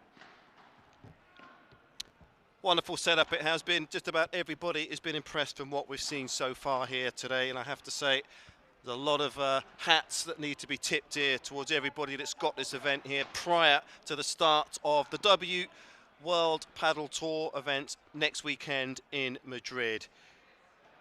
Most of these players here this week will feature, and of course just moments ago before the break we saw the wonderful pairing of Fernando Belasteguín and Sanyo Gutierrez come safely through against Simon Vasquez and Martin Pineiro to reach tomorrow's final. So the latter, pairing there, Vasquez and Pineiro, they'll feature directly after this match in the men's 3rd place match. But this is an intriguing one. We've seen straight set victories all the way so far in our 4 previous matches today. This one, though, could be different. And again, it's myself, Errol Creary, alongside Maori and Drini for this one. And a chance here for Nelida Brito, who dropped serve 3 times earlier on today to try and get herself a victory here today with her partner. Well, Errol, well, good presentation of this match. I think that these 4 players, just Nela Britos and Nicole Traviesa just finished the match like an hour and 20 minutes ago, an hour and a half ago, and now they're on court again against the top Swedish pair who lost today against Lucia Sainz and Bea Gonzalez. So I think this match is going to be a little bit more closer, let's say, than what it was the match in the beginning for the Swedish women. And even though still that there is a difference, let's say, in the shot such a great shot from Nela Britos from the in the technical or tactical point of view from the other 2 players. But I think that Sofia could perhaps hurt a little bit more with her quick shots at the net position. So I would see if they can perhaps go for a better loss than what he did today. Oh my God, look at that. She has to get this. Okay. Well, that one almost ended up in the commentary position here. So just to bring you up to speed with what happened today, ladies and gentlemen, of course, these 2 losing pairs lost out. The first match, it was Soleymani and Arvidsson who lost out in our first match, actually, versus Gonzalez and Lucia Sainz. 6-2, 6-love there for the Spanish pair coming through to cement the place into the final tomorrow. And we saw Nicole Traviesa and Nelida Brito lose out 6-4, 6-4 to Ari Sanchez and Paula Josemaria. Brito dropped serve 3 times in that match, so that's something that she perhaps just needs to tidy up here in this 3rd place match as well. And certainly Soleymani and Arvidsson, they were brushed aside really, 6-love in that 2nd set. So, as you said, they've had a break, an opportunity to get some pride back out there today. The first shot that Sofia Arvidsson did with that backhand volley, I was exactly expecting that. That's what I said a few minutes ago, that perhaps the Swedish ex-professional tennis player can, with a powerful shot at the net like that one. And unfortunately, the ball goes out just for an inch.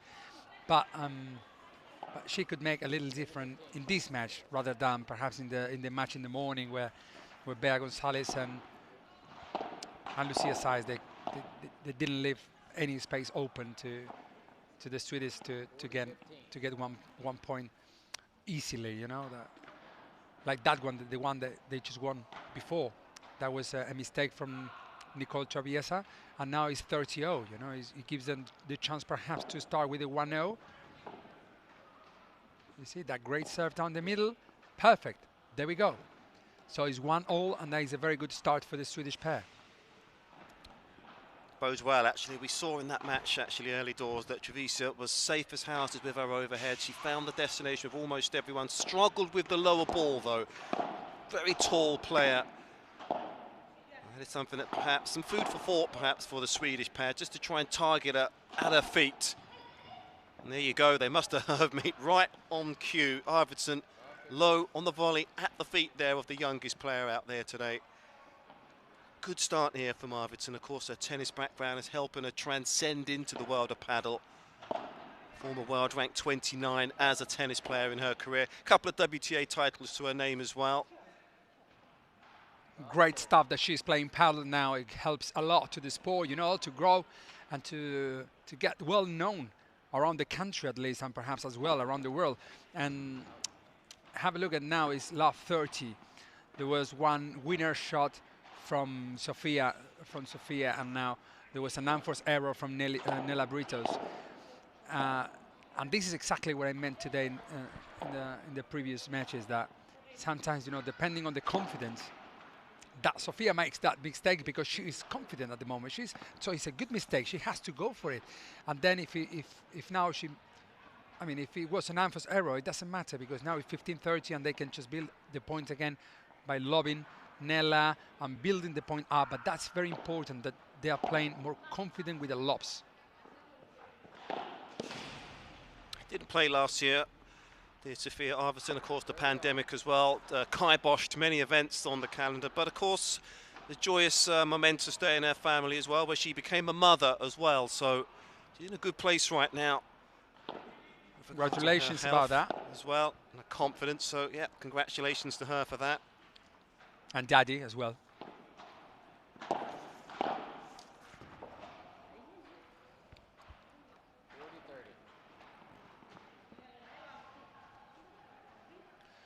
Still a delicate situation here for the server on the break point. Good conversation as well between Soleymani, between Traviesa and Brito, I should say. There were occasions in that first match where they just got slightly downhearted as a pair, I felt.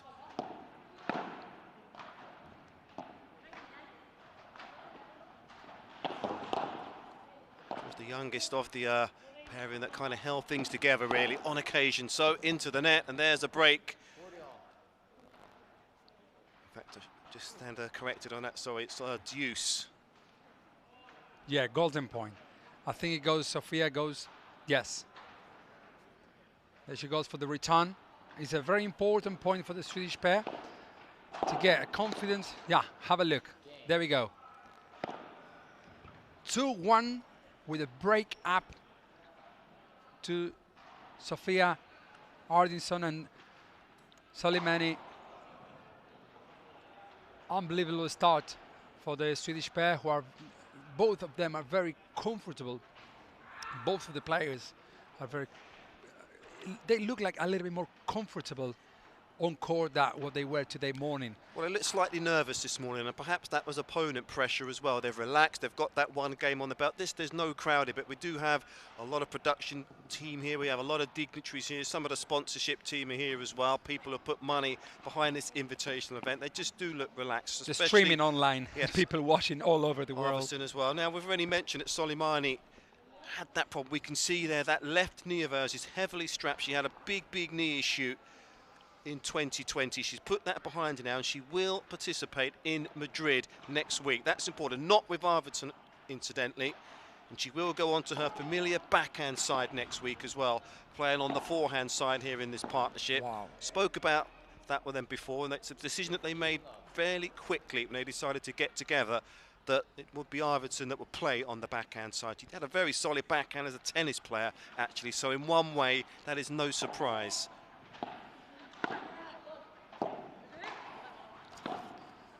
They're much more softer, taking the right piece of the ball, waiting for the shot to come. I mean, they're not rushing as perhaps they did today. anyways, we have to wait because, you know, it's just started, and you know, Nella and Nicole, they just finished the match like not long ago, and so on. But it's a very good feeling that starting a match playing in this way. Have a look. Have a look in that shot.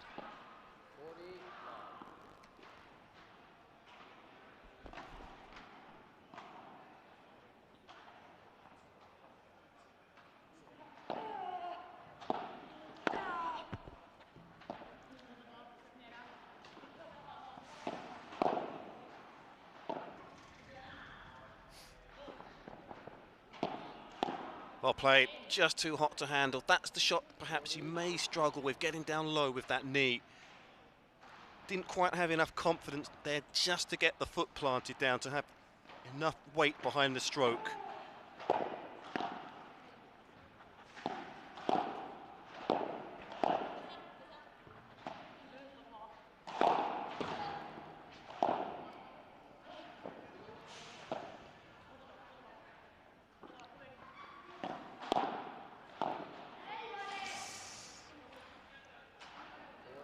Seeing some tight games here in this first set, Mari. Golden point potentially once again here, 40-30. This point is very important.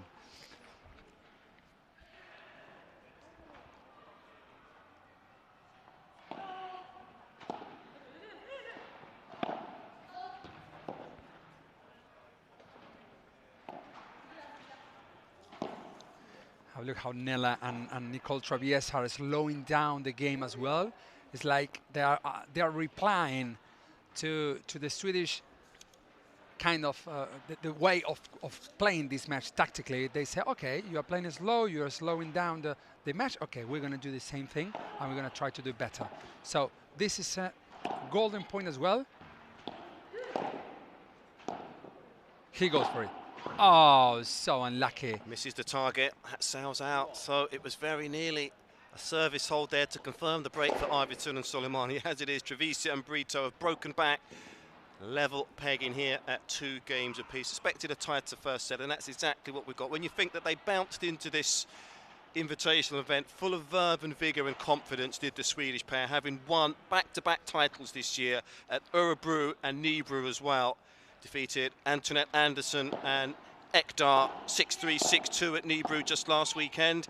Same pairing. In fact, it was Åsa Eriksson and Rebecca Nilsson 6-2, 6-3 in Örebro. So different level of opponent today, of course, but with that knee injury holding up, she was hobbling through the final events actually of that title win, was Soleymani.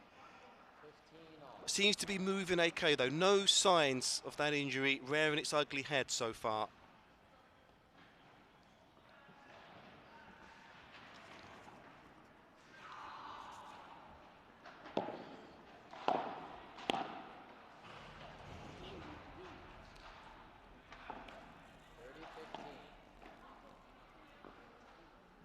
Fairly emotional after that victory in February, actually, Soleymani.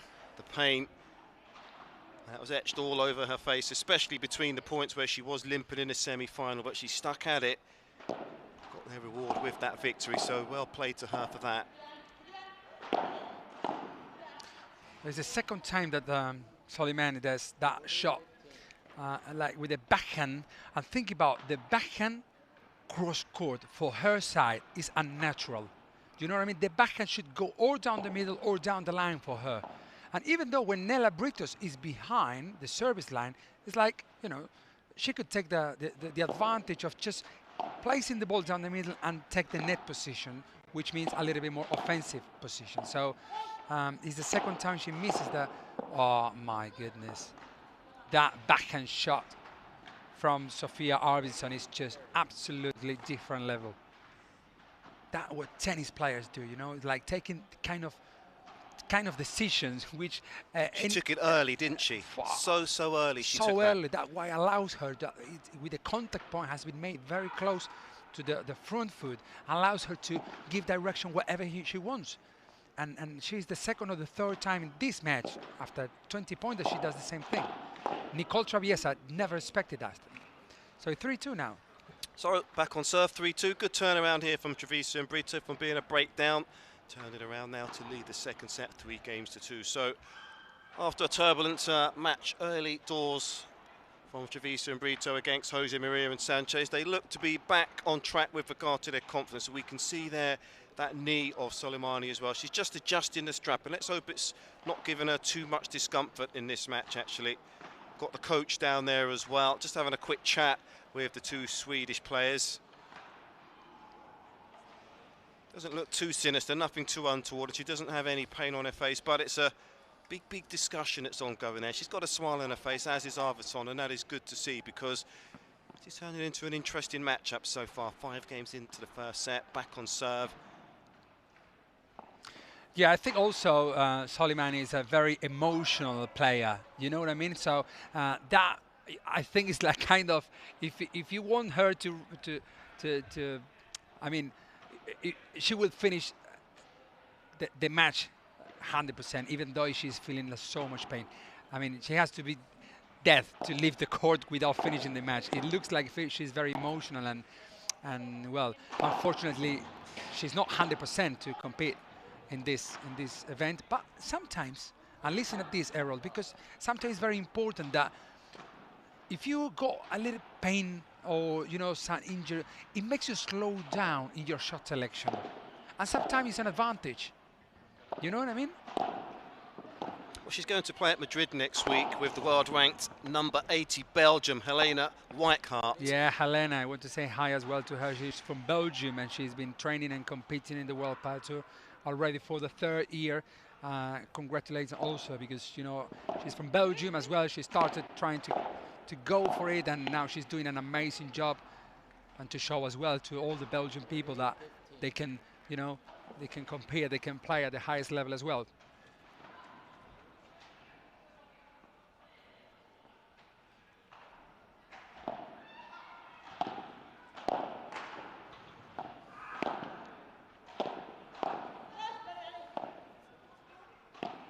Very nice bandeja down the middle, and then is when I think I think is happening as well, Errol, is that wow, brilliant cross court. Goodness, finds the space, exploits it very nicely indeed. So there's a big pendulum swing about to happen perhaps again in this match. Now this time it's Sofia Arvidsson who finds herself under pressure from the service line. That backhand serve that we saw in the first match as well didn't work this time. There's another break, and this time it's Brito, a wily old campaigner, 41 years of age, and has that spring in her stride. And around 25 years experience playing paddle, or even more. So high fives. Now let's see who goes. Nella, Britos. Usually, with this golden point that started to be practiced, let's say, last year from World Padel Tour, since they took the decision to do golden point. Yes. Well done, the no Swedish one's getting pair. that one back. So I love it. Well, all square once again. Arvidsson, well, that was very nervy, but she stayed calm. I like the way that she switched up the serve going to Brito, finding the angle in the box, and then she switched it up going down the tee on the next point.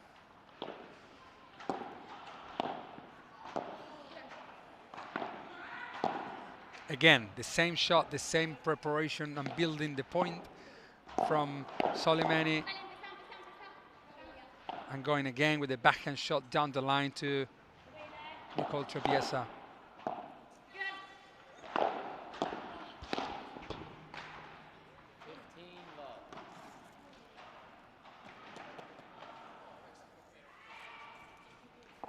Not going to feature this year on the World Padel Tour is Arvidsson.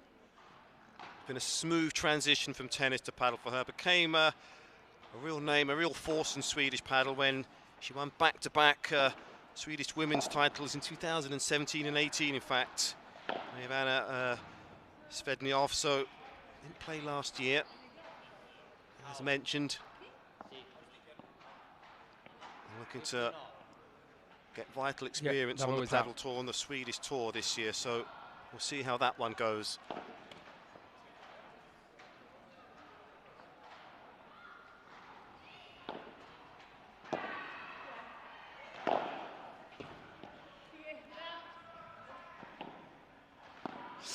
there's when she cannot step forward, you know, and that's why she's like getting angry and saying, why I'm not 100% just to step forward and being able to bend my knees and do the drop shot or perhaps do a lob or whatever decision she could take. But with this little injury that is perhaps disturbing this game situation where she's, and the opponents know, of course. Very nice. Lobs down the middle. They are using much more lobs than today morning, do you see? Unlucky. She has to go for a winner. She prepared, she built the point. It's like she made the barbecue, she made the pizza, go and eat it. Then, if it's nice or it's not nice, I don't know, but you made it.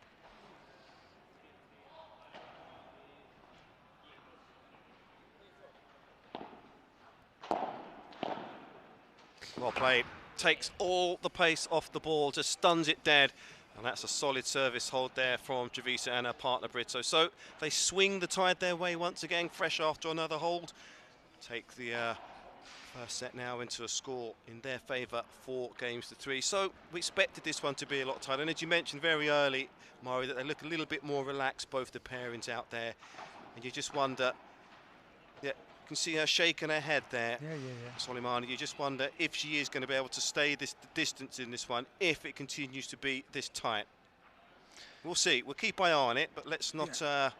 Yeah, but have a look how they are. I mean, Soleymani is like, we could have done this. I could have reached that volley. It's like they feel they can win this, and that's a massive advantage for them at the moment. You know, it's not just about confidence. It's not just about comfortableness or how they're feeling or whatever. It's like they feel they can win this match. And before, today morning, they never felt that. You know what I mean? You was down there giving the interviews, Mari. When you looked into the eyes of both the losing pairs out there, not just the questions, the answers they gave back to you, did you get a sense that they really both wanted to put the record straight and win this third-place match? Yes, both of them. I mean, they both... and also the Spaniards. I mean, Nella is from Argentina and Traviesa is from Spain, and they knew that they didn't have an easy job to do now. And so they thought, okay, we're going to have a very quick lunch and we will jump because the Swedish will make us run for sure. Oh, it's beautiful, wow. Beautiful. Calm, cool and collected there from Arvidsson. Takes the pace off the shot. Just picks her spot very nicely indeed. She always was a very calm tennis player, actually. Always felt that she could have perhaps gone better than world ranked 29. It didn't transpire that way. That was out. That was out. 15 all. No, that was out. Way out.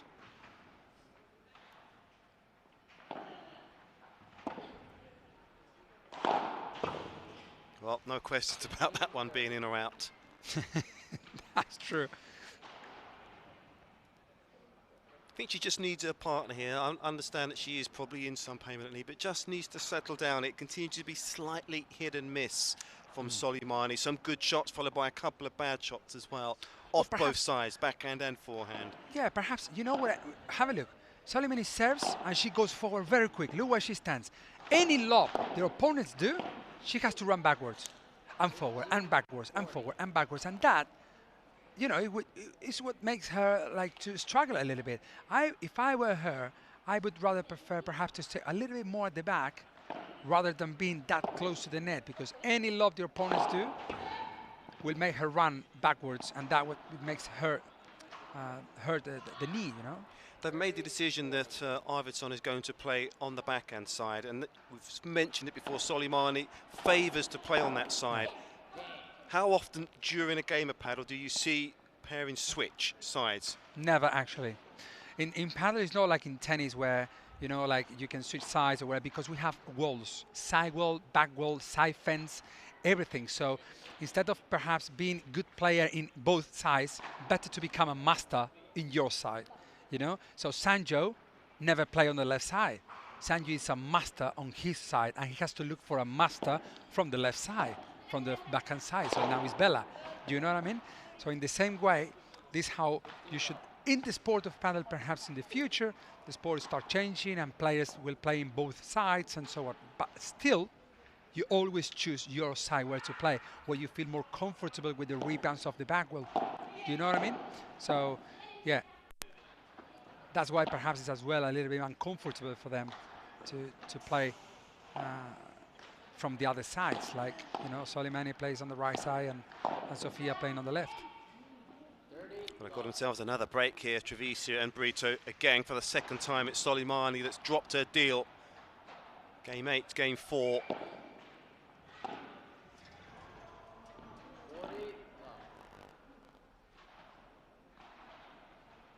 Been impressed with how they've stayed calm here. You mentioned that in the match that they lost earlier today, Traviesa and Brito.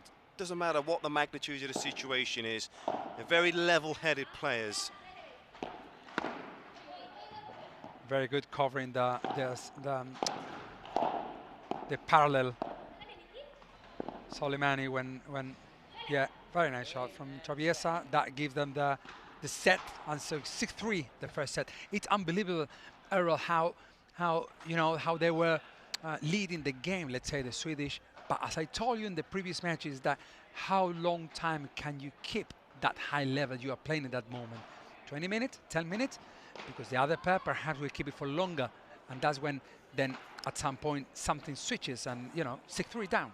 Well, that's the difference, what we're seeing between a pairing out there that participate primarily on the Swedish paddle tour against a pairing that have a lot more world paddle tour experience, and it was that different level of experience that really took its toll in that first. And as you said, the Swedish pair started very well. They was very calm, very collected. Their shot selection was on point, good decision making, and all of a sudden, once they was broken, they just seemed to lose confidence from that. And really, that was Soleymani when she was broken in game 4. Her confidence was eroded, so to speak, by their opponents, and after that she didn't really get that confidence back going. She's still in the chair. She's the last of the quartet to get up, very gingerly making her way back to the court now, and a chance to just wipe the slate clean again and start all over again here. Good start needed perhaps in this second set, and just need to keep that levels high, as you've just mentioned. Let's see if she can listen to me from here a little bit, so to stay a little bit more backwards instead of being that close to the net. Because otherwise, even though if she reaches the lob, if they lob her and she reaches that shot, I'm talking about Soleymani, she will be uncomfortable. Rather, if she is a little bit more backwards, perhaps with that injury, she can be a little bit more comfortable.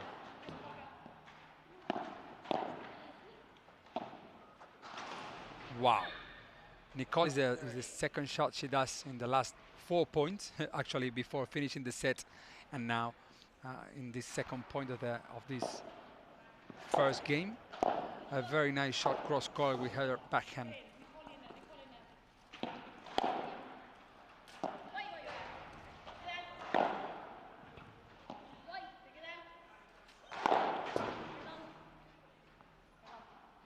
Nelida Britos with a wrong shot selection, actually, because the ball was coming cross court and she tried to smash down the line with a ball that was coming quite high, actually. It's not for a right side player who is not used to go for winners. But I think what she tried to do is, like, because Sofia Arvidsson is usually playing forehands and backhands straight without the back wall, that's why they try to attack a little bit more and perhaps aiming to let the ball, aiming to the ball to hit the back wall and then to make the struggle, the Swedish pair. Well, adversity well and truly at the feet. Here are the two Swedes. Arvidsson facing a couple of break points. There's one saved. 30-40. Great shot. I hope they can keep the serve and they don't get a break since the very beginning of the second set.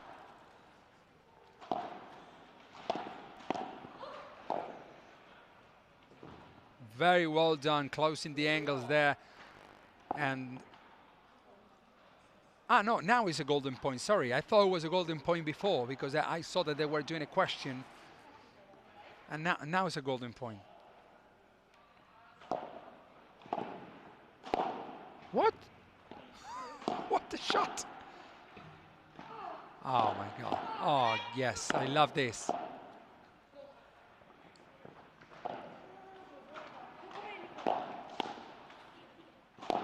What is that Goes shot? into the body there. There's that smooth backhand that she has, Sofia Arvidsson, for all of us to see right from the sweet spot, the middle of the racket. And look at that, they had to fight tooth and nail to hold on to the serve, but all credit to them to getting the job done in the end. What a rally.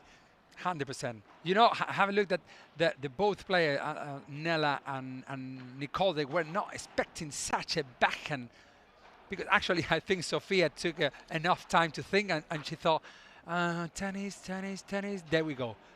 Saska. There you have an amazing backhand shot straight to her opponent's body. Nothing to do for Nicole, and 1-0 for the Swedish pair starting this second set. Great match we're watching, eh? Great match.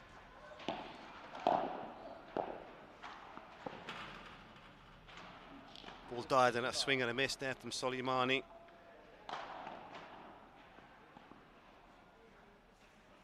Really were superior in that final in Örebro recently. Second straight title, winning all the sets last weekend. Find themselves in a good battle though here 1 week later.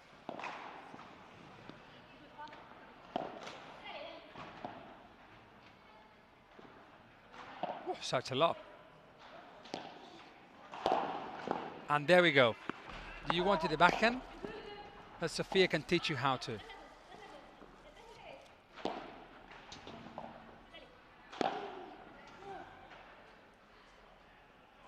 Very well played for the three players, the two Swedish players, and Nicole as well. She played a very good point. There, Soleymani just closing the angles, making Nicole to run the risk for that bandeja shot down the line.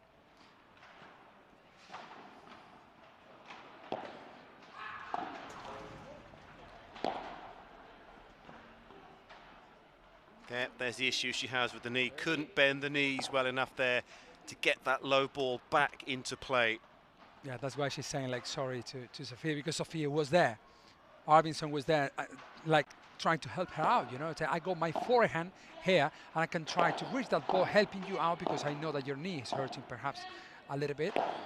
Let me help you.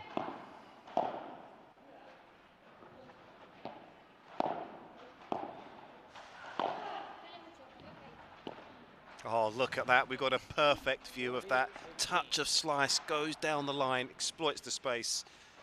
Picture perfect in that rally, really. See it again, just look at that. Sets it up nicely. That situation happened just because I think that because Soleymani is close to the net, I go again with the same topic, and then she was close to the net, so when she reached that bandeja shot, the bandeja was overpowered a little bit, and so the rebound off the back will allowed Nicole Traviesa to go for easily for a winner down the line. Been a good day of paddle here so far inside the Scandinavia Expo. One more match still to come. Once this match is done and dusted, third place men's match to be contested between Calle Knutsson and Daniel Windahl versus Simon Vasquez and Martin Pineiro.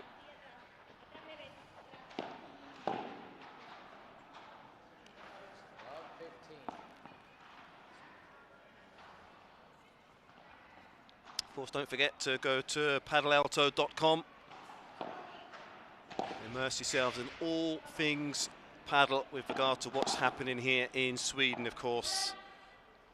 The website will be updated very, very soon. Plenty of jobs available as well. If you want to find out, go onto that very website, as well as match interviews, facts, match and figures, and up-and-coming contests on the Swedish Paddle Tour for the remainder of 2021. Needs to hold on here, Soleymani. She's been broken twice in the first set. The next match is going to be three Swedish players, the top three Swedish players and one player from Spain. So if you are home, if you want to share this magnificent sport to all your friends, call your family, call your cousin and tell them, hey, listen, you have to watch this. And these three guys are from Sweden. Well, it's the Swedes under pressure here. Soleymani just taking her time over this next serve, just gathering her thoughts. Love 40.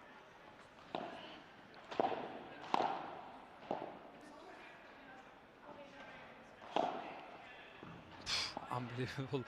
a flat shot of the bag is not used to it. She's.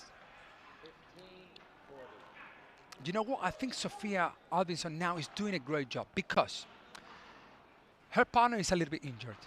Yeah, so usually when your partner is not in the right mood, you know, you are the one who's like, who thinks like, I have to do the job, I have to go for winners. And Sofia is completely in the opposite now. She's like, taking a piece, no problem, relax.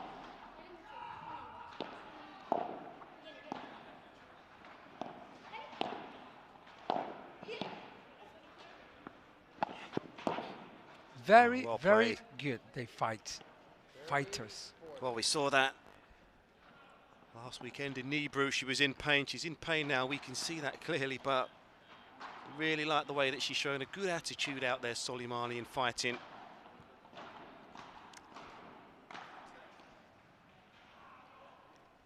Talking some tactics there, Traviesa and Brito. What are they going to do here from the return, I wonder?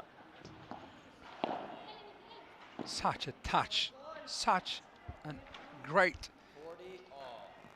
touch with her backhand.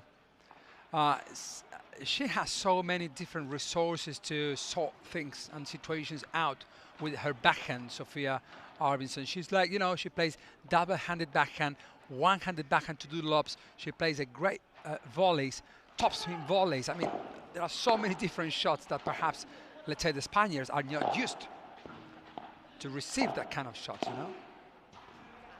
So there it is on the golden point. It is Traviesa and Brito who get themselves the early breakthrough here in the second set. Find themselves a set and 2 games won. Again, it was nip and tuck, but there, nice to volley, keeps it low, almost bisecting the 2 Swedish players there, picking the spot very nicely there, Traviesa. I was highly impressed of her early in the opening game today. I thought she was just shaken, not stirred on occasions there, Brito. Wobbled slightly on occasions, but Traviesa so far in 1 set here, 2 sets in the first game, I think really he's been very solid so far today. Actually, I asked them that during the interview. I asked them, and actually to Nicole, that why does she think that why she's doing perhaps you know, such an improvement in the last couple of months, actually, or not even 1 year. And she also said that to me that perhaps playing with Nella, playing with everyone calls her Nella, to Nelida, Britos, playing with her makes her feel like more comfortable on court. And even though she knows that perhaps Nella can go down in certain kind of situations during the game, but she knows, Nicole knows that Nella will be always there because she's a 41 years old woman competing at the highest level for many, many years.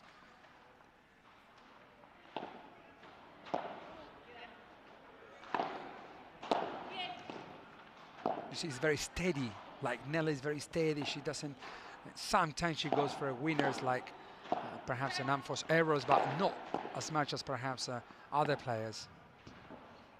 Wow! That was in, wasn't it? 15 love. Ah, 15 love. I thought it was in. I don't know actually what happened. What happened? Looks like she got the ball back into play, actually. I think it's 30 love. Wow. Brilliant. Just took her time and came across the ball, just changed the shape of her body there and changed up the complex of that rally going down the line. Loved that shot.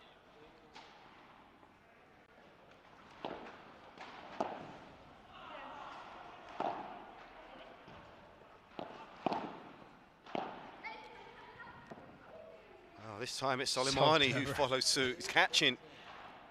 So clever. The Nella's bandeja was a little bit overpowered and allowed Soleymani to step forward and trying to go for a winner after the shot off the back wall and winning finally with a nice and smooth and slow and soft volley down the line to Nicole. Look how she's defending now. I love to see the Swedish players competing at this level. 40-15.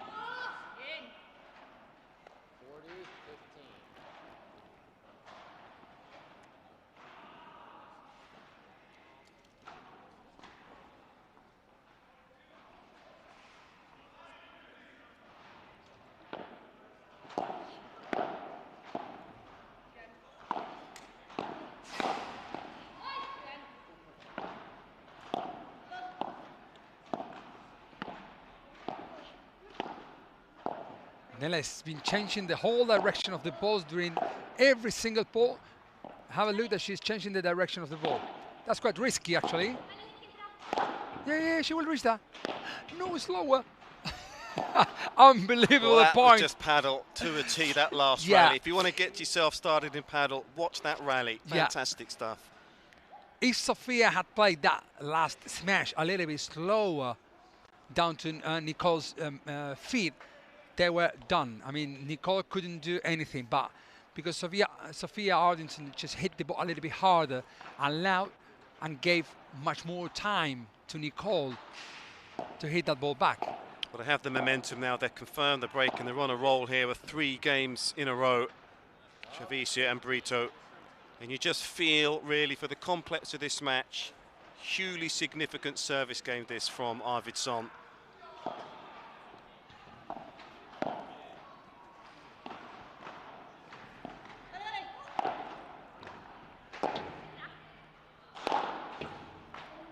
Very aggressive. As I told you before, that because here in Sweden the weather is a little bit more chilly than in Spain, and when players compete, remember that the season starts at the end of March, so it's April, May, June, July, August. It's a very hot weather until October, November, when the World Padel Tour is over, until the next season. So they play usually more than 22, 25 degrees until 30, 35 degrees. Well, slippery slope down the ladder now it is for Arvidsson and Soleymani. Arvidsson drops serve once again. Onwards and upwards it is for Traviesa and Brito. After a very tight first set, they look completely and utterly in control of the scoreboard here in the second set. 4 games to 1 the lead. And we can see there are a lot of work to do for the Swedish pairing if they are to avoid back-to-back defeats here in one afternoon inside the Scandinavia Expo. So they've got their spirits still high, we can see that, but look how nice and relaxed they look there, Traviesa and Brito. That's good to see in the chair. No words need to be said. Breathing fairly heavily there is Brito. You can see that's putting a lot of work into it as well. As you said, just using her brain, just using her experience, changing the direction of these points and doing it very well at the moment.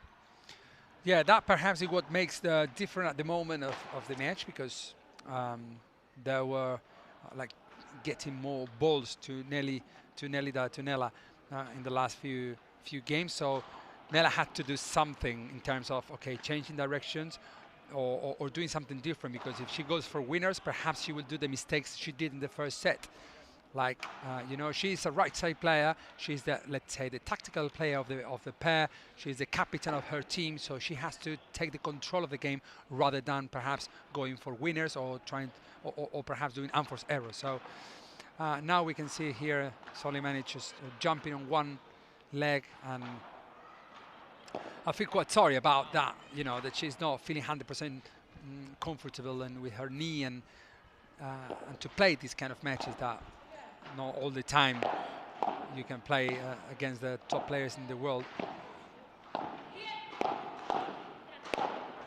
Nothing you can do about that whatsoever. Aggression personified again from Traviesa. Been highly impressed with that so far from her today.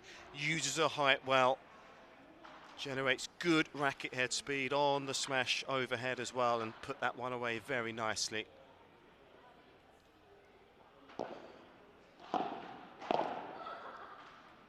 She's smiling. Actually, have a look at, she missed the forehand volley, and she tried to hit the forehand volley back to the same player, but actually that shot was unnatural. I mean, that forehand volley should go or down the middle or cross court. That's perhaps she was laughing like, what I'm doing? I should have hit that ball like down the middle, because naturally the forehand shot naturally goes for a right side player who is right-handed, should go cross court.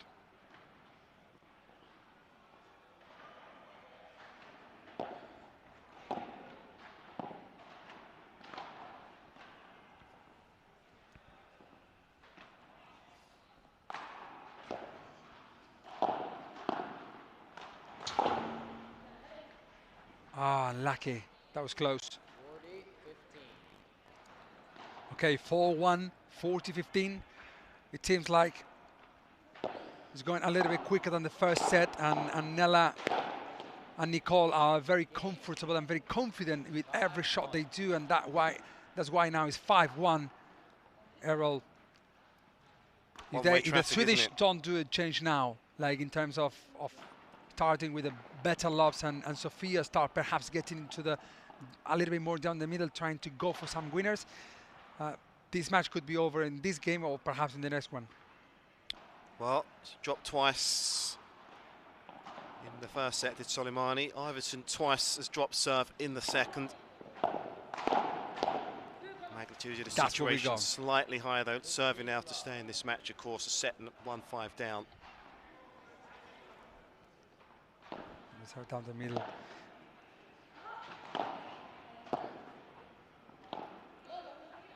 Sofia should get there, perhaps a little bit more down the middle, just to help her partner out. But yeah, but not in there when they're playing to Nicole. They have to recover the position very quick, because Nicole and Nella are just playing, yeah, opening so many angles all the time with every single shot.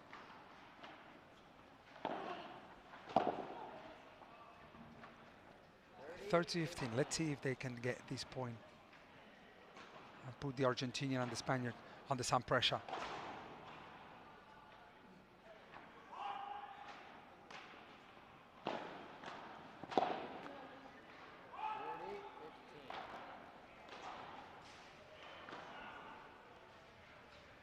Mentioned in the first match today for Traviesa and Brito that Brito changed partners 3 times in 2020, just looking to get some harmony with regards to one pairing. Settle down here with Traviesa here, and they stay alive in this contest, Soleymani and Arvidsson. Still a lot of work to be done here, a set and 2-5 down. So do they have to qualify at Madrid next week? Yes, they do.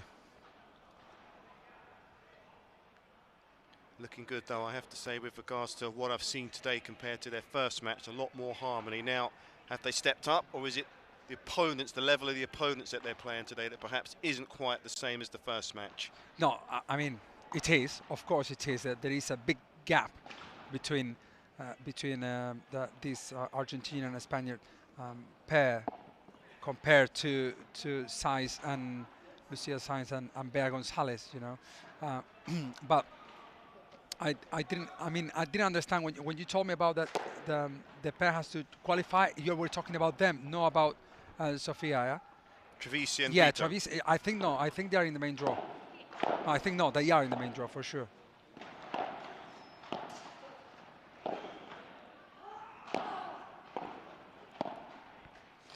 Sorry, I thought you were asking me about Arvidsson and. No, well, Arvidsson won't play a trade in Madrid, but Soleymani, she'll pair up with the Belgium that we spoke about earlier, Helena Weikart, so yes. she'll be there. Yes, Helena is different level. Very nice girl. Okay, 30 love. No, sorry, 15-0. There are points that I always say there are points that doesn't count the same. There are points that don't count the same, you know, and this is one of them. 5-2, 15-0. You know, this point counts more than 30, let's say, you know, if... Well, it missed the return. Unfortunately. Because there are some points that are very important. And that's why... Good serve, sets it up very nicely indeed. And after a tight first set, I have to say, they've stepped up to the plate. They've gone up a level or two in this second set, Traviesa and Brito, and that sets them up here with a couple of match points. One saved into the net from Brito. Kept low though, that shot. Not an easy volley to play, but one that she does make quite often.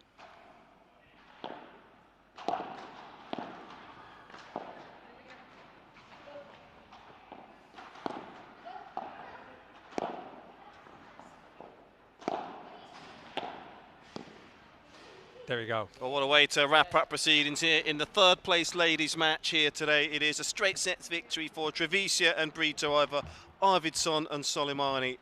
Once they got that first set on the board, really, they didn't look back thereafter in the second set. Smooth sailing all the way, and they walk away here this evening with some pride intact. Having lost their match earlier on today, they set the record straight. And you have to say, on the evidence of what we've just seen here today, they are deserved winners as well. So they can rest up, and perhaps they'll be back to watch the finals matches tomorrow before they fly back to Spain. And Soleymani as well. She can rest up with that knee, and before she'll get herself packed and good to go for the Madrid Open, the first event of 2021 on the World Padel Tour calendar. So one final match to go. We'll hear the interviews of both the pairings, again conducted by Amari Andrini. And we return to the action on the court. It will be our final match of the day, and it will be the third place men's match to be contested between Calle Knutsson and Daniel Windahl up against Simon Vasquez and Martin Pineiro. That match will be coming up after the interviews.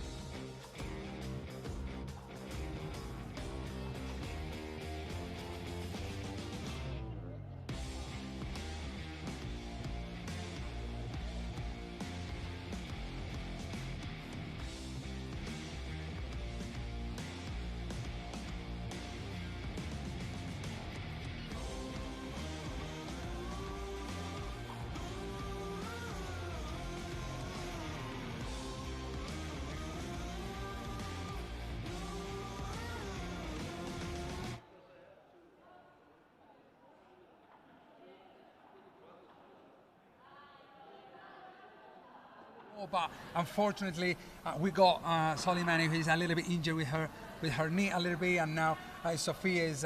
You were playing, I think, very good, you both, and so. But there were some little, perhaps, tactical things that you could have done better. Or what do you think about the match? Yeah, I mean, we're still learning. I mean, this is a level we haven't played on so much, so it's tough. But I think we played better in this game. The tempo was not as high as in the first game, and we have some chances in the first set we didn't take care of, and a few more mistakes than they have. And you know, when they got those with them, they raised their level, and yeah, that's the difference. And one more. Perhaps it's not a question, it's something that like an advice that you would like to give perhaps to those, because you know, as Marta Marrero as well used to play tennis at the top level, and there are many players in the like as well as Paula Josemaria, the lefty player, and which would be your advice to those who are perhaps the tennis players in women that are starting to play paddle and you see good results, you know? Yeah, no, I think we have a lot of things for free when coming from tennis, the volleys and the offensive game. I guess we have to work a little bit on the defense. It's fun to hit hard all the time, but it's not so effective maybe, so just to work on the defense maybe and play smart. Paddle is more of a chess game. You cannot hit through the opponent because you have a wall at the other side, so you have to think more. That's very good. Thank you very much. Thank you. And I want to see you happy because you were fighting the whole match, and we saw it from the streaming, and everyone watched what you've done during the whole match and trying to be there, facing up one of the best players in the world as well. Cross court with one of the best players in the world, who was Nelida Brito for a long time. She's 41 years old, perhaps playing, I don't know, since she was 10 years old. And so I think you had very good chances at some point, and then perhaps they got back into the shape. But how were your feelings during the game? That you got a little bit injured in your left knee, your right knee. But how do you feeling with the match? No, I'm a little bit disappointed now because I felt that I did too much unforced errors, especially in the first set when we had our chances. So yes, I'm disappointed. She's a fighter.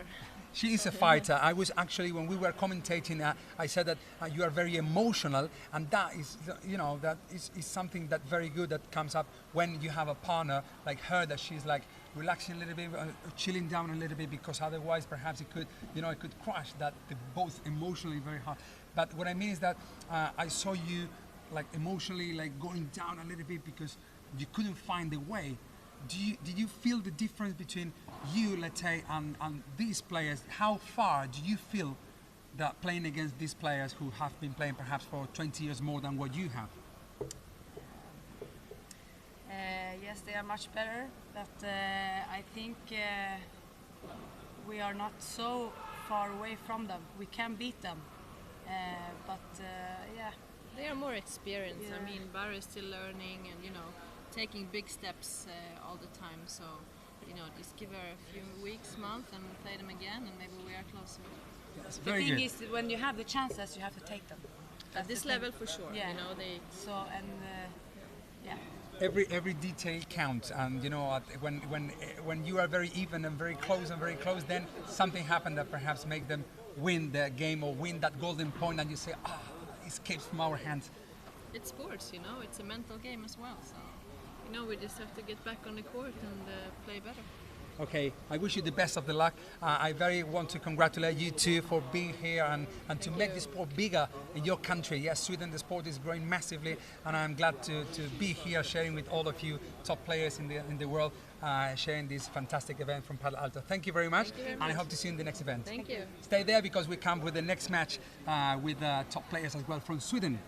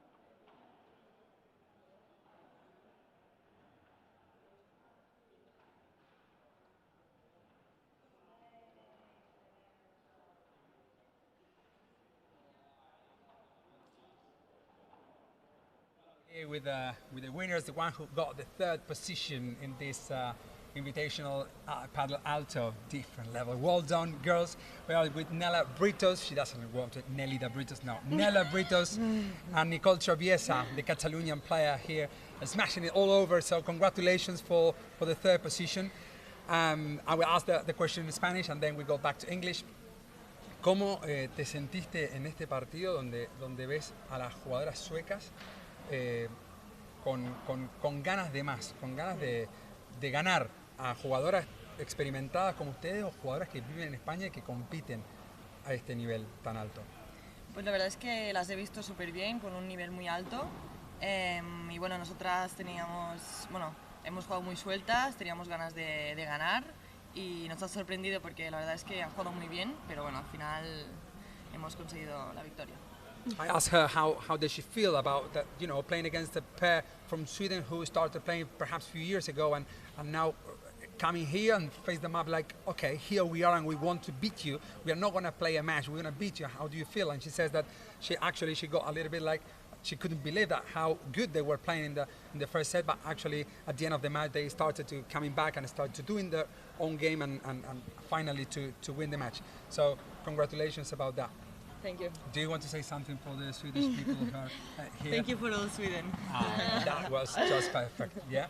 Okay, Nela. And so, which are your expectations for the World Padel Tour 2021? Which is your aiming? I know that you are very competitive since you were very young. That's why you have world championships won for Argentina and so much experience. But which would be perhaps your objective for 2021 for this year to compete in the highest level?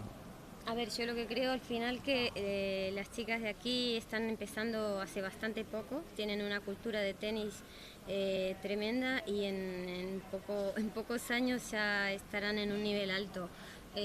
Nosotras, bueno, al final tenemos mucha más experiencia que ellas en cuanto a juego, digamos, de defensa, pero bueno, en la red van al choque muy bien, pero en el tema de defensa ahí es donde ellas les cuesta un poquito más y ahí nosotras, bueno, podemos aprovechar eso, pero en poco tiempo estarán a un nivel muy alto.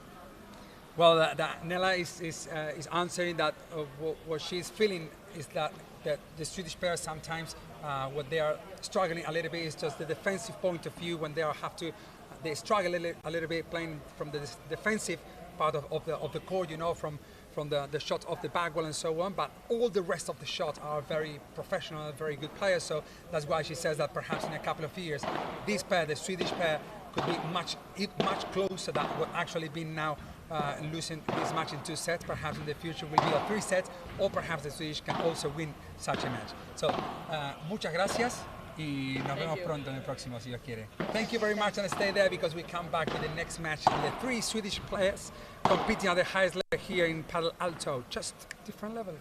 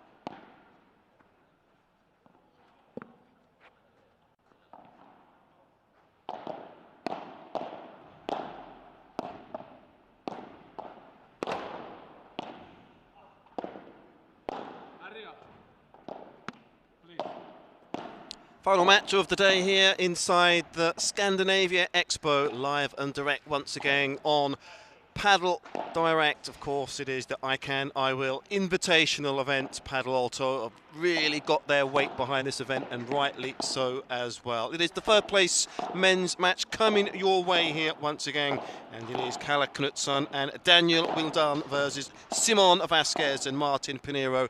Both these pairings looking to wrong the rights in their respective matches early doors today. With regards to Knutsson and Windahl, they were brushed aside, no surprises really, versus Federico, Chingotto and Juan Tello, the world ranked number 10 Argentinians, and Simon Vasquez and Martin Pineiro.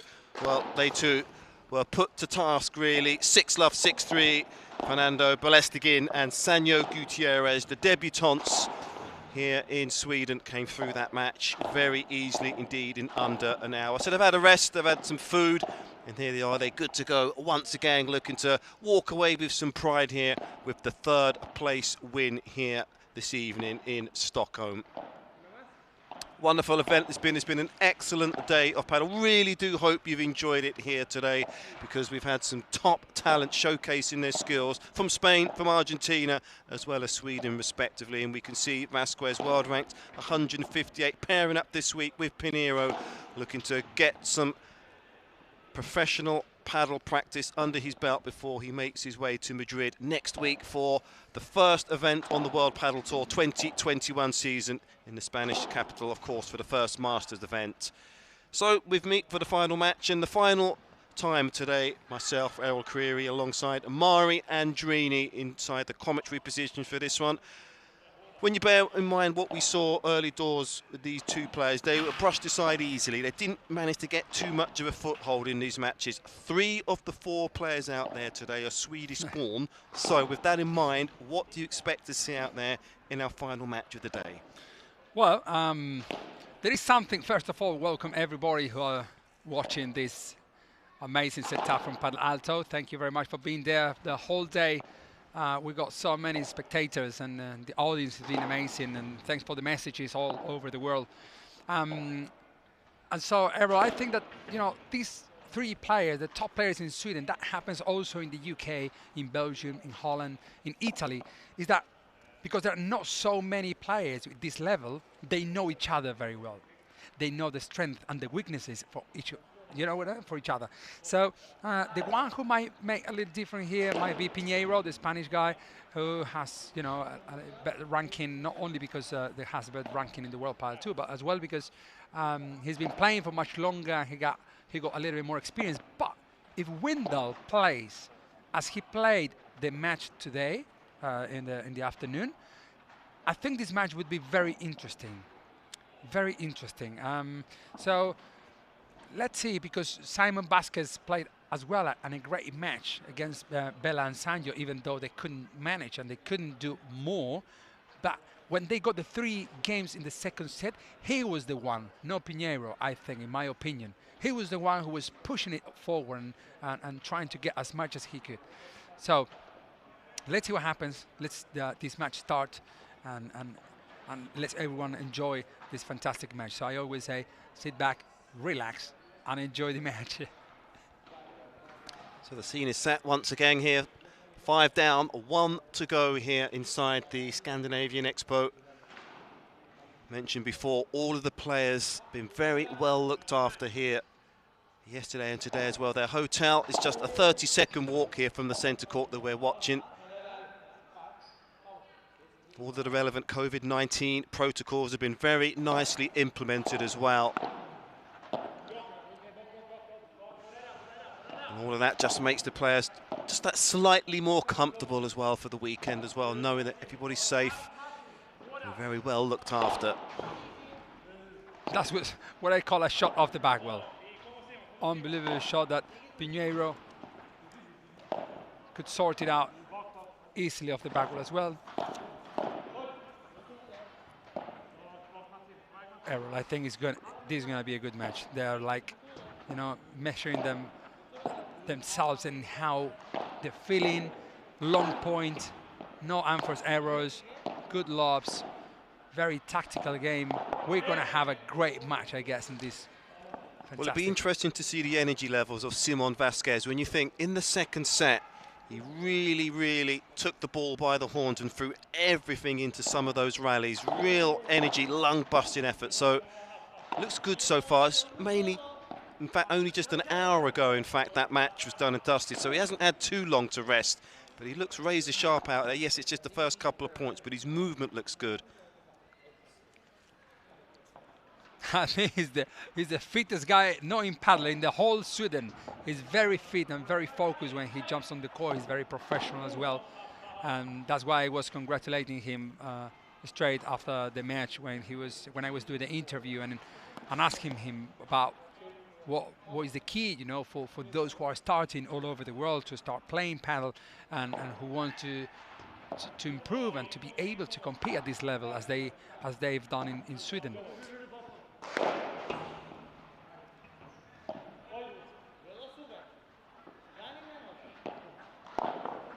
Have a look that Simon was playing very hard, very quick. Windahl as well, Daniel who was playing as well.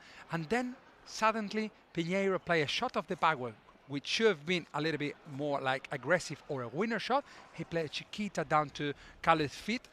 And you know, he cut off all the piece of the ball. And then is when Calle made a mistake because he didn't expect that slow shot down to his feet. So he's dropped serve in his first service game here, has Windahl. Now, when you factor against Chingotto and Tello, Windahl dropped serve 3 times spread across 2 sets. So it's a tentative start from him from the service line. An early break here. And Pineiro as well. I think he just needs to have a galvanising effect here in this match. Hit and miss, I thought, in the first. And wasn't quite as confident in his game with regards to Vasquez. So an opportunity for him here to go out on his shield, so to speak. Great forehand shot from Calle. Scoreston there, cross court down to Simon's forehand side, and Simon couldn't do anything there. Great shot from Calle.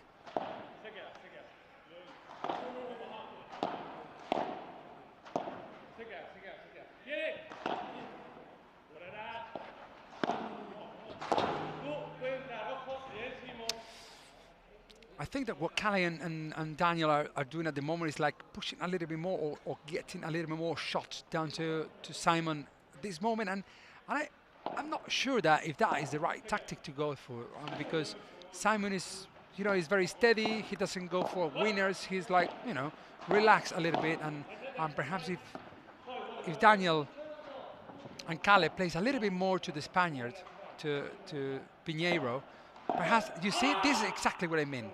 Well, that's the kind of shot that he struggled with in his first game, actually, Pineiro. That low ball on his backhand side where he just really couldn't get enough bend in the knees, couldn't adjust the body well enough to get the ball back into play. I thought his court positioning as well in that opening match just needed to be adjusted on occasions as well. Yeah, but you know why? I think, Errol, it happens because Pineiro is like watching the match at the moment, because the Swedish ones are playing most of the shots to Simon, which I think is not a great tactical point of view from their side. And now they go a break. Have a look. And they won 2 points straight to Pineiro. So they break back with immediate effect. And it's Pineiro this time again, as I mentioned, who struggled service-wise in his first game. Followed suit near early doors in the first set.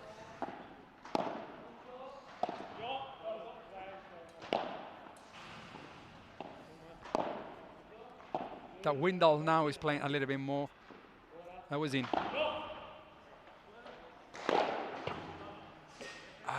Unfortunately.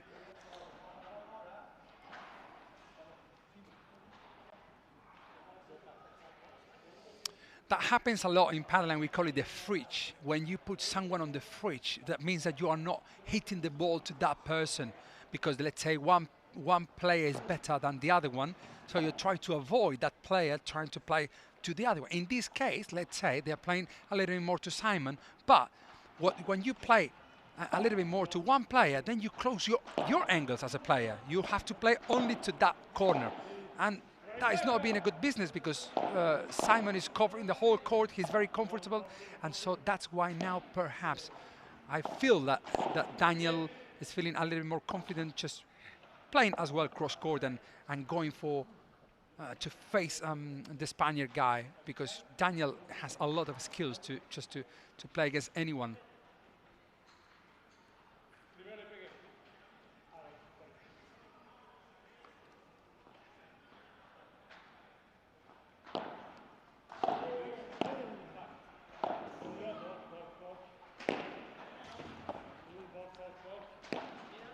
Very good.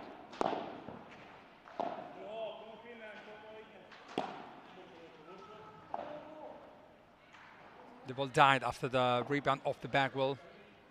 Simon couldn't manage that. Kind of in between the Vivora and Bandeja shot from Calle, the youngest top player here in Sweden. Lovely to watch all the Swedish players competing at this level, showing how the sport is growing all over here, this country. Gets the job done at the second attempt there, does Pineiro. Missed a trick, I think, in the penultimate shot, not going back to where Knutsson was standing, but opportunity here to see 3 breaks of serve in a row now in this first set.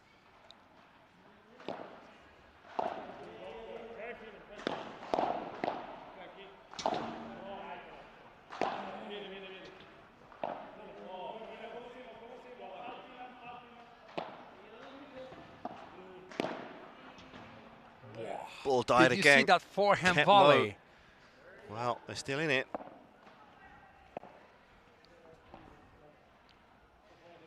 Beautiful backspin printed on it.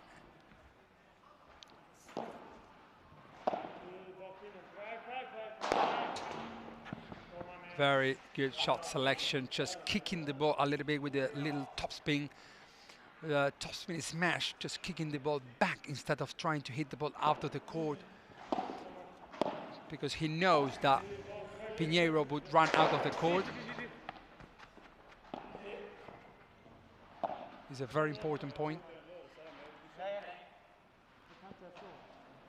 Well, may have to play a let here. Play has been halted here by Vasquez. Let's have another look at that. Just arched over the net. Did he touch the net? Yeah, he said that. Yeah, he did. That's sometimes, you know, the only one who can say that is the player, you know. So well done. It's 2-1. So there's the first service hold, and well done to Knutsson and Windahl. So after a touch of revenge really out there today are with his knee, Knutsson and Windahl. I mean, they've come quite well acquainted actually with playing Vasquez in recent weeks. It was Vasquez pairing up, of course, with Rockefoot at Örebro. Won that title, but Knutsson and Windahl won their first Swedish title just a week later, last weekend in Nybro. 3 very tight sets. We're on course for that perhaps here as well. 4-6, 6-2, 6-4 in favour of Vasquez and Rockefoot. It was at Örebro against Knutsson and Windahl. 4-6, 7-5, 6-2 a week later at Nybro. Windahl and Knutsson finally got that monkey off their back and won their first title as a pairing.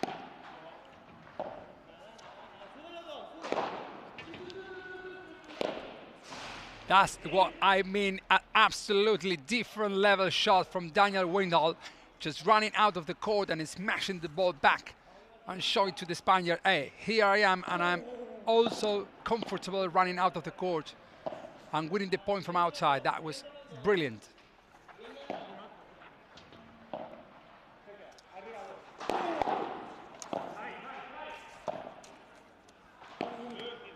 Good defense from Calle there, just trying to block Simon's Vivora down to his low backhand volley, and he was very powerful, his feet and his forearm, trying to keep that volley in and waiting for Simon's unforced error. And have a look. What a return that was. Took that nice and early. He read where that serve was going and sent back the return with a huge amount of interest on it.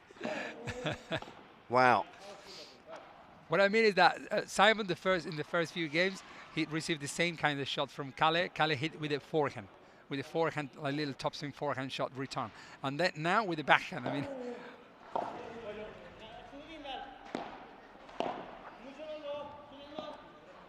If I were Daniel and Calle, I would rather running forward, both of them, when Pineiro is preparing for the smash, I would just rather decide to let Windahl to go forward perhaps a little bit more than what Calle would, just in case that Pineiro does a fake smash, so someone could be at the back a little bit more ready to defend that shot. Well, 4 games into this first set, yet to see a clean service game so far. Been golden points, break points, breaks of serve, few score lines, and this one no different here. From 15-40 to the golden point situation, Vasquez still on serve. Nice to volley, good enough to get the job done there. Aggression personified from Vasquez. Had to do it the hard way, saving those 2 break points, but bears the fruits of his labour there, squaring off this first set now at 4 games apiece. It's absolutely amazing how the Swedish players have improved the level of playing, just, you know, by competing all over the country and training every time. 3 of them live in Helsingborg. How do you pronounce Helsingborg? Helsingborg. Helsingborg, where I have so many friends there from some padel clubs, and I used to go there many times a year, and I saw these players like starting, like, and they couldn't play this kind of matches like 2 years ago, and nowadays Windahl hits Simon's body, like trying to go for aiming to the body. That's what well, we you said can find today. out about those Swedish players that you've just mentioned here, Mari, if you get yourself on padelalto.com. All of the Swedish players will feature on that very website. You can find out just how they go for the remainder of the 2021 Swedish Paddle Tour and the World Paddle Tour as well. It's a wonderful website. Jobs available as well. If you just hook up on it, get yourself on it, find out what's on offer. It certainly will be an excellent website for you to enjoy all things paddle for the rest of the year, that's for sure.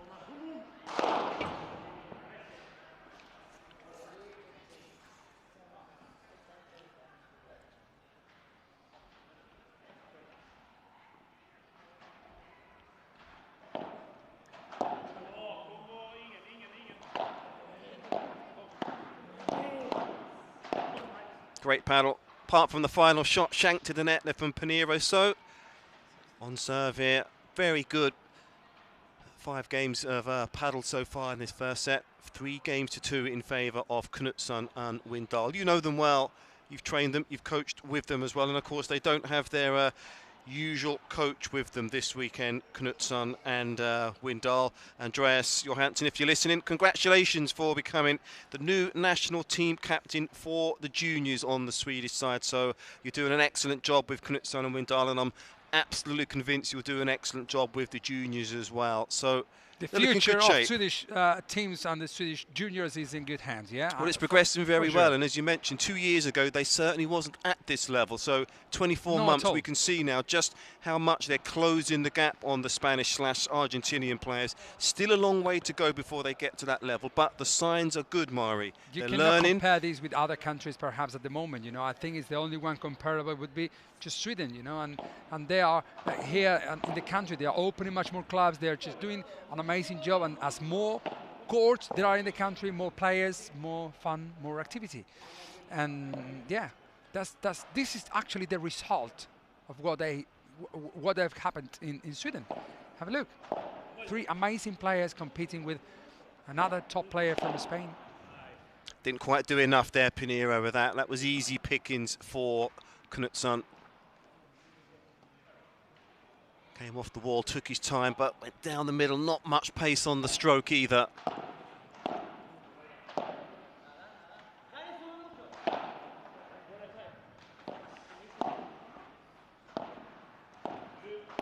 That was a tricky shot. Oh, Pineiro, brilliant stuff, goodness. entertaining rally, and Vasquez puts the cherry on top of the cake there. Great reactions with that forehand, exploited the space, and hey presto, very quickly they've raced off to 3 break points here, and what a way to do it from Vasquez. Unexpected shots, huh?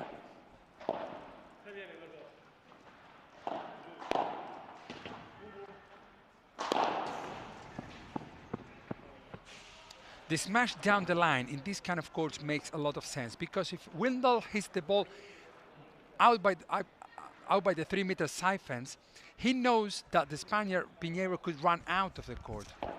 Rather than if he hits the ball down the line, the court becomes shorter, because the distance hitting in parallel than hitting cross court is shorter. So that's why Windahl tries as well to hit the ball down the line, also thinking that Simon is lower than the Pineiro, who is is higher. He's like 1m90 or 1m85. So we're all square once again. 3 games each. Back-to-back service breaks. Things have settled down nicely since then. We can see Knutsson beginning to work that overhead and smash very well. The aggression is being controlled very nicely, finding the middle of the racket.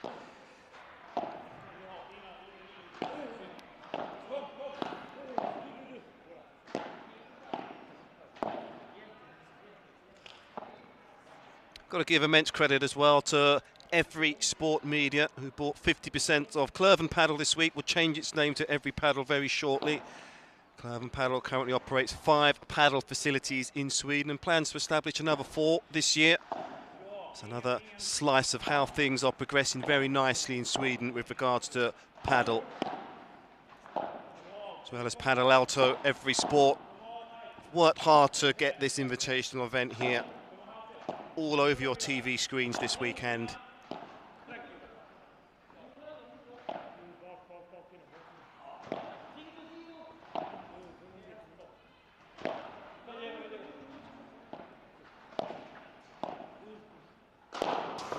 Just looks slightly more solid in this match, Pineiro, than he did in his first match, but again, it's that smash into the corner. Not shying, going for that opportunity is Knutsson.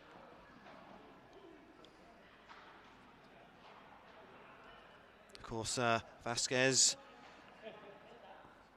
born on the south coast of Sweden, Vasquez. Ängelholm, very close to Helsingborg. Can communicate in Spanish with Pineiro with regards to his roots from Chile. Swedish and English as well.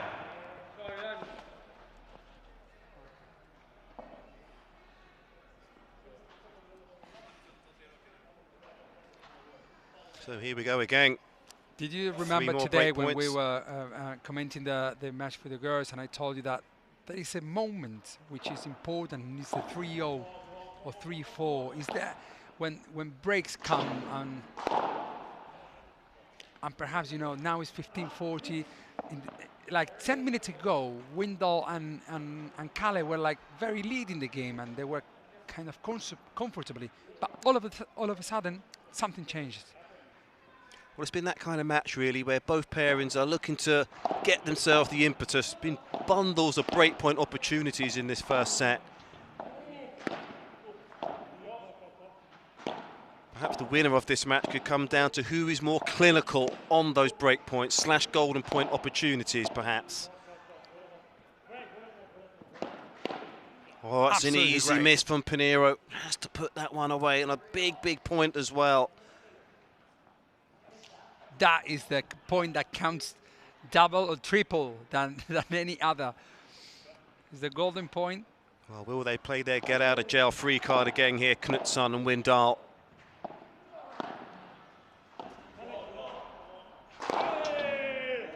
Well, indeed they do. Out comes the emotion again. They did it the hard way. They went all the way around the houses en route to that service hold yet again, digging deep into their reservoirs of belief, saving those break points. And here we are, back on serve, still on serve in this first set, Mari, at 4-3. Highly entertaining final game of the day we're witnessing. And it was 15:40, huh? It was 15:40, 3-0. It wasn't that easy to play those 3 points, but actually Daniel Windahl and Calle could make it happen and just keep the score up and going 4-3 up in the score.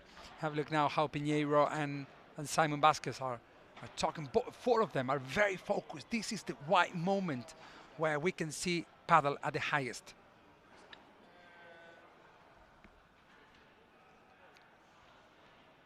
Well, they've certainly earned a rest, these 4, because they're throwing absolutely everything, including the kitchen sink, into these rallies out there so far today. So we're not wearing hats, Mari, but let's tip our hats to them anyway so far for their endeavours, and long may it continue. We just saw Knutsson there, fist clenched, pumped up here with regards to what is going to happen here.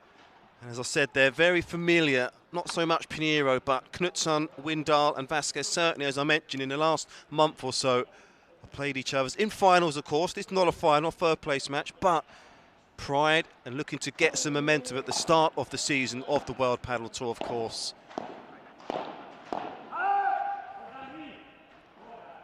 Very good start. So far, the 2 breaks, it's been Windahl, who's been broken, and Pineiro as well.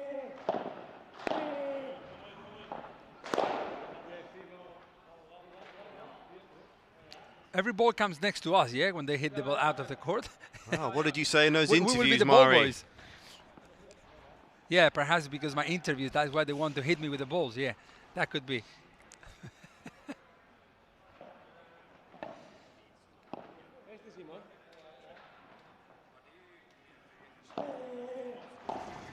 Goes down the tee quite often, going into Windahl on the serve, does Vasquez. The ball hit Calle on, I think, on his ribs or on his elbow. I didn't really see it that much. We have to think about that as well. That it's good to say that Calle Knutsson is a backhand player. He's a left side player. And now he's playing on the right side because he's playing with Daniel, and so they're trying out, you know, because sometimes players, when you get used, great point. Oh, brilliant my stuff. goodness. Absolute touch of quality that from Windahl. Well, so what I want to say is that, you know, you finesse. get used to playing one side, and Calle used to play on the left side for a long time, and now he's playing with Daniel, and they believe in the pair, and with their coach they took a decision to say, okay, Calle, you play on the right side and let Daniel play on the left side. And so for Calle is like a new experience playing on that side. That perhaps, you see what I mean is that perhaps that Calle, that's why he's not that used to play this shot. Have a look where he's turning and, you know, couldn't really impact the ball, perhaps because he has to keep playing on the right side perhaps for a year and then being ready 100% to play on that side. Wow. Good shot down the middle. Again, that's the backhand. Would you believe it? Golden point once again. Game number 8 in this first set. And it's balanced very, very finely on a knife edge now, this first set. And now he goes for a winner. No, he didn't. Oh, my Sails goodness. out there from Vasquez. Failed the test this time, and there's a break of serve for Knutsson and Windahl. And boy, they certainly had to work very hard for it. These are the points. Like they count a little bit more, and I always said that the ball becomes heavier. That's why Simon made that mistake. Otherwise, if he were winning 3-1, 14-15, he will never ever miss that shot. And it was a clever from Calle, who played an easy shot down the middle, and then making Simon make that mistake and Amphos error.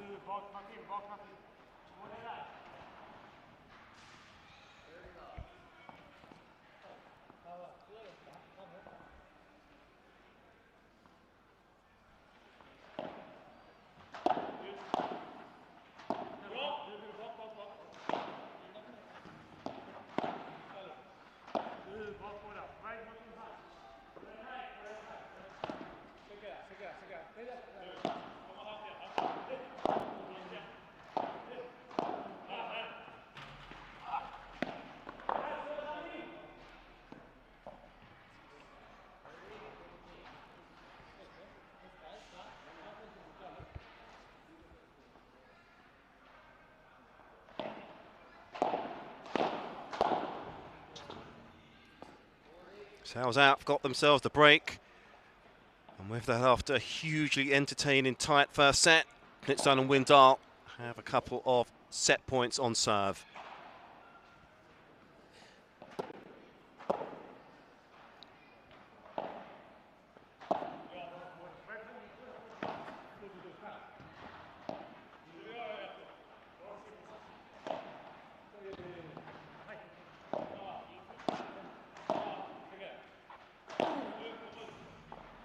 Yes, well done. Oh, man, that's Calle Knutsson, absolute different level. Backhand shot down the middle. Nothing to do with Pineiro and Simon Vasquez, who are now in troubles. Yeah, they go one more set to go, or 2 sets if they want to win. Well, what a way to wrap up business in that first set. We can enjoy that rally again. Wonderful camera angle this to see Knutsson just take that on his backhand through the Iver needle down the middle. And that final break was confirmed with aplomb. And perhaps the way this match is going, it's finally balanced here. Toss of a coin as to whether this goes to 2 sets or 3. But I mean, it's been a very good match. Some good paddle, high level. And as you said, the Swedes much improved now. And we're seeing that for all of us to see here throughout our live coverage here today. Started off at 10 o'clock this morning, of course, of our first match of the 6. It was Soleymani and Arvidsson who lost out to Gonzalez and Sainz of Spain, 6-2, 6-love. Federico, Chingotto and Juan Tello of Argentina came through safely, 6-1, 6-3 versus Daniel Windahl and Calle Knutsson, the reason they are here in this third place match. And Sanchez and Josemaria came through 6-4, 6-4 versus Traviesa and Nelida, Brito.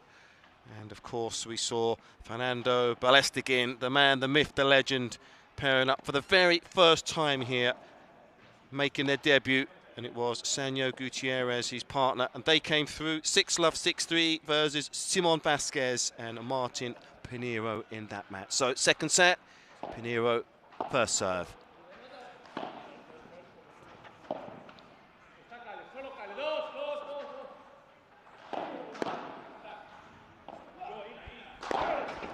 Very good shot selection. Sometimes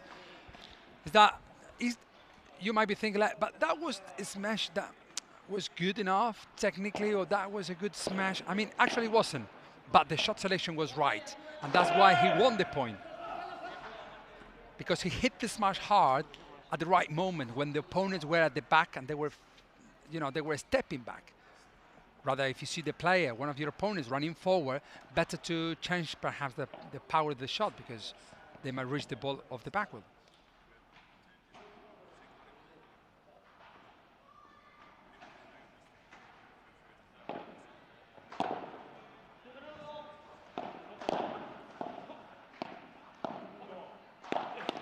I think Calle is making a big difference at the moment in this match. He's like very comfortable, very confident.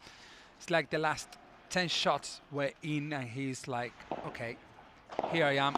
This is my moment, and I have to take advantage from it, because as I told you before, that for how long you can keep that level, and so Calle now is his moment.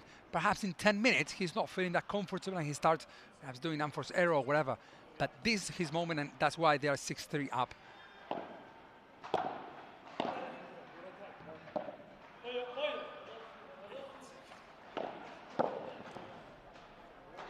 Oh, that's excellent. That was from Pineiro. Turned defence into attack with one swoop of his trusty old forehand. Look at that. Right there at the feet of Windahl.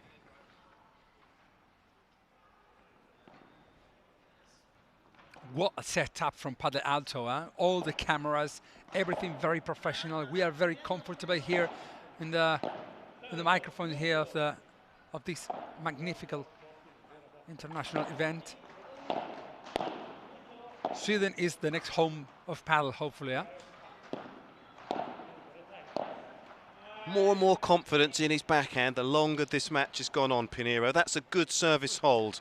Looking to take this match the distance. That bodes well, perhaps, for their confidence. So, nice service hold there at the start of the second set.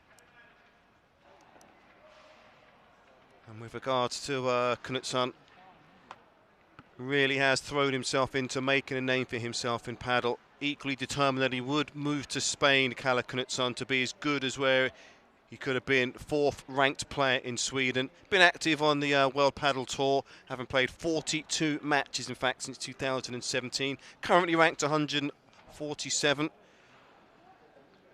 Which is already very high. Windahl. So, yeah, they're doing well together. Their first SM gold in September last year. Partnership with David Fernandez didn't last too long in Spain, unfortunately, for Knutsson.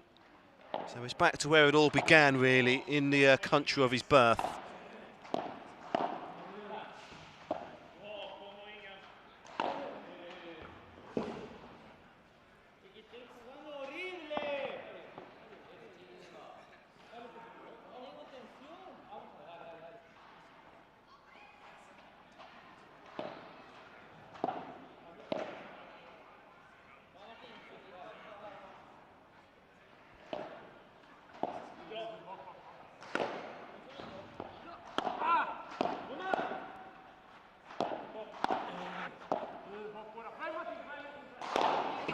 I think it's Simon, Vasquez, and Pineiro are just playing from the back. Lobs are not being played as good as perhaps they would need to play the lobs to get a better. You see, the decision making of the lobs are not the great ones. Otherwise, this court does not allow you to smash that hard, because you know the ball doesn't go as quick as perhaps in Spain or in another surface. That's why I think that that perhaps Pineiro and Simon, they should be like, okay, trying to win more points at the net and trying to defend better from the back. Nice clean service hold that from Windahl. No drama at all, got the job done very quickly.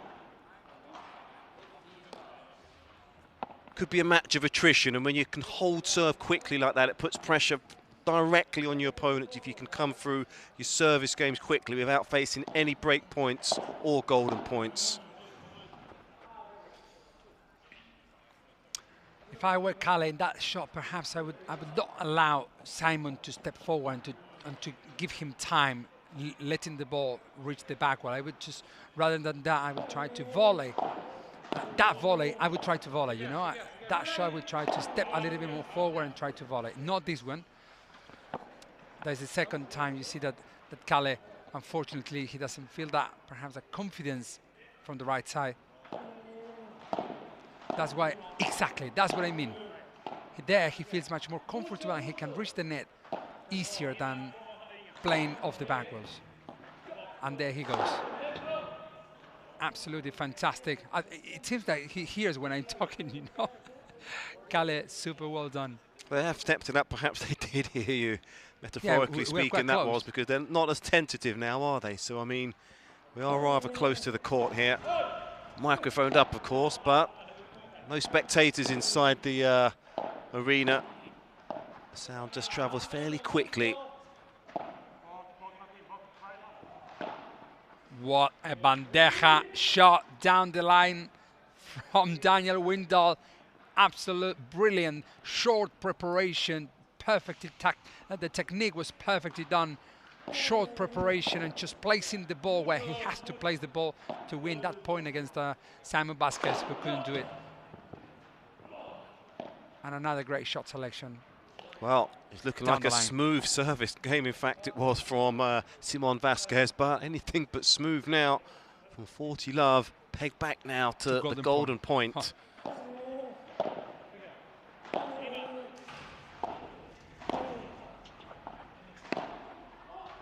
Harder work than it needed to be, but they get the job done in the end. The collaboration of Vasquez and Pineiro from 40 love to the golden point. They come through, so we're still on serve here in this second set. As you were really from the first set, deja vu, where it's very, very tight and just a couple of service breaks so far going into this second set. So still early doors here in the second set, but from what you've seen so far, not much change really so far, Mari, with regards to someone grabbing this match by the scruff of the neck. Yeah, it's been, it hasn't changed that much since the last couple of games. I mean, since Calle and Daniel won the first set. Actually, didn't see the reaction from Simon and from Pineiro. But give them some time, and perhaps if when Calle and Daniel and perhaps the coach Andrea Johansson, when they listen at our commentary, and they will say, "Oh no," but actually, I would like to have a 3 sets match, because Sweden deserves this kind of matches, and to have these 3 players who are very close in the level. They're very close level, and so they would deserve to have a 3 sets. They're not going to feature tomorrow, so 3 sets bodes well going into Madrid, just to get that extra match practice under their belt. So why not, indeed?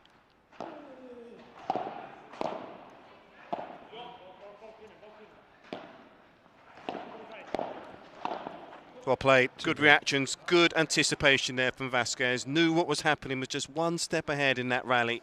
Came across early there to put that point to bed. Good volley going down the middle.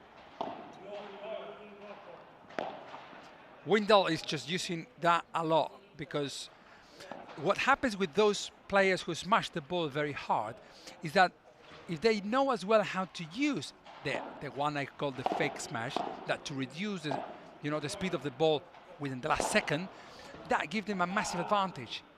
Because then you don't know whether if they're going to hit the ball very hard or if they will just put the ball in bed, as you said, like putting the ball to sleep there very close to the back goal. And that's what Windahl is taking advantage from. Oh, goodness. What? Well, he gets the nod of approval there from Vasquez. Does Pineiro again. It's tight on the Windahl serve. But that was out, wasn't it? Knutsson serve, sorry. He was.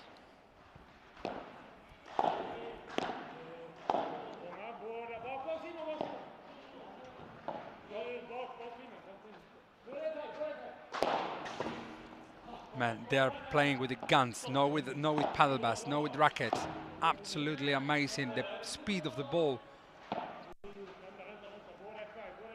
Will he go again? No, really. Slowing down, just taking the control of the game.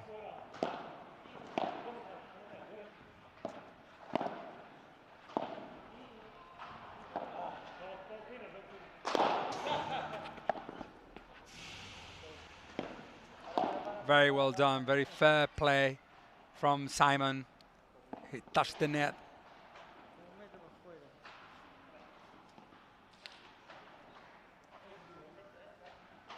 And Windahl again, changing the direction of the ball, changing the speed of the ball all the times, and that makes him to be a little bit more unpredictable player. Disappointment there for Vasquez. That sails out, so we're all square once again. 2 game apiece here in the second set. So still it's Windahl and Pineiro, just the 2 players that have been broken so far in this match. Could be crucial, it could be gold dust really, that first breaker serve in this set, as to whether we go to a straight sets win for Knutsson and Windahl or into a third and deciding set really.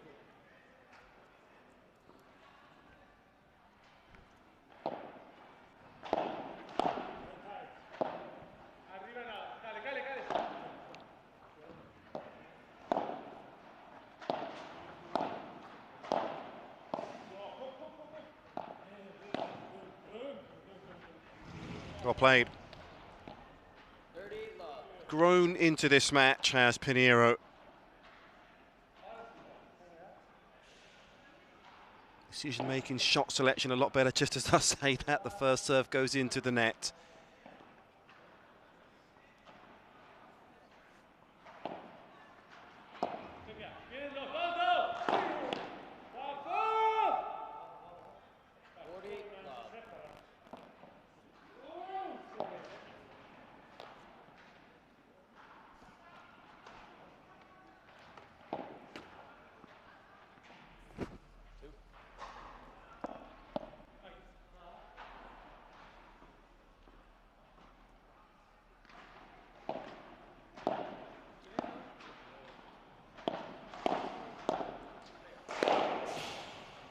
No one's getting that one back. Robust and forceful there from Pineiro. So, once again, we remain on serve here in this match. First set in the hand of Knutsson and Windahl. On serve, 3-2 in the favour here of Vasquez and Pineiro. So, again, really is tight measures between. It's just as we expected, really, coming into this third place men's match. Nothing to choose between the quartet out there so far. And good to see that we've seen some shots into the body, but it's all been cordial, nothing too sinister. And the match has been played in good spirits so far, and long may that continue.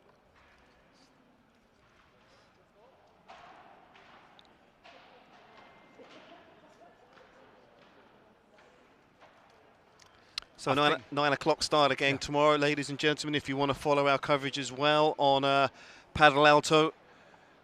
Final of the men's. Ladies first, though, of course, and so it should be 9 o'clock tomorrow. We'll see Gonzalez and Lucia Sainz in the final versus Sanchez and Paula Josemaria. On the men's side, Fernando, Belasteguín and Sanyo Gutierrez.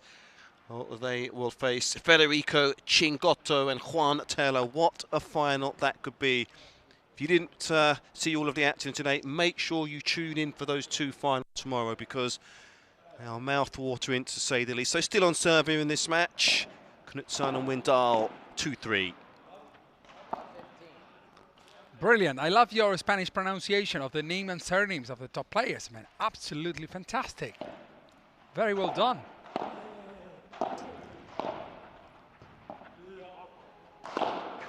It's like, to me, if I have to pronounce the, you know, the Swedish surnames of, it's not that easy, you know. You're doing an excellent job, though, and I'm sure many people will concur with that, Mari. Okay, so I want to tell about the tactical point of view of this match. I think that Calle is helping a lot to let Daniel Windahl to do the job, you know what I mean? So it's like he's playing much more comfortable and confident as he was playing today's match. Of course, it was a different match. You're playing against Tello and Chingotto, you know, as you're playing against the top 3, top 4 players in the world. But now Calle is, as he's better positioned, he's a little bit more confident. So that gives Daniel Windahl the chance to run the risk, to go for a little more relaxing time. He doesn't have to go for winners all the time.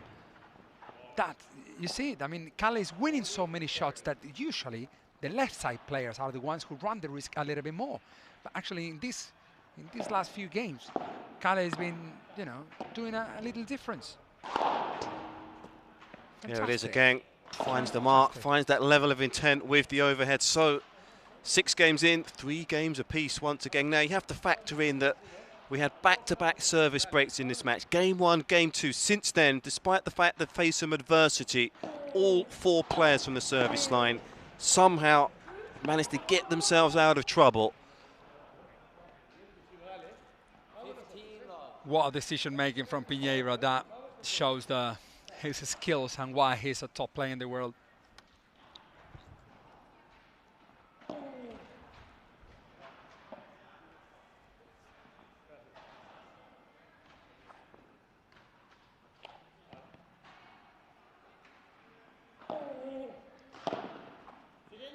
Such a backhand.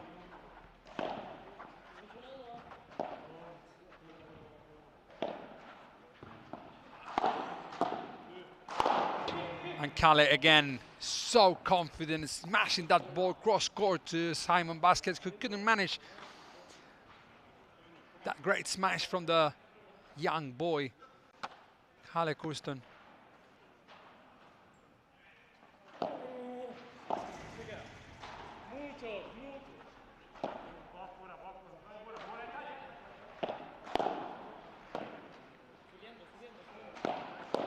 Great shot again. 30-15.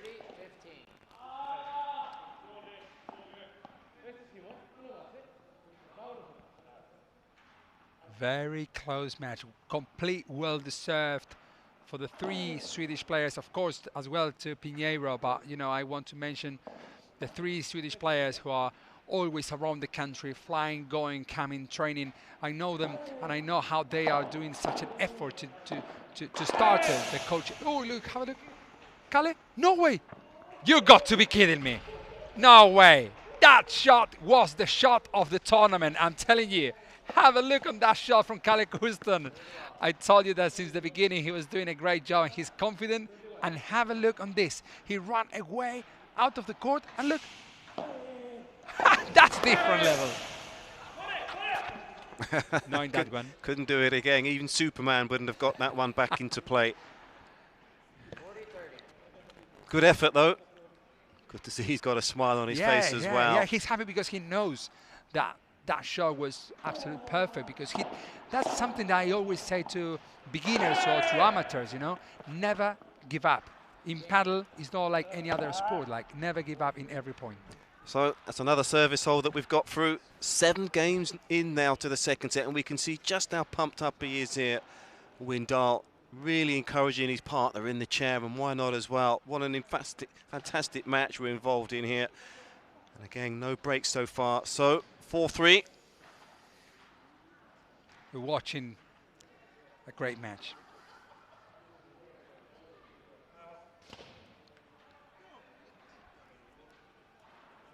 Well, thirsty work for the players, and we can see there plenty of energy drinks. But let's enjoy some of these rallies again here on the replay. And that last one there, just a bridge too far for Calle Knutsson. But he moves well for a big guy. That's very impressive from him, really, Mari. He's not flat-footed, he's light on his feet.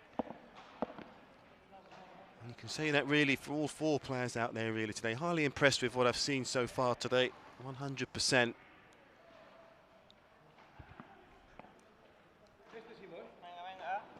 Completely agree. Such a paddle club, huh?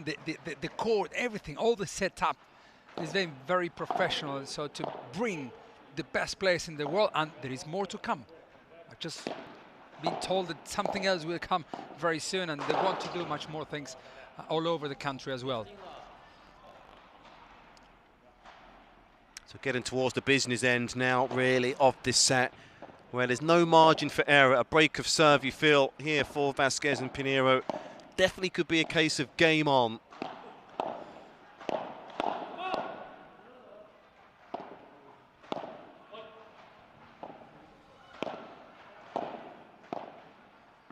Ah, stop it. Stop it, Mick. My goodness, Calle is such a great shot. Unpredictable backhand drop shot from the right side player. Calle Knutsson.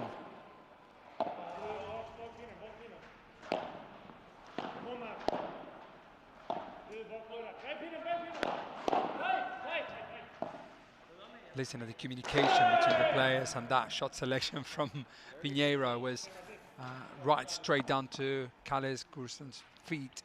I mean, of course, there's no prize money on offer, there's no ranking points on offer, but there's no disgrace really from both of these pairs in losing out to Chingotto, Tello, Belasteguín and Gutierrez. So, I mean, it's just pride out there that's on stake, and we can see they're really playing for pride. Don't want to go out with the wooden spoon, they want that third place victory. See, it matters. That's good to see.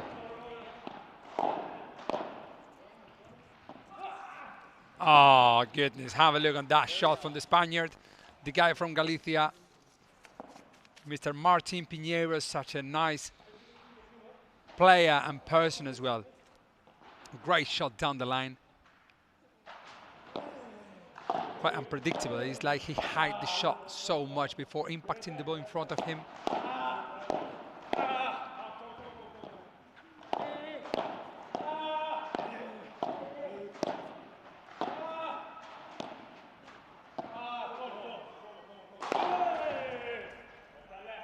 Calle didn't hesitate in that shot. That's what I meant to tell you, is that, you know, a right-side player that height, like he's 193 meters. I mean, he's a massive boy who can smash the ball very hard. So that, you know, sometimes help, sometimes doesn't, but sometimes it does.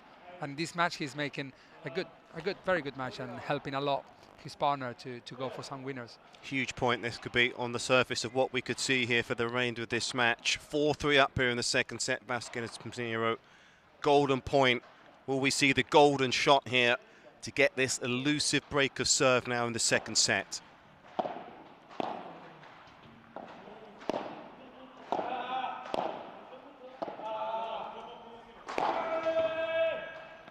Oh, Simon hit the net, unfortunately. But again, so I'm telling you, again, Calle taking the very right decision making with a shot above the head height. As think about it, they were doing so many lobs to Daniel Windahl until Daniel started to change the directions, to change the speed of the ball and so on. So perhaps Simon and Pineiro decided to start playing lobs to Calle. And Calle is also taking a very good decision. So it's wow. the second time that he does hurts. the same thing. Felt that one from here. I think it hurt to the ball, not to Calle. Calle is is a very strong boy.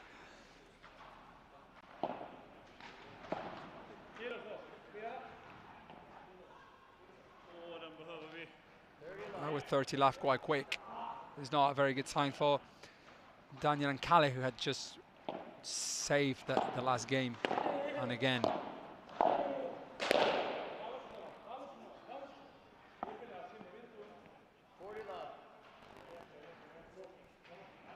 I very like Simon's mentality. I mean, he's very steady, even though he's losing the first set. Now they are very tight in the second set. And actually, perhaps people would think like, but because Simon is playing with the Spaniard and with the top player, he should win this match and so on. But he's beat Daniel and Calle many times, playing with Caio Rocafort as well. So another hold, would you believe it? On course perhaps for a second set tiebreaker, perhaps the way that these two are holding. So he just takes on board the bananas where they played with a lot of energy and commitment so far. 9 games in now to this second set.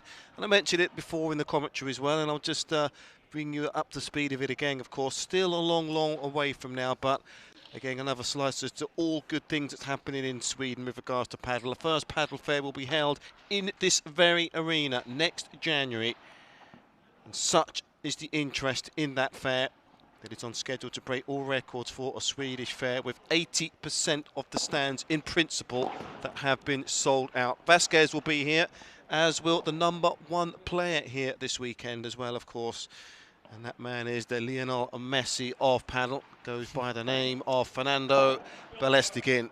He'll showcase his skills here, and that means that we're doing things well here in Sweden if he shows up. Into the net again there from Vasquez. Just couldn't stop his momentum. And Calle knows that. Even though now, if let's say Calle hits the smash again and Simon reaches one ball and does a drop shot or whatever, and Simon wins the point, it doesn't matter. I would tell to Calle, well done, carry on, because you have won already 5 smashes out of 0, you know. So it's been 5 of 5 actually. So I think that is what is making the difference at the moment. But you're playing with a player like Pineiro who can do these kind of shots. Calle is, you know, is congratulating his opponent by clapping the hands, because the shot was actually unreachable, not to Calle, to anyone in the world.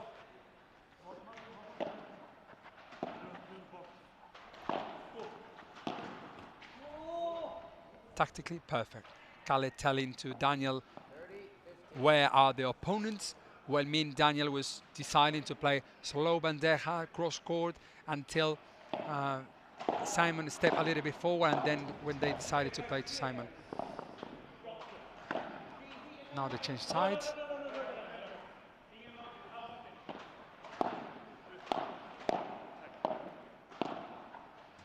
That's, you see, that's exactly what happens when you change sides.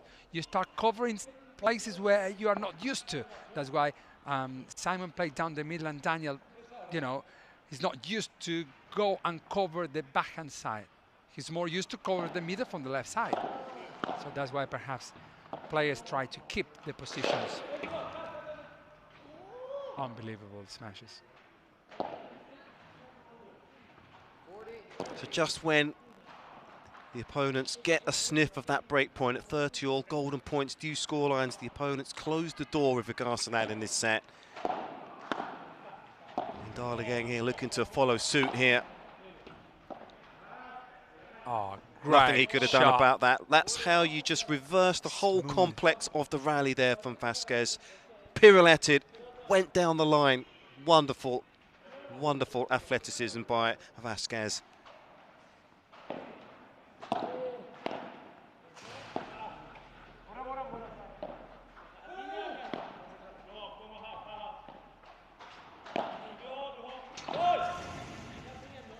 He's out. No, he's in.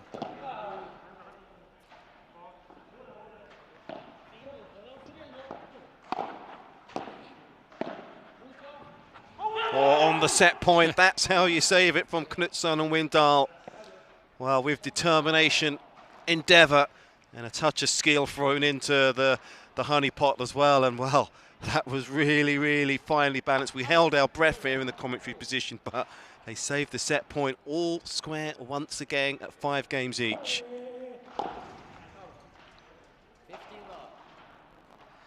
They should now start thinking what happened in the last few games, where it was very tough to them to win the serve, and in the last game they lost the game like quite easy and quite quick, you know. So now I'm talking about Daniel and Calle. It's like now they exactly nice high lobs, make the opponents take right decisions or wrong decisions, but at least make a longer points. Don't show them that when they serve they're better. No. Very good Daniel Windahl there, playing slower and nice lobs down to Simon Vasquez.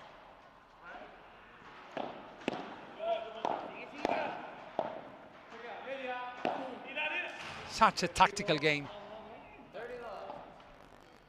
Great rally, wasn't it? Absolutely enjoyed that rally. Dragging the very best out of each other out there today. Well, tomorrow we're going to have two finals, a World Pile 2 finals. Both of them, I'm 100% sure that would happen during the whole season, would happen a few times. Bella and Sanyo, Tello, Chingotto, the 4 Argentinian top players competing here in Sweden. And Ari Sanchez with Paula, Josemaria, new pair as well as Bella and Sanyo, trying to get the trophy of this tournament against Lucia, Sainz and Gonzalez, the youngest player of those 4. Very young player and a great player. Such a great smash from Pineiro now, making a little different in this end of the second set. 40-15 to Vasquez, who's serving.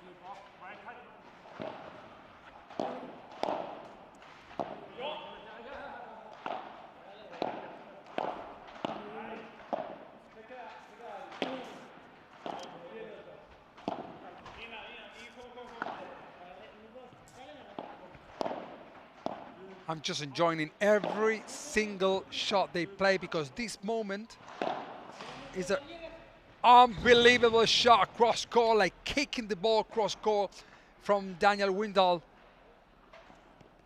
Great shot from the Swedish player to make it struggle. Martin Pineiro with a double rebound of the backwall, that the ball died before reaching the backwall.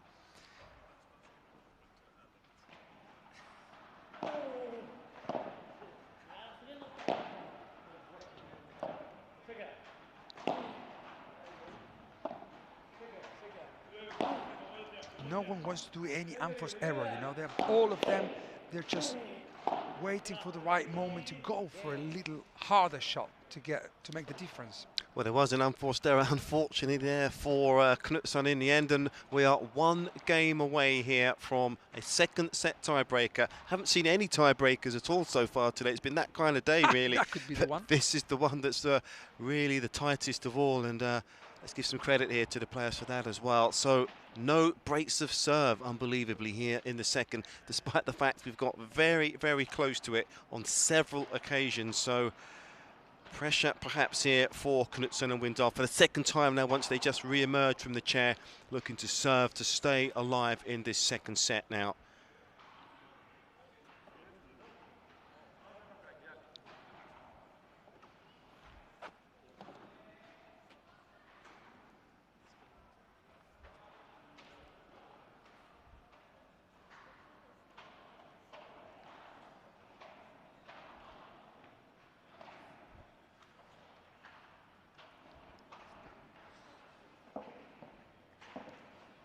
So still looking very sprightly is Knutsson. It is he now designated with the task now to keep himself and his partner in his second set a set up, but 5-6 down here in the second.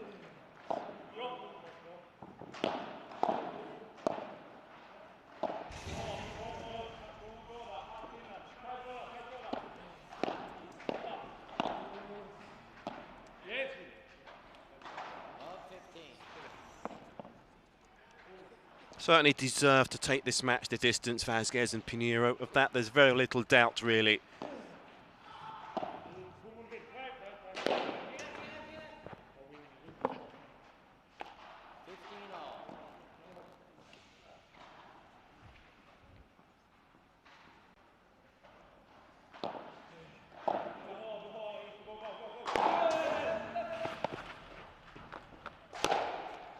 He's getting a little bit upset because it's the 5th or the 6th time that he's hitting the net without intention, of course, you know. He's trying to get the ball and then he doesn't perhaps stop at the right moment, and that's why, unfortunately, he touched the net, and that's why you lose the point, you know. Once you touch the net, the point is over.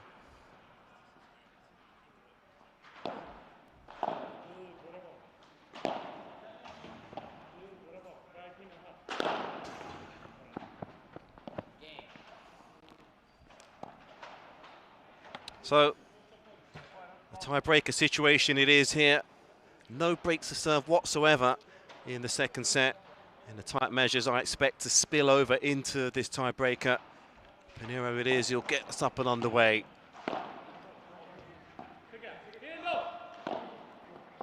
Down the middle, that's worked well in all of our matches so far today. Takes the pace off it.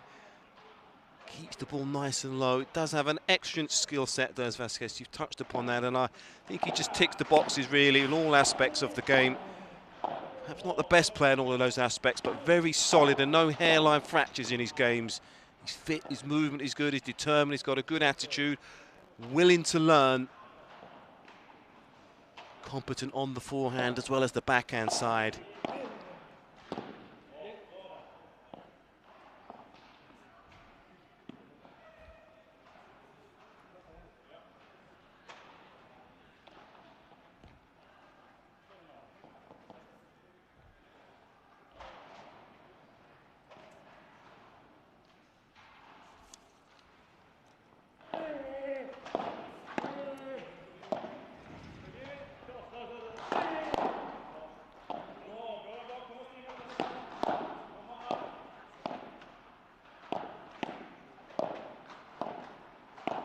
Well played there from Knutsson.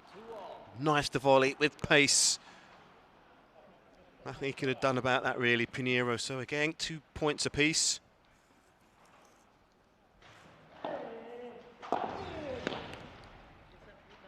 Here's the first mini break. Goes the way of Knutsson and Windahl.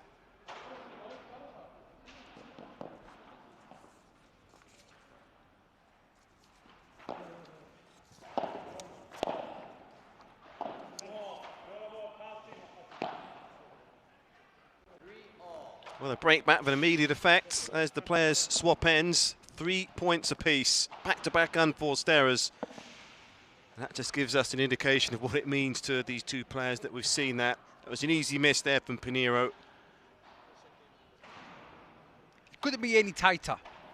It couldn't be any tighter. I mean, yeah, it could actually. It could be a set 0, 6-0, 3-0 in the tie break. Well, it's a match that deserves to go into a deciding set, just from the effort and the endeavours of both of these pairings out there today. But they failed to convert that mini break.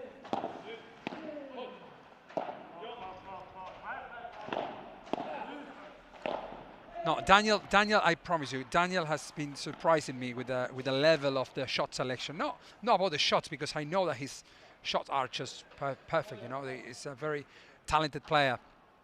But the shot selection and what he's doing after every single shot, the moves he's taking, has been surprising me. I knew that Simon is improving very fast here in Sweden. I know Calle for a long time.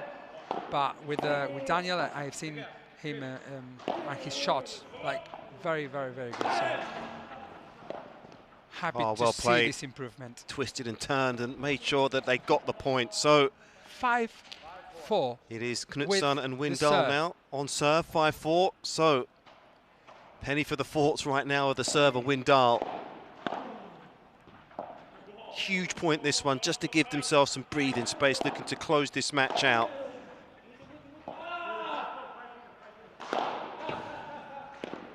Oh, it is. there we go. Well, Simon was there ready for it, and this time he didn't hit the net at the right moment, you know. Well, he's to been pull looking the for match that, by hasn't goal. he? He waited, hunted that shot down, really. So let me see this again from the slow-mo. Have a look. Wow. Perfect shot from Simon Vasquez. well, pressure took its toll there from Knutsson, no doubt about it. So they've swung the pendulum round into their favour now, Vasquez and Pineiro. Set point now to take this match to 3.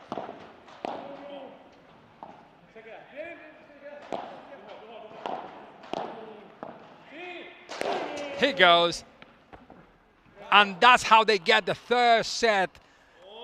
Wait, they make us happy. Yeah, we're gonna go for one more set, complete, well-deserved for Simon Vasquez and Pineiro. Well, he did. You're quite right. I just have to endorse what you said there. Look, he got it back into play, but he couldn't stop himself careering into the net. We've seen that a few times. Vasquez on 3 occasions, but we mentioned it. I just felt that perhaps it could go into a third set because it's been tight.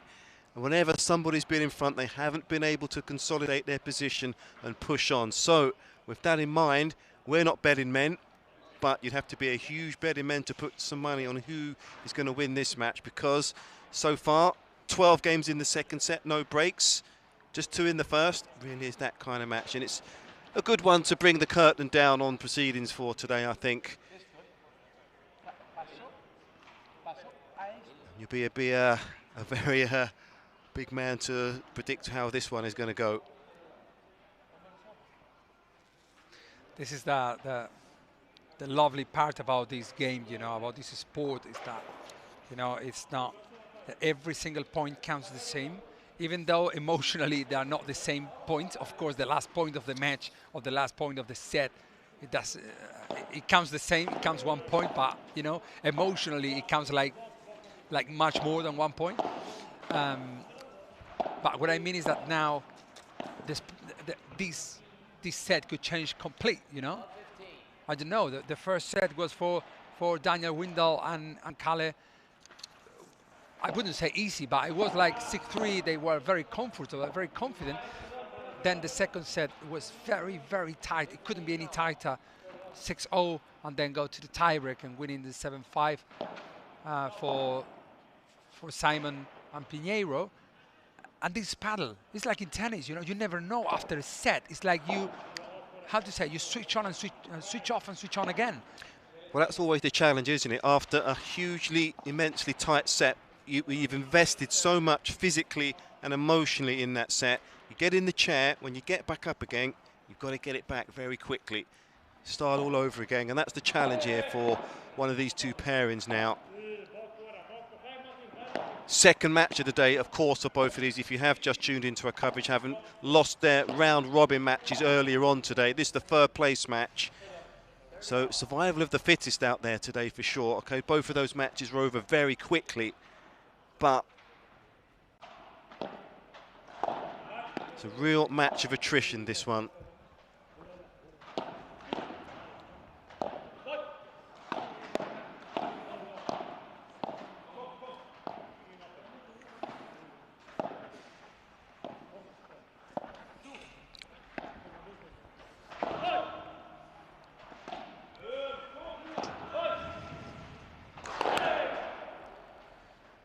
Well, there, the Spaniard, Martin Pineiro, is perhaps trying to help Simon Vasquez.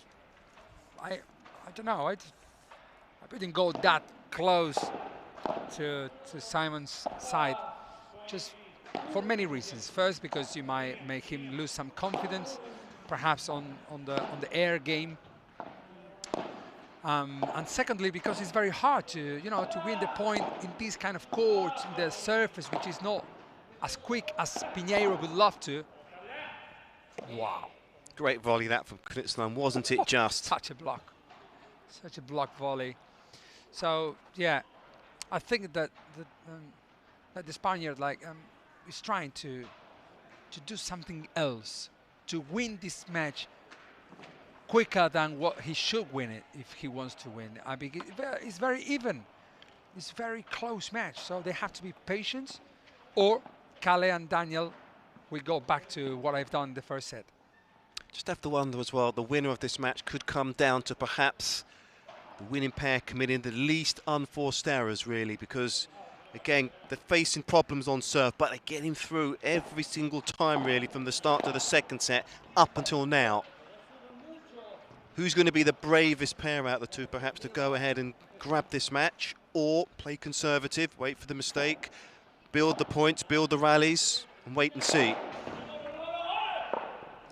Also think that balls, as more you use them, they become a little bit slower.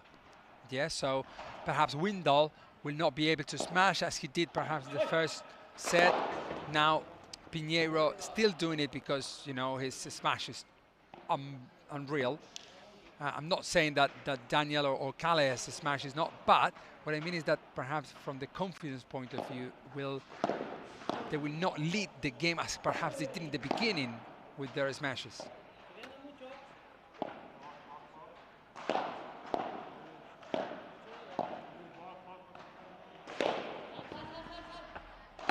Oh goodness, such an amazing shot straight to the net from outside the court. So one game it is, each. And that's a good service game, that is. Good clean start to the second set. Holding serve to love.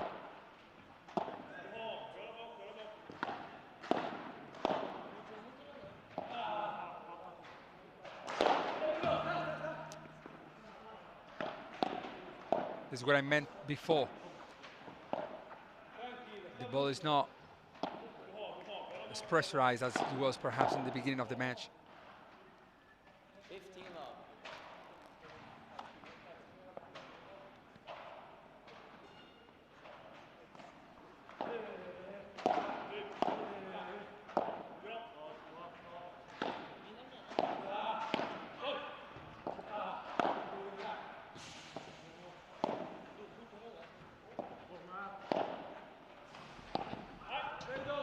Absolutely fantastic. Windahl just relaxed, playing the match as if he's were playing against, I don't know, a top 200. You know, very slow cross court. You see, Errol, what I mean? Like, he's playing clever. Smart, using his brain. He's exactly. done that. Well, he started off sluggishly out of the blocks, but from the middle set to the first set, you said that he has played smart. Good shot selection. Seen a full repertoire of him today, actually. Finesse, touch, aggression when needed.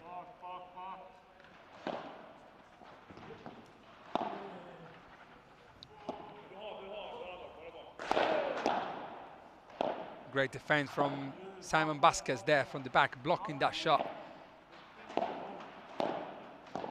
Great. So Very well back-to-back done. service holds there to love as well. And yeah, Pineiro didn't come forward in that shot. He should have come forward, I guess, so not to put Simon Vasquez under pressure after that that shot.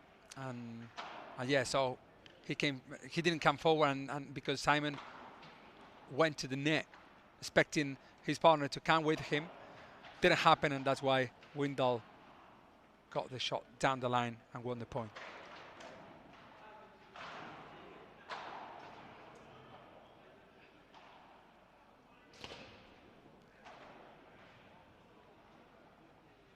so there's the scoreboard. Many games been put on it as well. If you have just tuned in, missed the start of this match, we saw back-to-back service breaks in the opening set here, this men's third place match.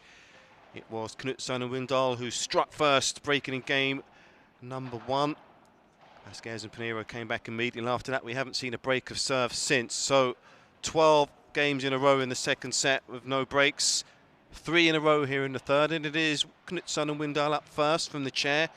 Vasquez and Pineiro taking as long as possible just to get their breath back together, take on some liquids and get themselves good to go again here.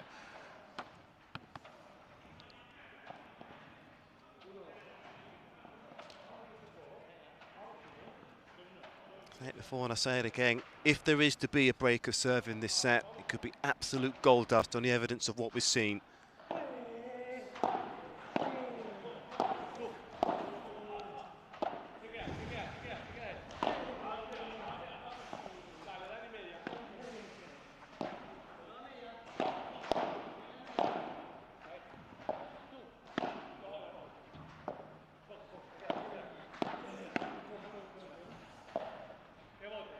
there it is. I think that's what Simon and Pineiro have to do if they want to keep leading, not leading, but keep, you know, this match even. Like, okay, they played Simon over head high to play the bandejas and rivers. Okay, let him do it. Don't let Pineiro. I mean, Pineiro doesn't have to get every shot unless he would do this kind of shots, you know. Otherwise, let Simon do the job, stay steady and build the point. It's going to take a little bit longer. No problem. This paddle about.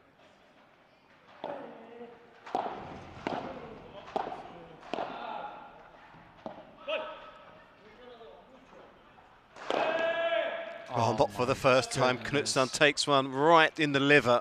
That scares, man. Well, that ball was travelling, but he shakes it off, laughs about it. Well, he really is made of steel, isn't he? Pineiro is laughing, actually. Calle didn't like the shot that much. Did you see the speed of the ball in that shot of the back wall? It was travelling at some speed, I have to say. You can see that clearly from this commentary I don't know if the position. ball hit Calle before Pineiro hit the ball.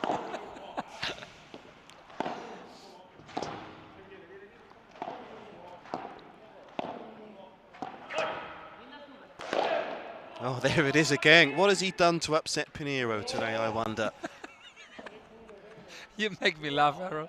Well, getting harder and harder and harder. I don't know how strokes, many times. It's incredible. It was like 11 times that Pineiro hit it. I don't know, it could be or Pineiro is aiming to Calle's body or Calle is not moving as fast enough or moving away from the direction where the ball would go. You know, if Calle moves away closer to the sidewall or side fence, Pineiro wouldn't hit the shot straight to his body because if he misses Calle, he would miss the point. You know what I mean? So perhaps Calle has to, once they do a shot to Pineiro to overhead shot, he should perhaps start moving very close to the side fence or sidewall.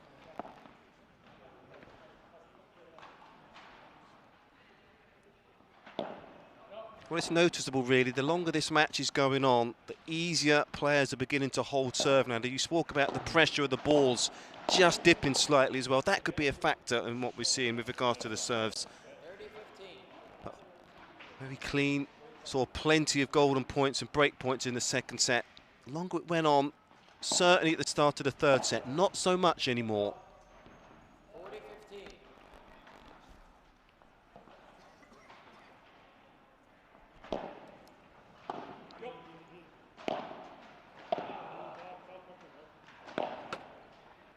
So Windahl and Knutsson just dot the I's, cross the T's once again, navigating another clean service hold. And that bodes well going through to the business end of what potentially could be back-to-back tight sets here. So it's as you were on serve. Knutsson and Windahl 3-2 up here, deciding set. Still looking relatively fresh, all four players out there, so we've got to give them a lot of credit for that as well here, Mari. Yes, you know, actually, I think that tomorrow is the final, yeah? Tomorrow is the final between the Argentinian players and the Spanish women, but today is the Swedish final. I mean, it seems like they're playing a final. They feel that, you know, that intensity into the game. Well, there's a lot of pride out there that's at stake. And you mentioned when those back-to-back finals in Örebro and Nybro where Vasquez faced Windahl and Knutsson, one victory each. So there's a lot of pride out there as to who could be the #1 player in Sweden at the moment. So there's a little fight going on. So we can see that clearly in this match. As I said, there's no prize money, there's no ranking points, there's no trophy at stake, but they're playing as if this match really means a lot to them. It would be the same match, I guess, if there were money as a prize money or prize a trophy or whatever. It would be same match, I guess, because the pride, as you said, they're not fighting here to anything else more than to show to the whole Sweden that they are the best players in the whole country, and they are 100% showing it. Well, it's the old objective, isn't it? No money, but money talks. Yes, that's as they say.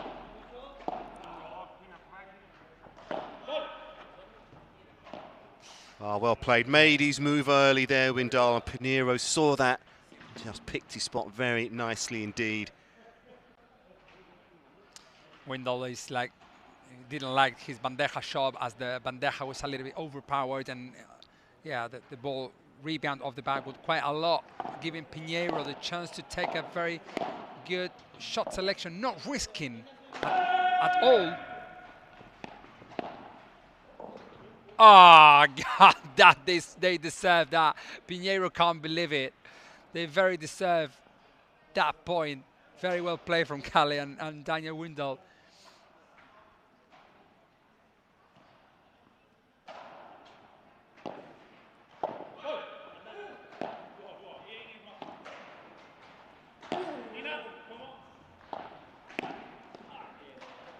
Well played, Pineiro.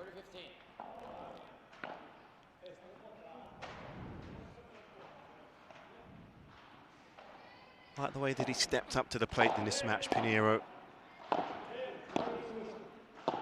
Difficult 2020 for him, only winning 3 matches, but start of the season next week. He'll need to take some good form and some confidence into the Madrid Open next week. So all square once again, 3 games each, Murray. Another shot from Pineiro. I don't know if he's I don't know, as you said before, I don't know if Calle and Daniel did something wrong during the day or what actually happened. But Pineiro has hit the bodies like many times throughout this match. Actually, I think it's that because he prepares one shot and then he takes the decision to do another shot. And it goes that quick that it doesn't even give you a chance to move away from the ball. He's not aiming just the body or whatever, you know, like that is the second time that Windahl in the last 5 minutes takes, let's say, a wrong shot selection. Like the first was an overpowered bandeja that Pineiro won easily cross-court, and now he's getting the ball to the net. This is the moment where Windahl has to make the difference. Make the difference in this match.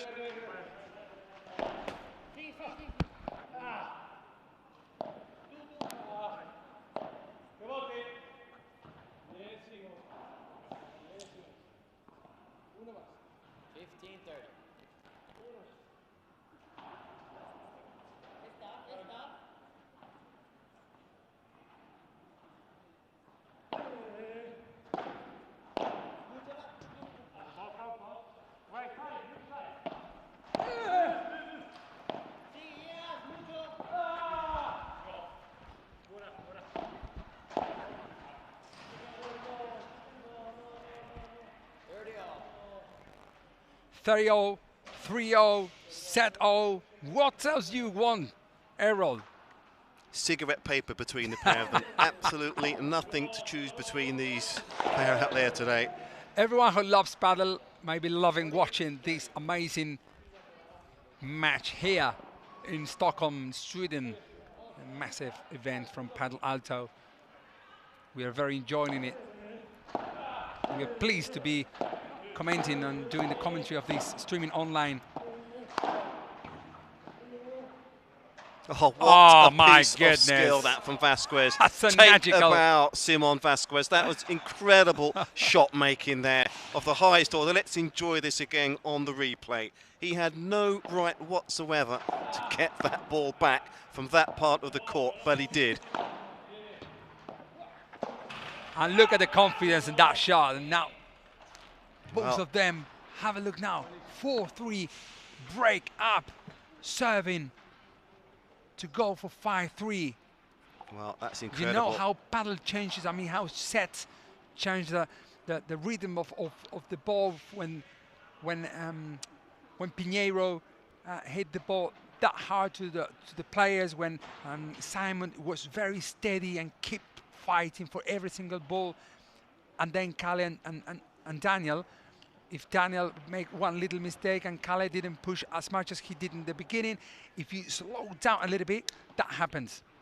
Well, that could prove to be the elusive break of serve in this deciding set, but I said it before, set so often in tennis, that break of serve is only as good as the confirmation directly after it. So back-to-back incredible points there from Simon Vasquez. Really was showed us exactly what an talented paddle player he is, and he's now going to serve. So just needs to come down from cloud 9 after those points and dust himself off, get the job done here and hold on. Look at Simon, very steady there, keeping on, holding on with his bandeja, same thing all the time. And Calle as well, playing cross-court.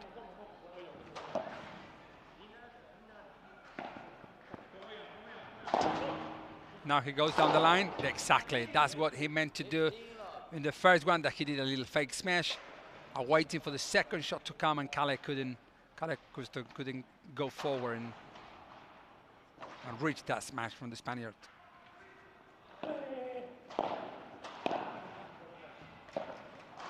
Oh goodness, did you see that shot? Oh, such a wrist movement to kick that ball out of the court. And now it seems that they are a little bit more comfortable, I would say.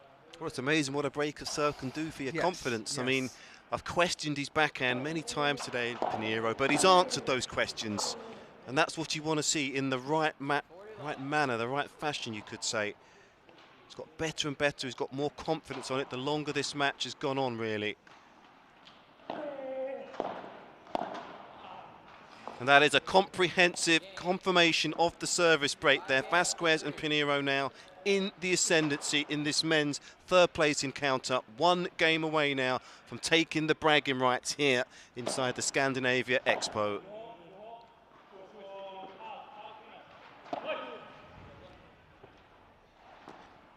That ball hit, imagine that this, the roof is quite high.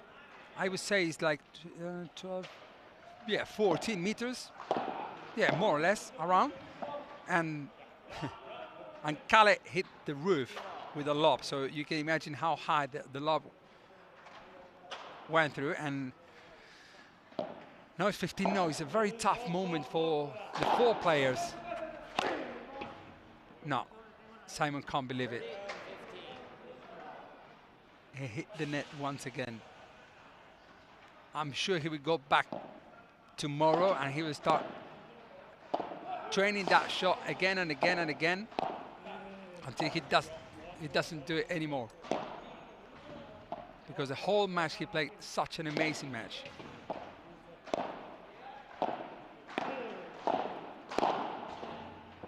Well played. Just needed that touch more aggression there, did Windahl, and he found it. Just got to get the job done here, hold on and ask the question of Pineiro to look to serve this one out now.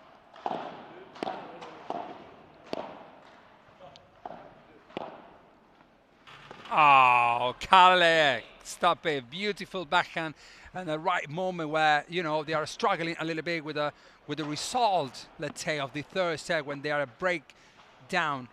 But that didn't make him hesitate in that shot. They're going for a drop shot. Nothing to do to Simon, that shot. Okay, let's see what happens now. Now is Pineiro serves or... Well, I always say in this situation, when you're looking to serve out a match that's tense and tight, whether it be tennis, whether it be paddle, when you're serving that match out, the first 2 points, if you can take those first 2 points quickly, just gets rid of the butterflies perhaps in the stomach, the nerves perhaps. If he can get to 30 all quickly, perhaps himself and Vasquez can settle. We'll see.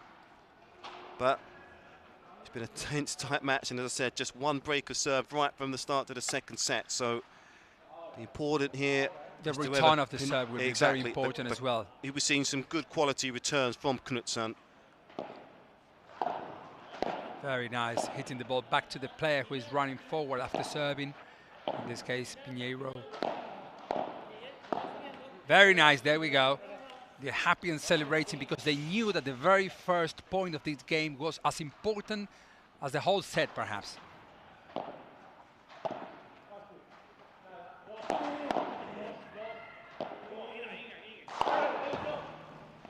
Everything counts.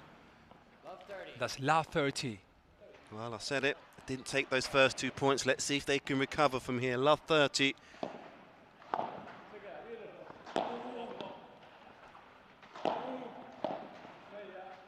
Just lobbing and lobbing and lobbing. Simon Vasquez. Wow. What Pineiro did there, it was like the ball was taking the height of the back wall, was going a little bit higher, and they expected, even myself, I'm watching from here, We're expecting that he will wait until the ball takes the highest point, then to impact it. And he didn't. He didn't wait, and he went straight before, and that's why he won that point. And now the unforced error, it wasn't an unforced error from Windahl. It was a wrong decision making, that running forward for that shot. 30-all. Well, back-to-back unforced errors on the backhand wing there of Windahl at a critical stage of this match, from love 30 to 40-30, and 1 match point here for Vasquez and Pineiro.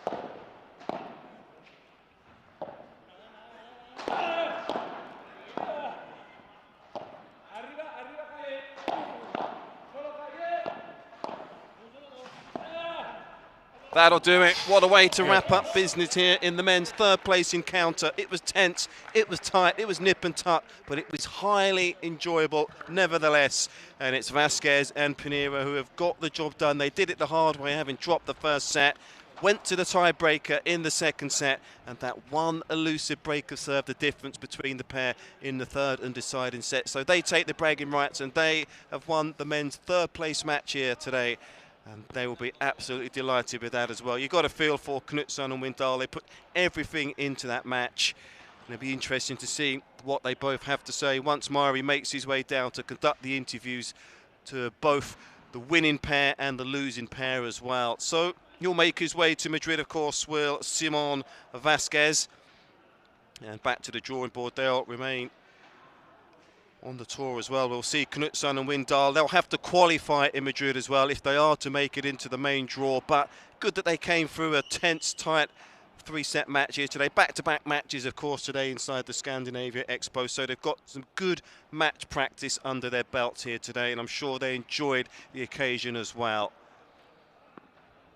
So 6 matches done and dusted. Day 1 of 2 here inside the Scandinavian Expo, and we'll be back at 0900 hours tomorrow with both the women's and the men's final as well. Same place, of course, the Scandinavia Expo as well, and you can see all of those matches, both of those matches, on Padel Alto as per usual. So 9 o'clock AM Central European time will be an all Spanish final. Gonzalez and Sainz up against Sanchez and Josemaria, and that match will be followed by the men's final, an all Argentinian affair. Of course, the beasts that go by the name of Belasteguín and Gutierrez, they will face Chingotto and Tello. So for myself, Errol Creary, of course, thanks for your company today. It's been an enjoyable affair, and we'll hear what Mari Andrini has to say with regards to the interviews for Knutsson, Windahl, Vasquez and Pineiro. Again, really look forward to seeing you tomorrow for those 2 finals once again. Stick around for the interviews before we sign off for business here on our first day of action inside the Scandinavia Expo. The ICANIWILL Invitational has been a highly enjoyable first day, and tomorrow I expect will tick all the boxes once again. See you then.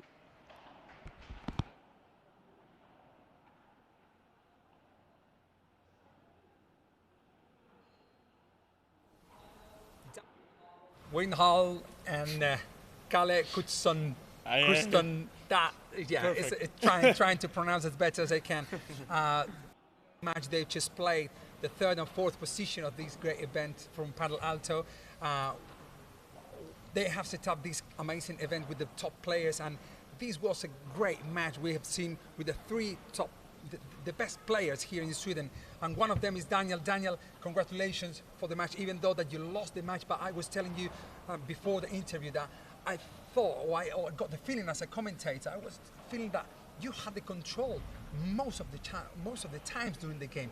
Did you get that feeling during the match? That is my feeling as well. We played in the fully match. We played pretty well. But in the important points we didn't reach our top level.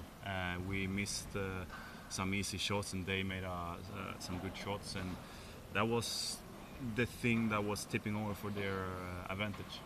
I think, sorry, I think that I wouldn't say that 2 or 3 years ago you could be able to play such a match as you did today. So that, I mean, I can imagine that it makes you very happy, but it makes you also to aim for more.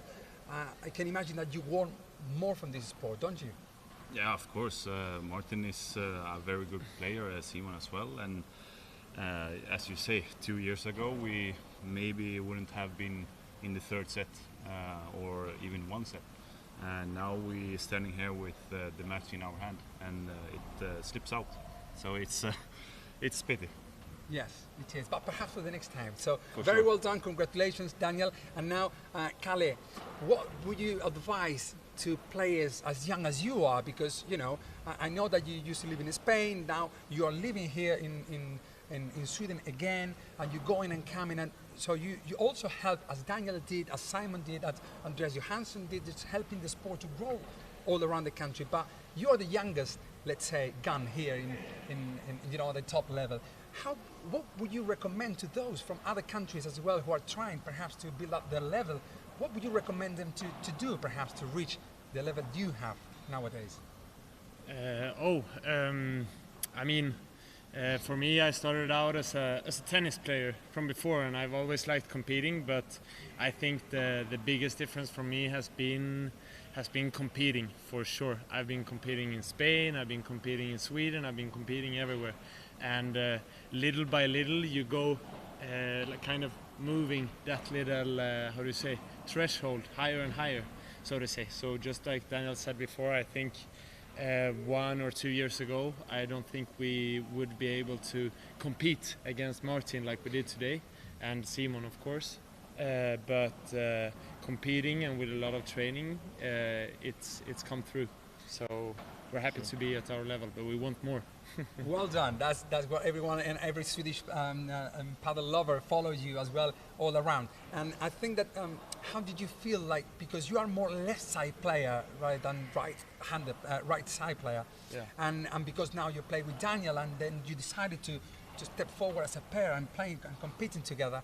What's your feeling, because you are playing against Simon cross court? Simon is a right side player. He's Yeah. a pure right side player. But I saw that you were like, you know, playing like face to face, like saying, "Hey, here I am," and you were winning so many points, taking advantage of your height and your power versus smash, perhaps to take over, you know, many points. Did you feel comfortable in that? Well, yeah, actually, I didn't think I was going to be able to win that many points with my smash today, because this morning it was really tough winning the points, and the smash wasn't really pushing upwards from the glass, to be honest. But at last, I was feeling very, comfortable with hitting it hard, and we were winning a lot of points. So we continued the same way.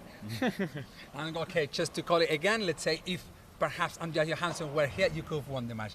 I don't hesitate. I don't have any doubt. Okay, well done. Congratulations for your improvement, for the hard work you're doing all around Sweden, and for the effort to go and compete as well in the World Padel Tour, to show to the rest of the world how good the Swedish players are doing. Thank you, Mauri. Well done. Thank you for being here, Mauri. Let's wait for the next interview with the winners of this match.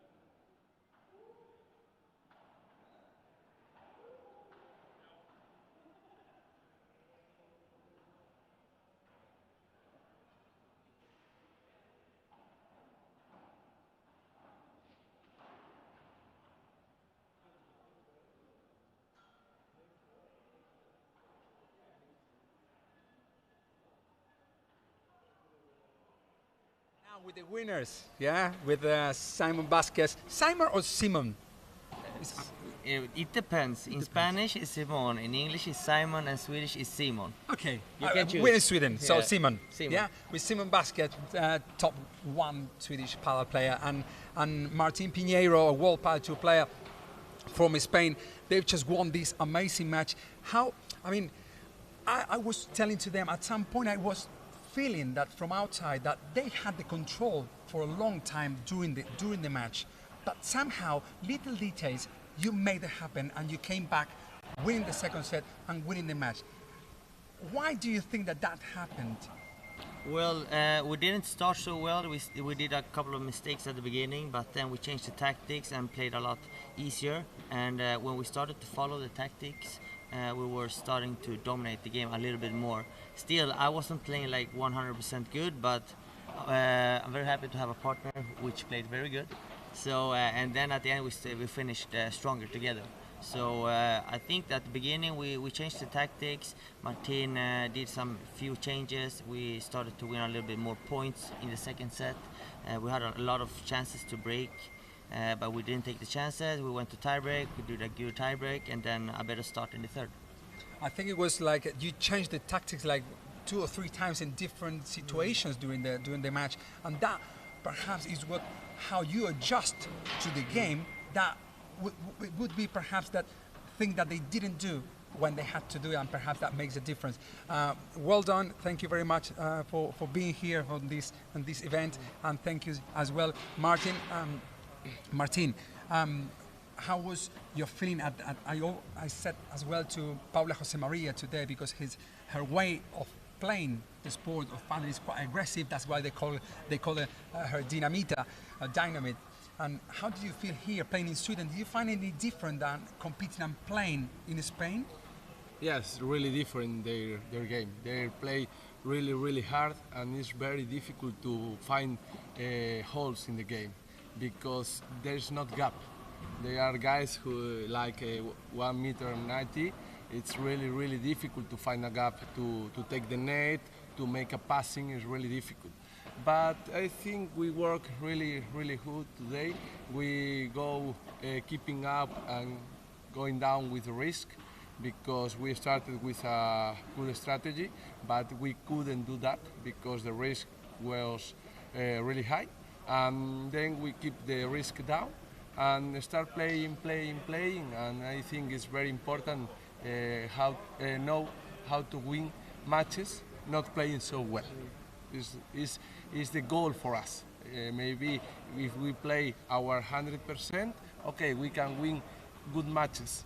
But if we play a tough match like this and we can't play 100%, we have to know how to win, I think.